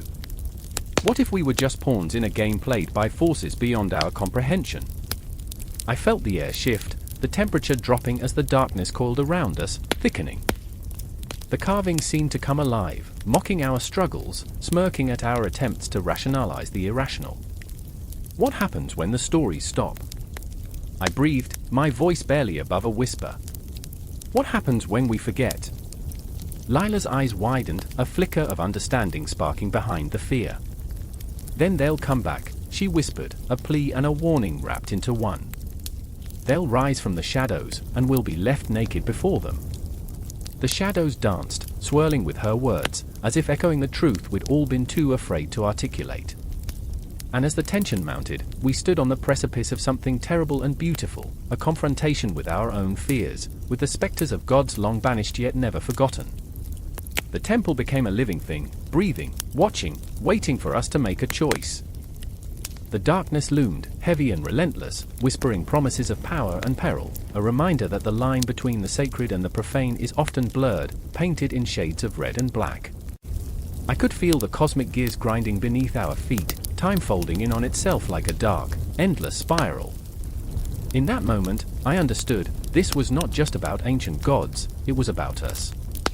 The fear, the hope, the unyielding struggle between light and shadow that we all carry in our hearts. The stories would never end, they would loop endlessly, echoing in the silence between breaths, a reminder that we are all, in some way, haunted by the past.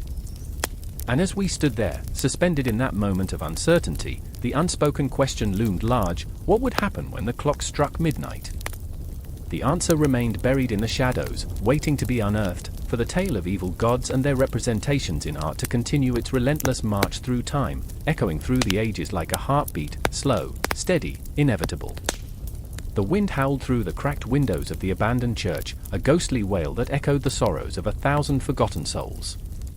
Shadows danced on the walls, flickering like the lost hopes of those who had once knelt there, desperate for mercy. I felt the chill seep into my bones as I stood amidst the debris, the weight of history pressing down like a heavy shroud.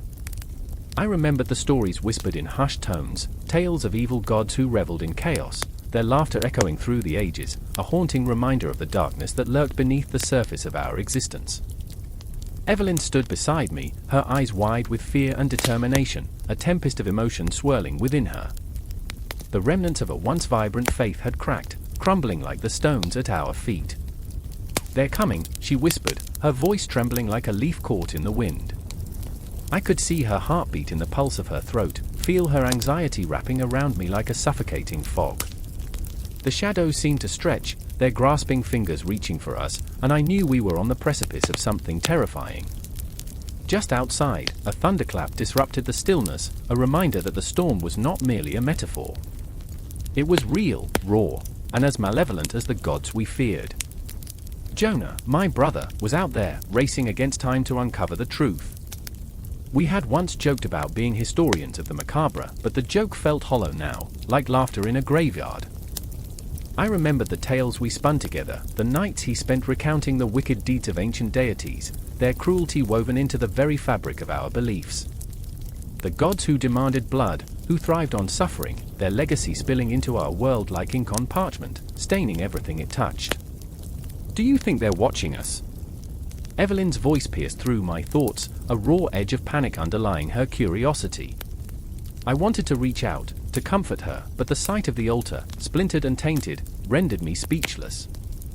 I remembered the stories of sacrifices made in their name, the way people used to lure their gods with promises of devotion, unaware of the monsters lurking behind their own shadows. They left us nothing but nightmares, I managed to say, my throat tight with dread. As the storm raged outside, I felt the air shift, thickening with tension. The walls seemed to breathe, exhaling secrets long held captive. I closed my eyes, and the visions came unbidden, images of dark rituals, sacrifices under the pale moon, blood pooling like ink on the ground. The gods were not just relics of the past, they pulsed through our veins, a malignant presence in our modern lives. They shaped our fears, our beliefs, like an artist molding clay, and we were their unwitting creations, lost in the labyrinth of existence. A scream pierced the air, shattering the fragile calm. My heart raced, a drum echoing the chaos outside, as instinct propelled me forward. Evelyn's hand clutched my arm, grounding me even as the world threatened to unravel. We should go, she urged, her voice a desperate plea. But a part of me wanted to stay, to confront the shadows that clung to us like an old friend. What if they're right? I whispered, my voice barely audible. What if the gods are real, watching and waiting? It was a question that lingered, heavy with uncertainty. The stories we had laughed at now felt like a shroud of inevitability. I could see it in Evelyn's eyes, the flicker of doubt mirrored in her own heart. We were caught in the web of belief, fighting against the tide of an ancient fear that seeped into our bones. Jonah staggered through the door, drenched and wild-eyed, his breath coming in ragged gasps.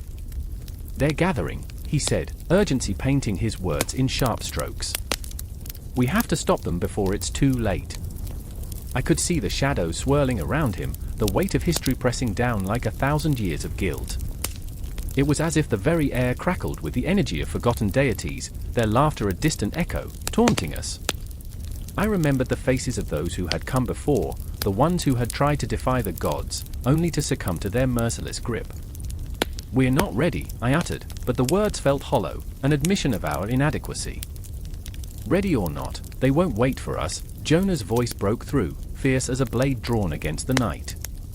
This isn't just our fight. It belongs to everyone. He stepped closer, urgency radiating off him like heat from an open flame. The storm outside felt like a countdown, each clap of thunder a reminder that the gods were not just stories, they were existence itself, woven into the very fabric of reality. Evelyn and I exchanged a glance, a silent understanding passing between us. Our fears, our doubts, they no longer mattered in the face of this unfolding horror. We were bound together by something deeper than blood, a shared recognition of our existence teetering on the edge of oblivion. The storm intensified, rain lashing against the stained glass, turning the world outside into a kaleidoscope of chaos. As we stepped forward, the shadows behind us seemed to whisper, urging us to turn back. But the gods were real, their legacy a visceral presence in every heartbeat, every breath. We could feel the weight of their gaze upon us, a chilling reminder that we were never truly alone. And as we crossed the threshold into the storm, the night swallowed us whole, a haunting melody of despair and defiance, an echo of our ancestors' screams blending with our own.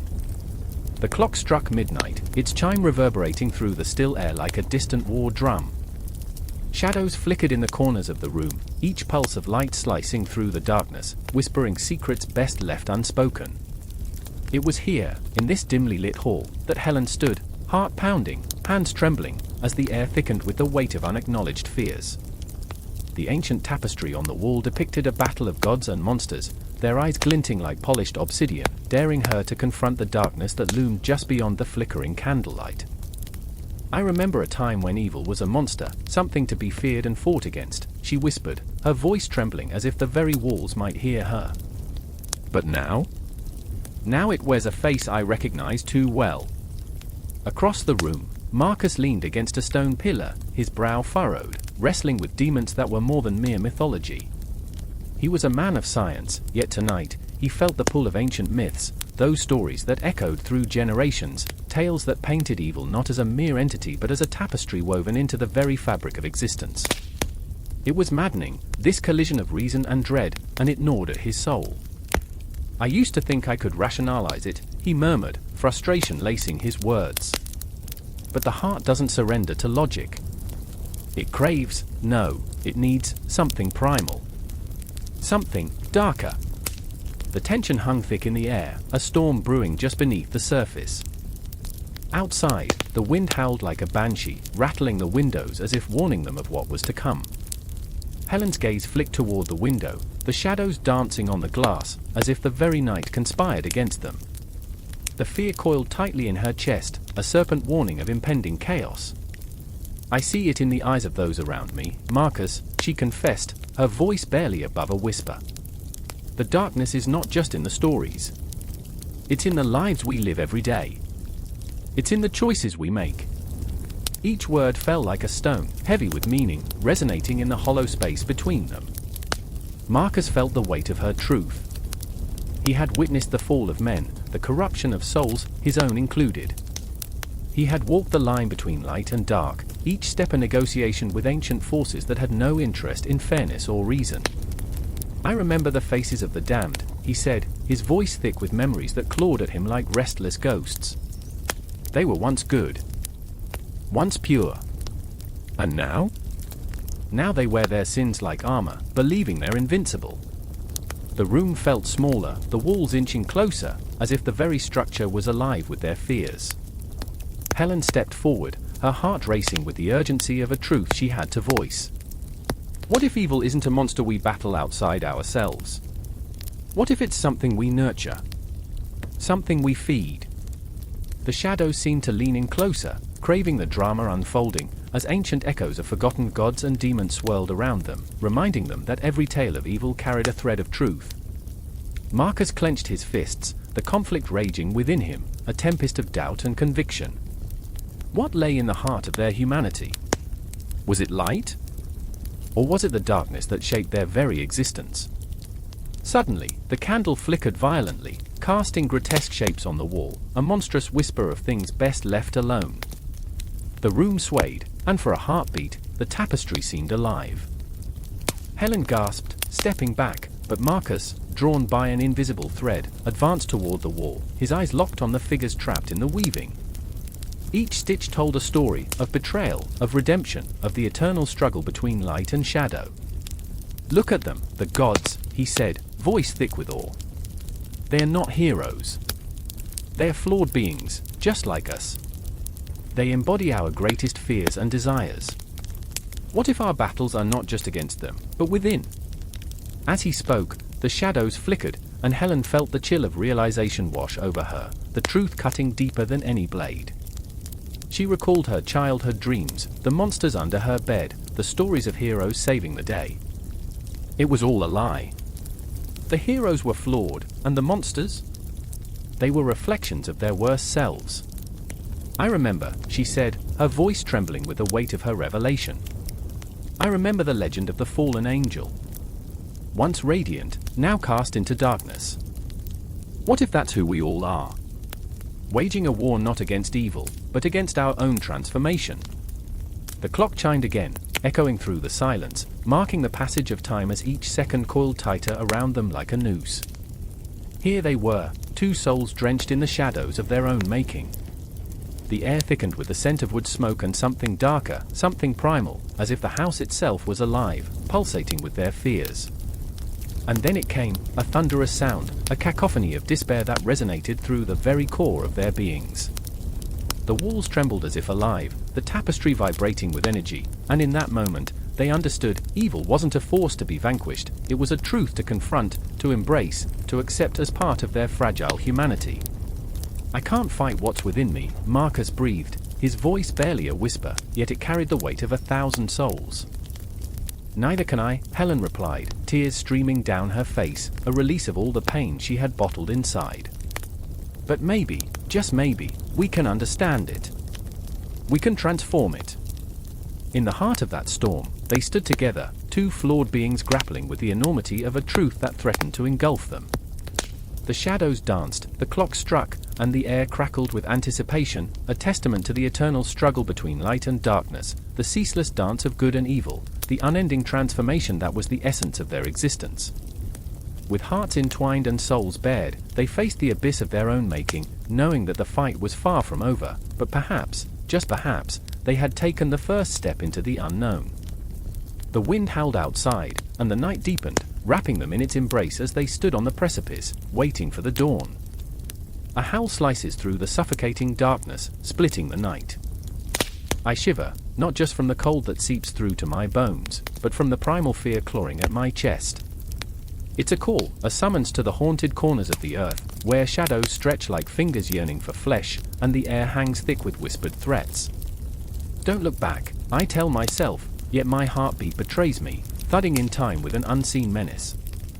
My breath is shallow, panicked, a pulse that vibrates with history, a tangled web of tales where evil is not just a presence, but a character in this grand, ancient play. Cyrus, my companion, stands rigid beside me, his eyes wide, two moons reflecting a haunted sky. He is a historian trapped between the grip of reason and the pull of supernatural dread. It's just stories, he mutters, but the tremor in his voice is a betrayal of his bravado. I see it in the way his fingers twitch, as if they crave the comfort of a sacred text, a scripture that distills the chaos into coherent terror.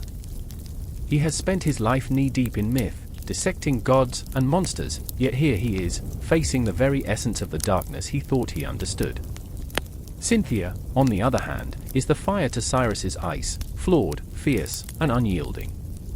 Her laughter, once a melody that wrapped us in warmth, now echoes hollow, disturbed by the unraveling of our reality. I remember the night we uncovered the ancient scrolls, her eyes sparking with excitement as she read aloud the names of the wicked, Kali and Set, Loki and Ahriman. Each name dripped with malice, resonating in our chests like a dirge. These evils are metaphors, nothing more, she had said, but the chill that ran down my spine that night was no metaphor. Now, as we stand on the edge of a forgotten world, the lines between myth and reality dissolve like smoke. Do you feel it? I urge, my voice barely a whisper against the cacophony of the unseen. The air vibrates with an energy that pulls at our very souls, heavy with incarnations of dread. Shadows dance, twisting into familiar forms, those ancient deities who have whispered to us through the ages, seducing our imaginations with their wickedness. I shudder at the thought of their laughter, a sinister symphony that carries tales of betrayal, jealousy, and blood. Kali, the goddess of time and change, holds a mirror to our fears, her many arms slicing through our reality, each blade a sharp reminder of the chaos we all carry within. Evil doesn't lurk in the dark. It lives, it breathes, it thrives in our hearts, Cynthia had said once, her voice a chilling echo in my mind. I remember the way her eyes had glinted with madness as she spoke those words, how the night around us had seemed to thicken with her conviction. Now, with that madness creeping closer, I strain to hold on to the fragments of reason, but they slip like sand through my fingers. We can't let them in, Cyrus implores, desperation lacing his voice. He grips my arm, but it's Cynthia who stands on the precipice, her shadow stretching to meet the darkness, as if beckoning it closer. Why not? She challenges, her words a taunt, a dare. What if the stories are true? What if they're waiting for us to awaken them? I want to scream, to pull her back, to shake her from this beautiful madness, but fear wraps around my throat, binding my words. The darkness swells, breathing down our necks as we inch closer to the edge of something vast, something terrifying. Memories of ancient horrors flood my mind, stories of gods who devoured dreams and nightmares that feasted on the innocent. Kali's laughter ripples through the night, a taunting reminder that evil wears many faces, that sometimes the scariest monsters are those that dwell within us. With a sudden lurch, the shadows pulse with life, and I can almost hear the voices of ancient deities mingling with the wind. Do you want to know what it means to be truly alive? They whisper, as if inviting us into their dark embrace. To dance with evil, to understand it, to become it.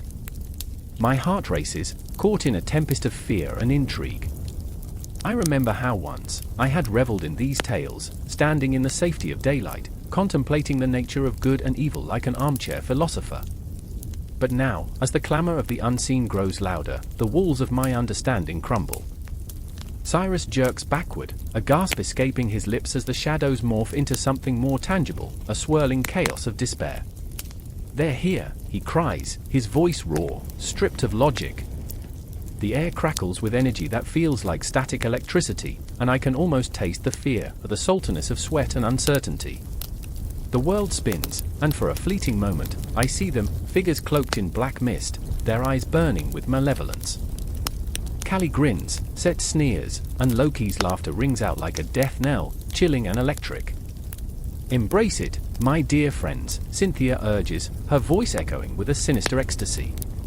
She steps forward, crossing the line, her silhouette swallowed by the shadows. "You can't run from what you are." I scream her name, but it's a sound lost to the night. My heart beats furiously, a warning that thrums in my ears, but the darkness is seductive, promising revelations beyond the veil of mortal fears. I feel the grip of the past tightening, the stories of evil deities, of betrayal and anguish, sinking into my skin like poison. "Will you stand with me?" the shadows seem to ask, their voices a chorus of ancient dread, a call to the heart of humanity's darkest impulses. I want to deny them, but a part of me whispers back, drawn into their chaos, a moth to a flame, a soul craving understanding, even if it means flirting with the abyss. Cyrus reaches for me, his eyes wide with fear and a desperate need for connection. In that moment, I see the glimmers of our humanity, the struggle, the desire to make sense of the incomprehensible, to find light even in the shadows. "We need each other," he breathes, a plea that trembles on the edge of despair. A heartbeat, then two, then a rush of air, heavy and electric. The darkness sizzles, alive with the weight of our choices. And as we stand on the brink of something unfathomable, the line between fear and understanding blurs, a haunting reminder that sometimes, to confront the evil that lurks in the shadows, we must first face the darkness within ourselves.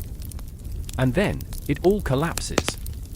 The echoes of laughter, the whispers of ancient horrors, they swirl around us like a storm, pulling us deeper into the depths of our own souls, where the true confrontation begins. The moon hung heavy, a silver coin tossed carelessly into the abyss, illuminating the cobblestone streets of an ancient city pulsing with the rhythm of shadows. I stood, breath catching, heart pounding, as the wind whispered secrets, secrets of the witches, the cursed, the forgotten. Each gust pulled me deeper into a night thick with dread and electric possibility. A chill coursed through my veins, the kind that screamed of something lurking just beyond the edges of vision. "What do you want from me?" I shouted into the darkness, voice trembling, bouncing off the cracked walls that had heard centuries of confessions, betrayals, and blood. The answer came not in words but in the scuttling of a rat, its tiny claws echoing the relentless march of time. Time, that cruel mistress, ever watching, ever waiting, with a sly smile barely perceptible in the moonlight. Across the street, Ilara stood, a tempest in a tattered cloak, her wild hair haloed like a crown of thorns. I could see the raw edges of her soul, the fury and fragility battling within her. She was the one who had called me into this mess, weaving spells with her fingertips, invoking gods that should have remained slumbering. "They're not evil," she had insisted, fire dancing in her eyes, "they're misunderstood." Misunderstood. The word hung heavy between us, a chasm we both feared to cross. I shook my head, haunted by the echoes of old rituals, blood-soaked altars, and the screams that shattered the stillness of the night. "You think they'll listen? You think they'll spare us?" I could feel the fear pooling in my stomach, curdling like sour milk. I was a coward, in love with my own safety, while Ilara danced with the abyss, daring it to blink.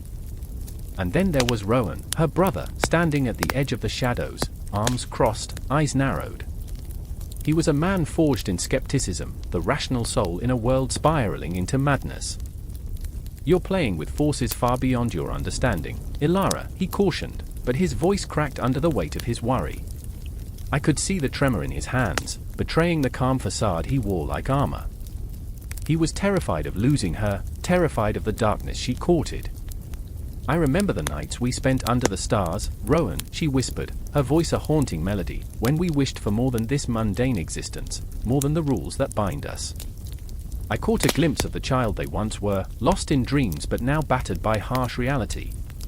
The gods they invoked were not benevolent, they were tricksters, seducers of the foolish, and yet Elara was entranced, circling the fire of her own making.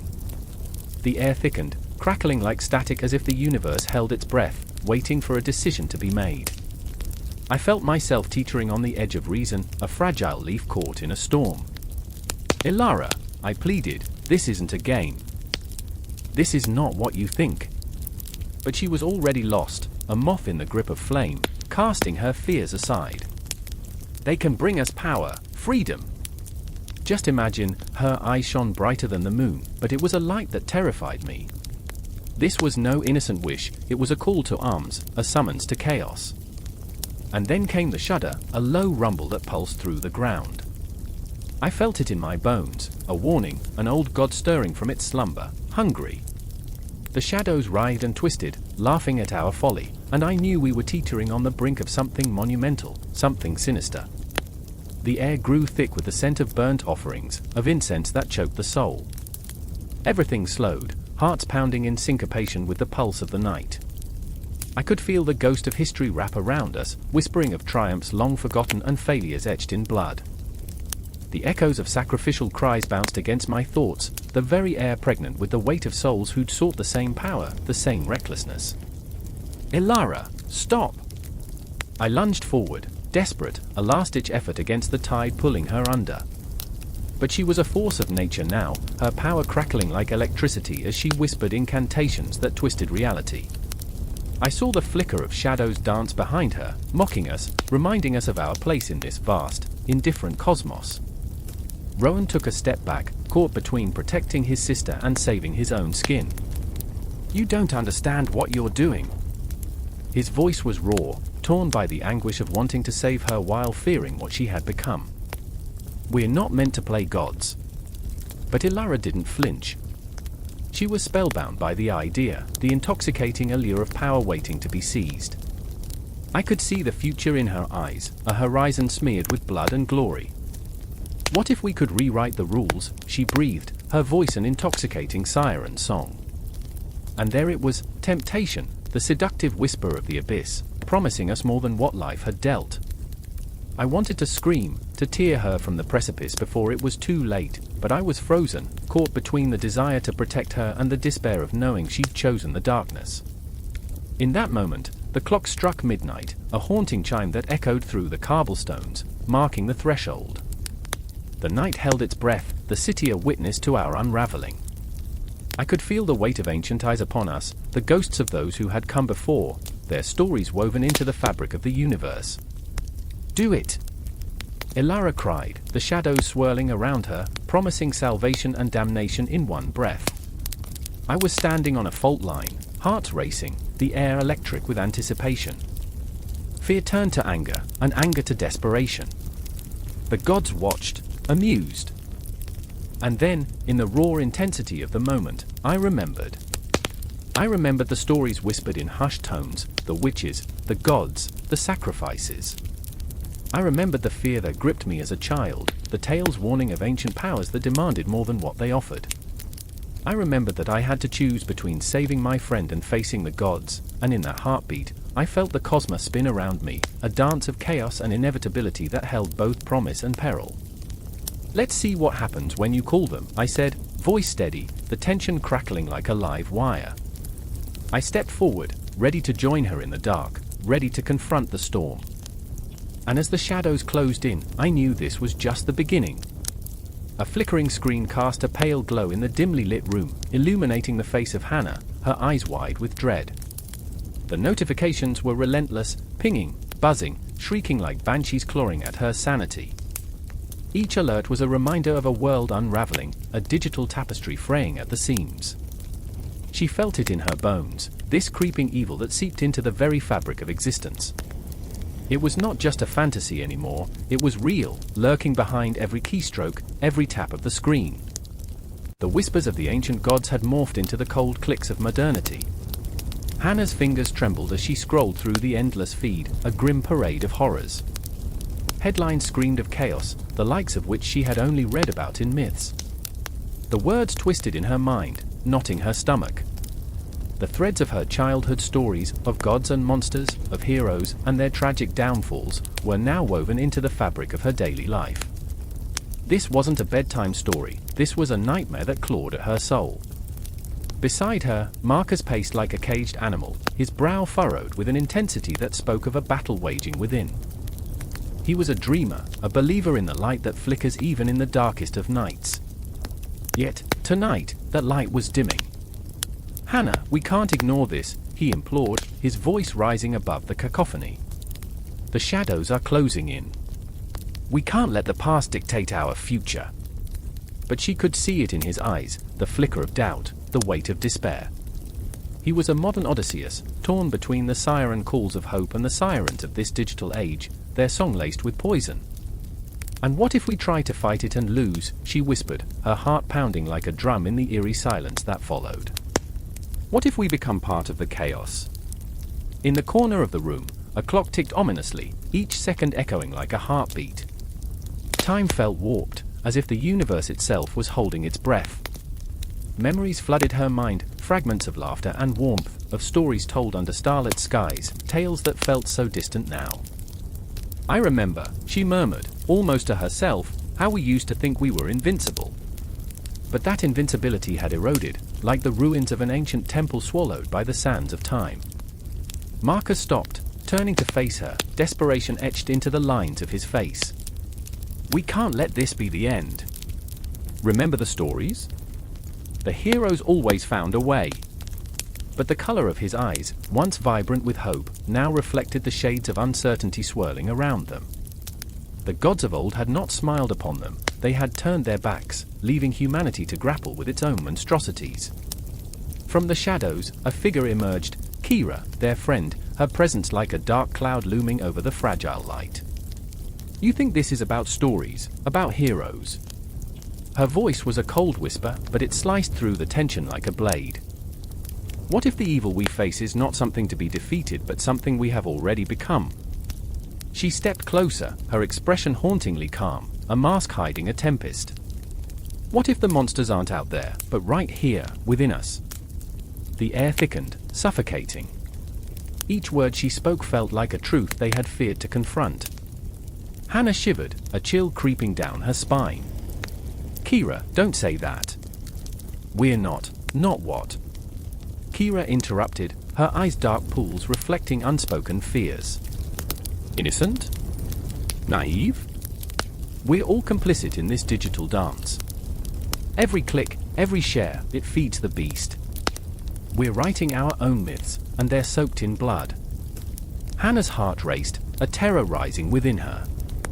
She clung to the remnants of hope, but the weight of despair pressed down like a leaden sky. "But we can change it. We can write a different story." Her voice cracked, desperation clawing at her throat. Her hands trembled, gripping the edge of the table, knuckles white as she fought back the tide of hopelessness.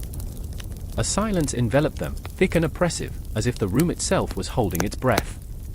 The glow of the screen flickered, shadows dancing ominously along the walls, twisting into grotesque shapes that seemed to mock their struggle. Time distorted as they stood on the precipice, teetering between light and darkness, memories and reality, hope and despair. "I remember," Hannah whispered again, her voice barely audible. "I remember the stories that taught us about love, about sacrifice.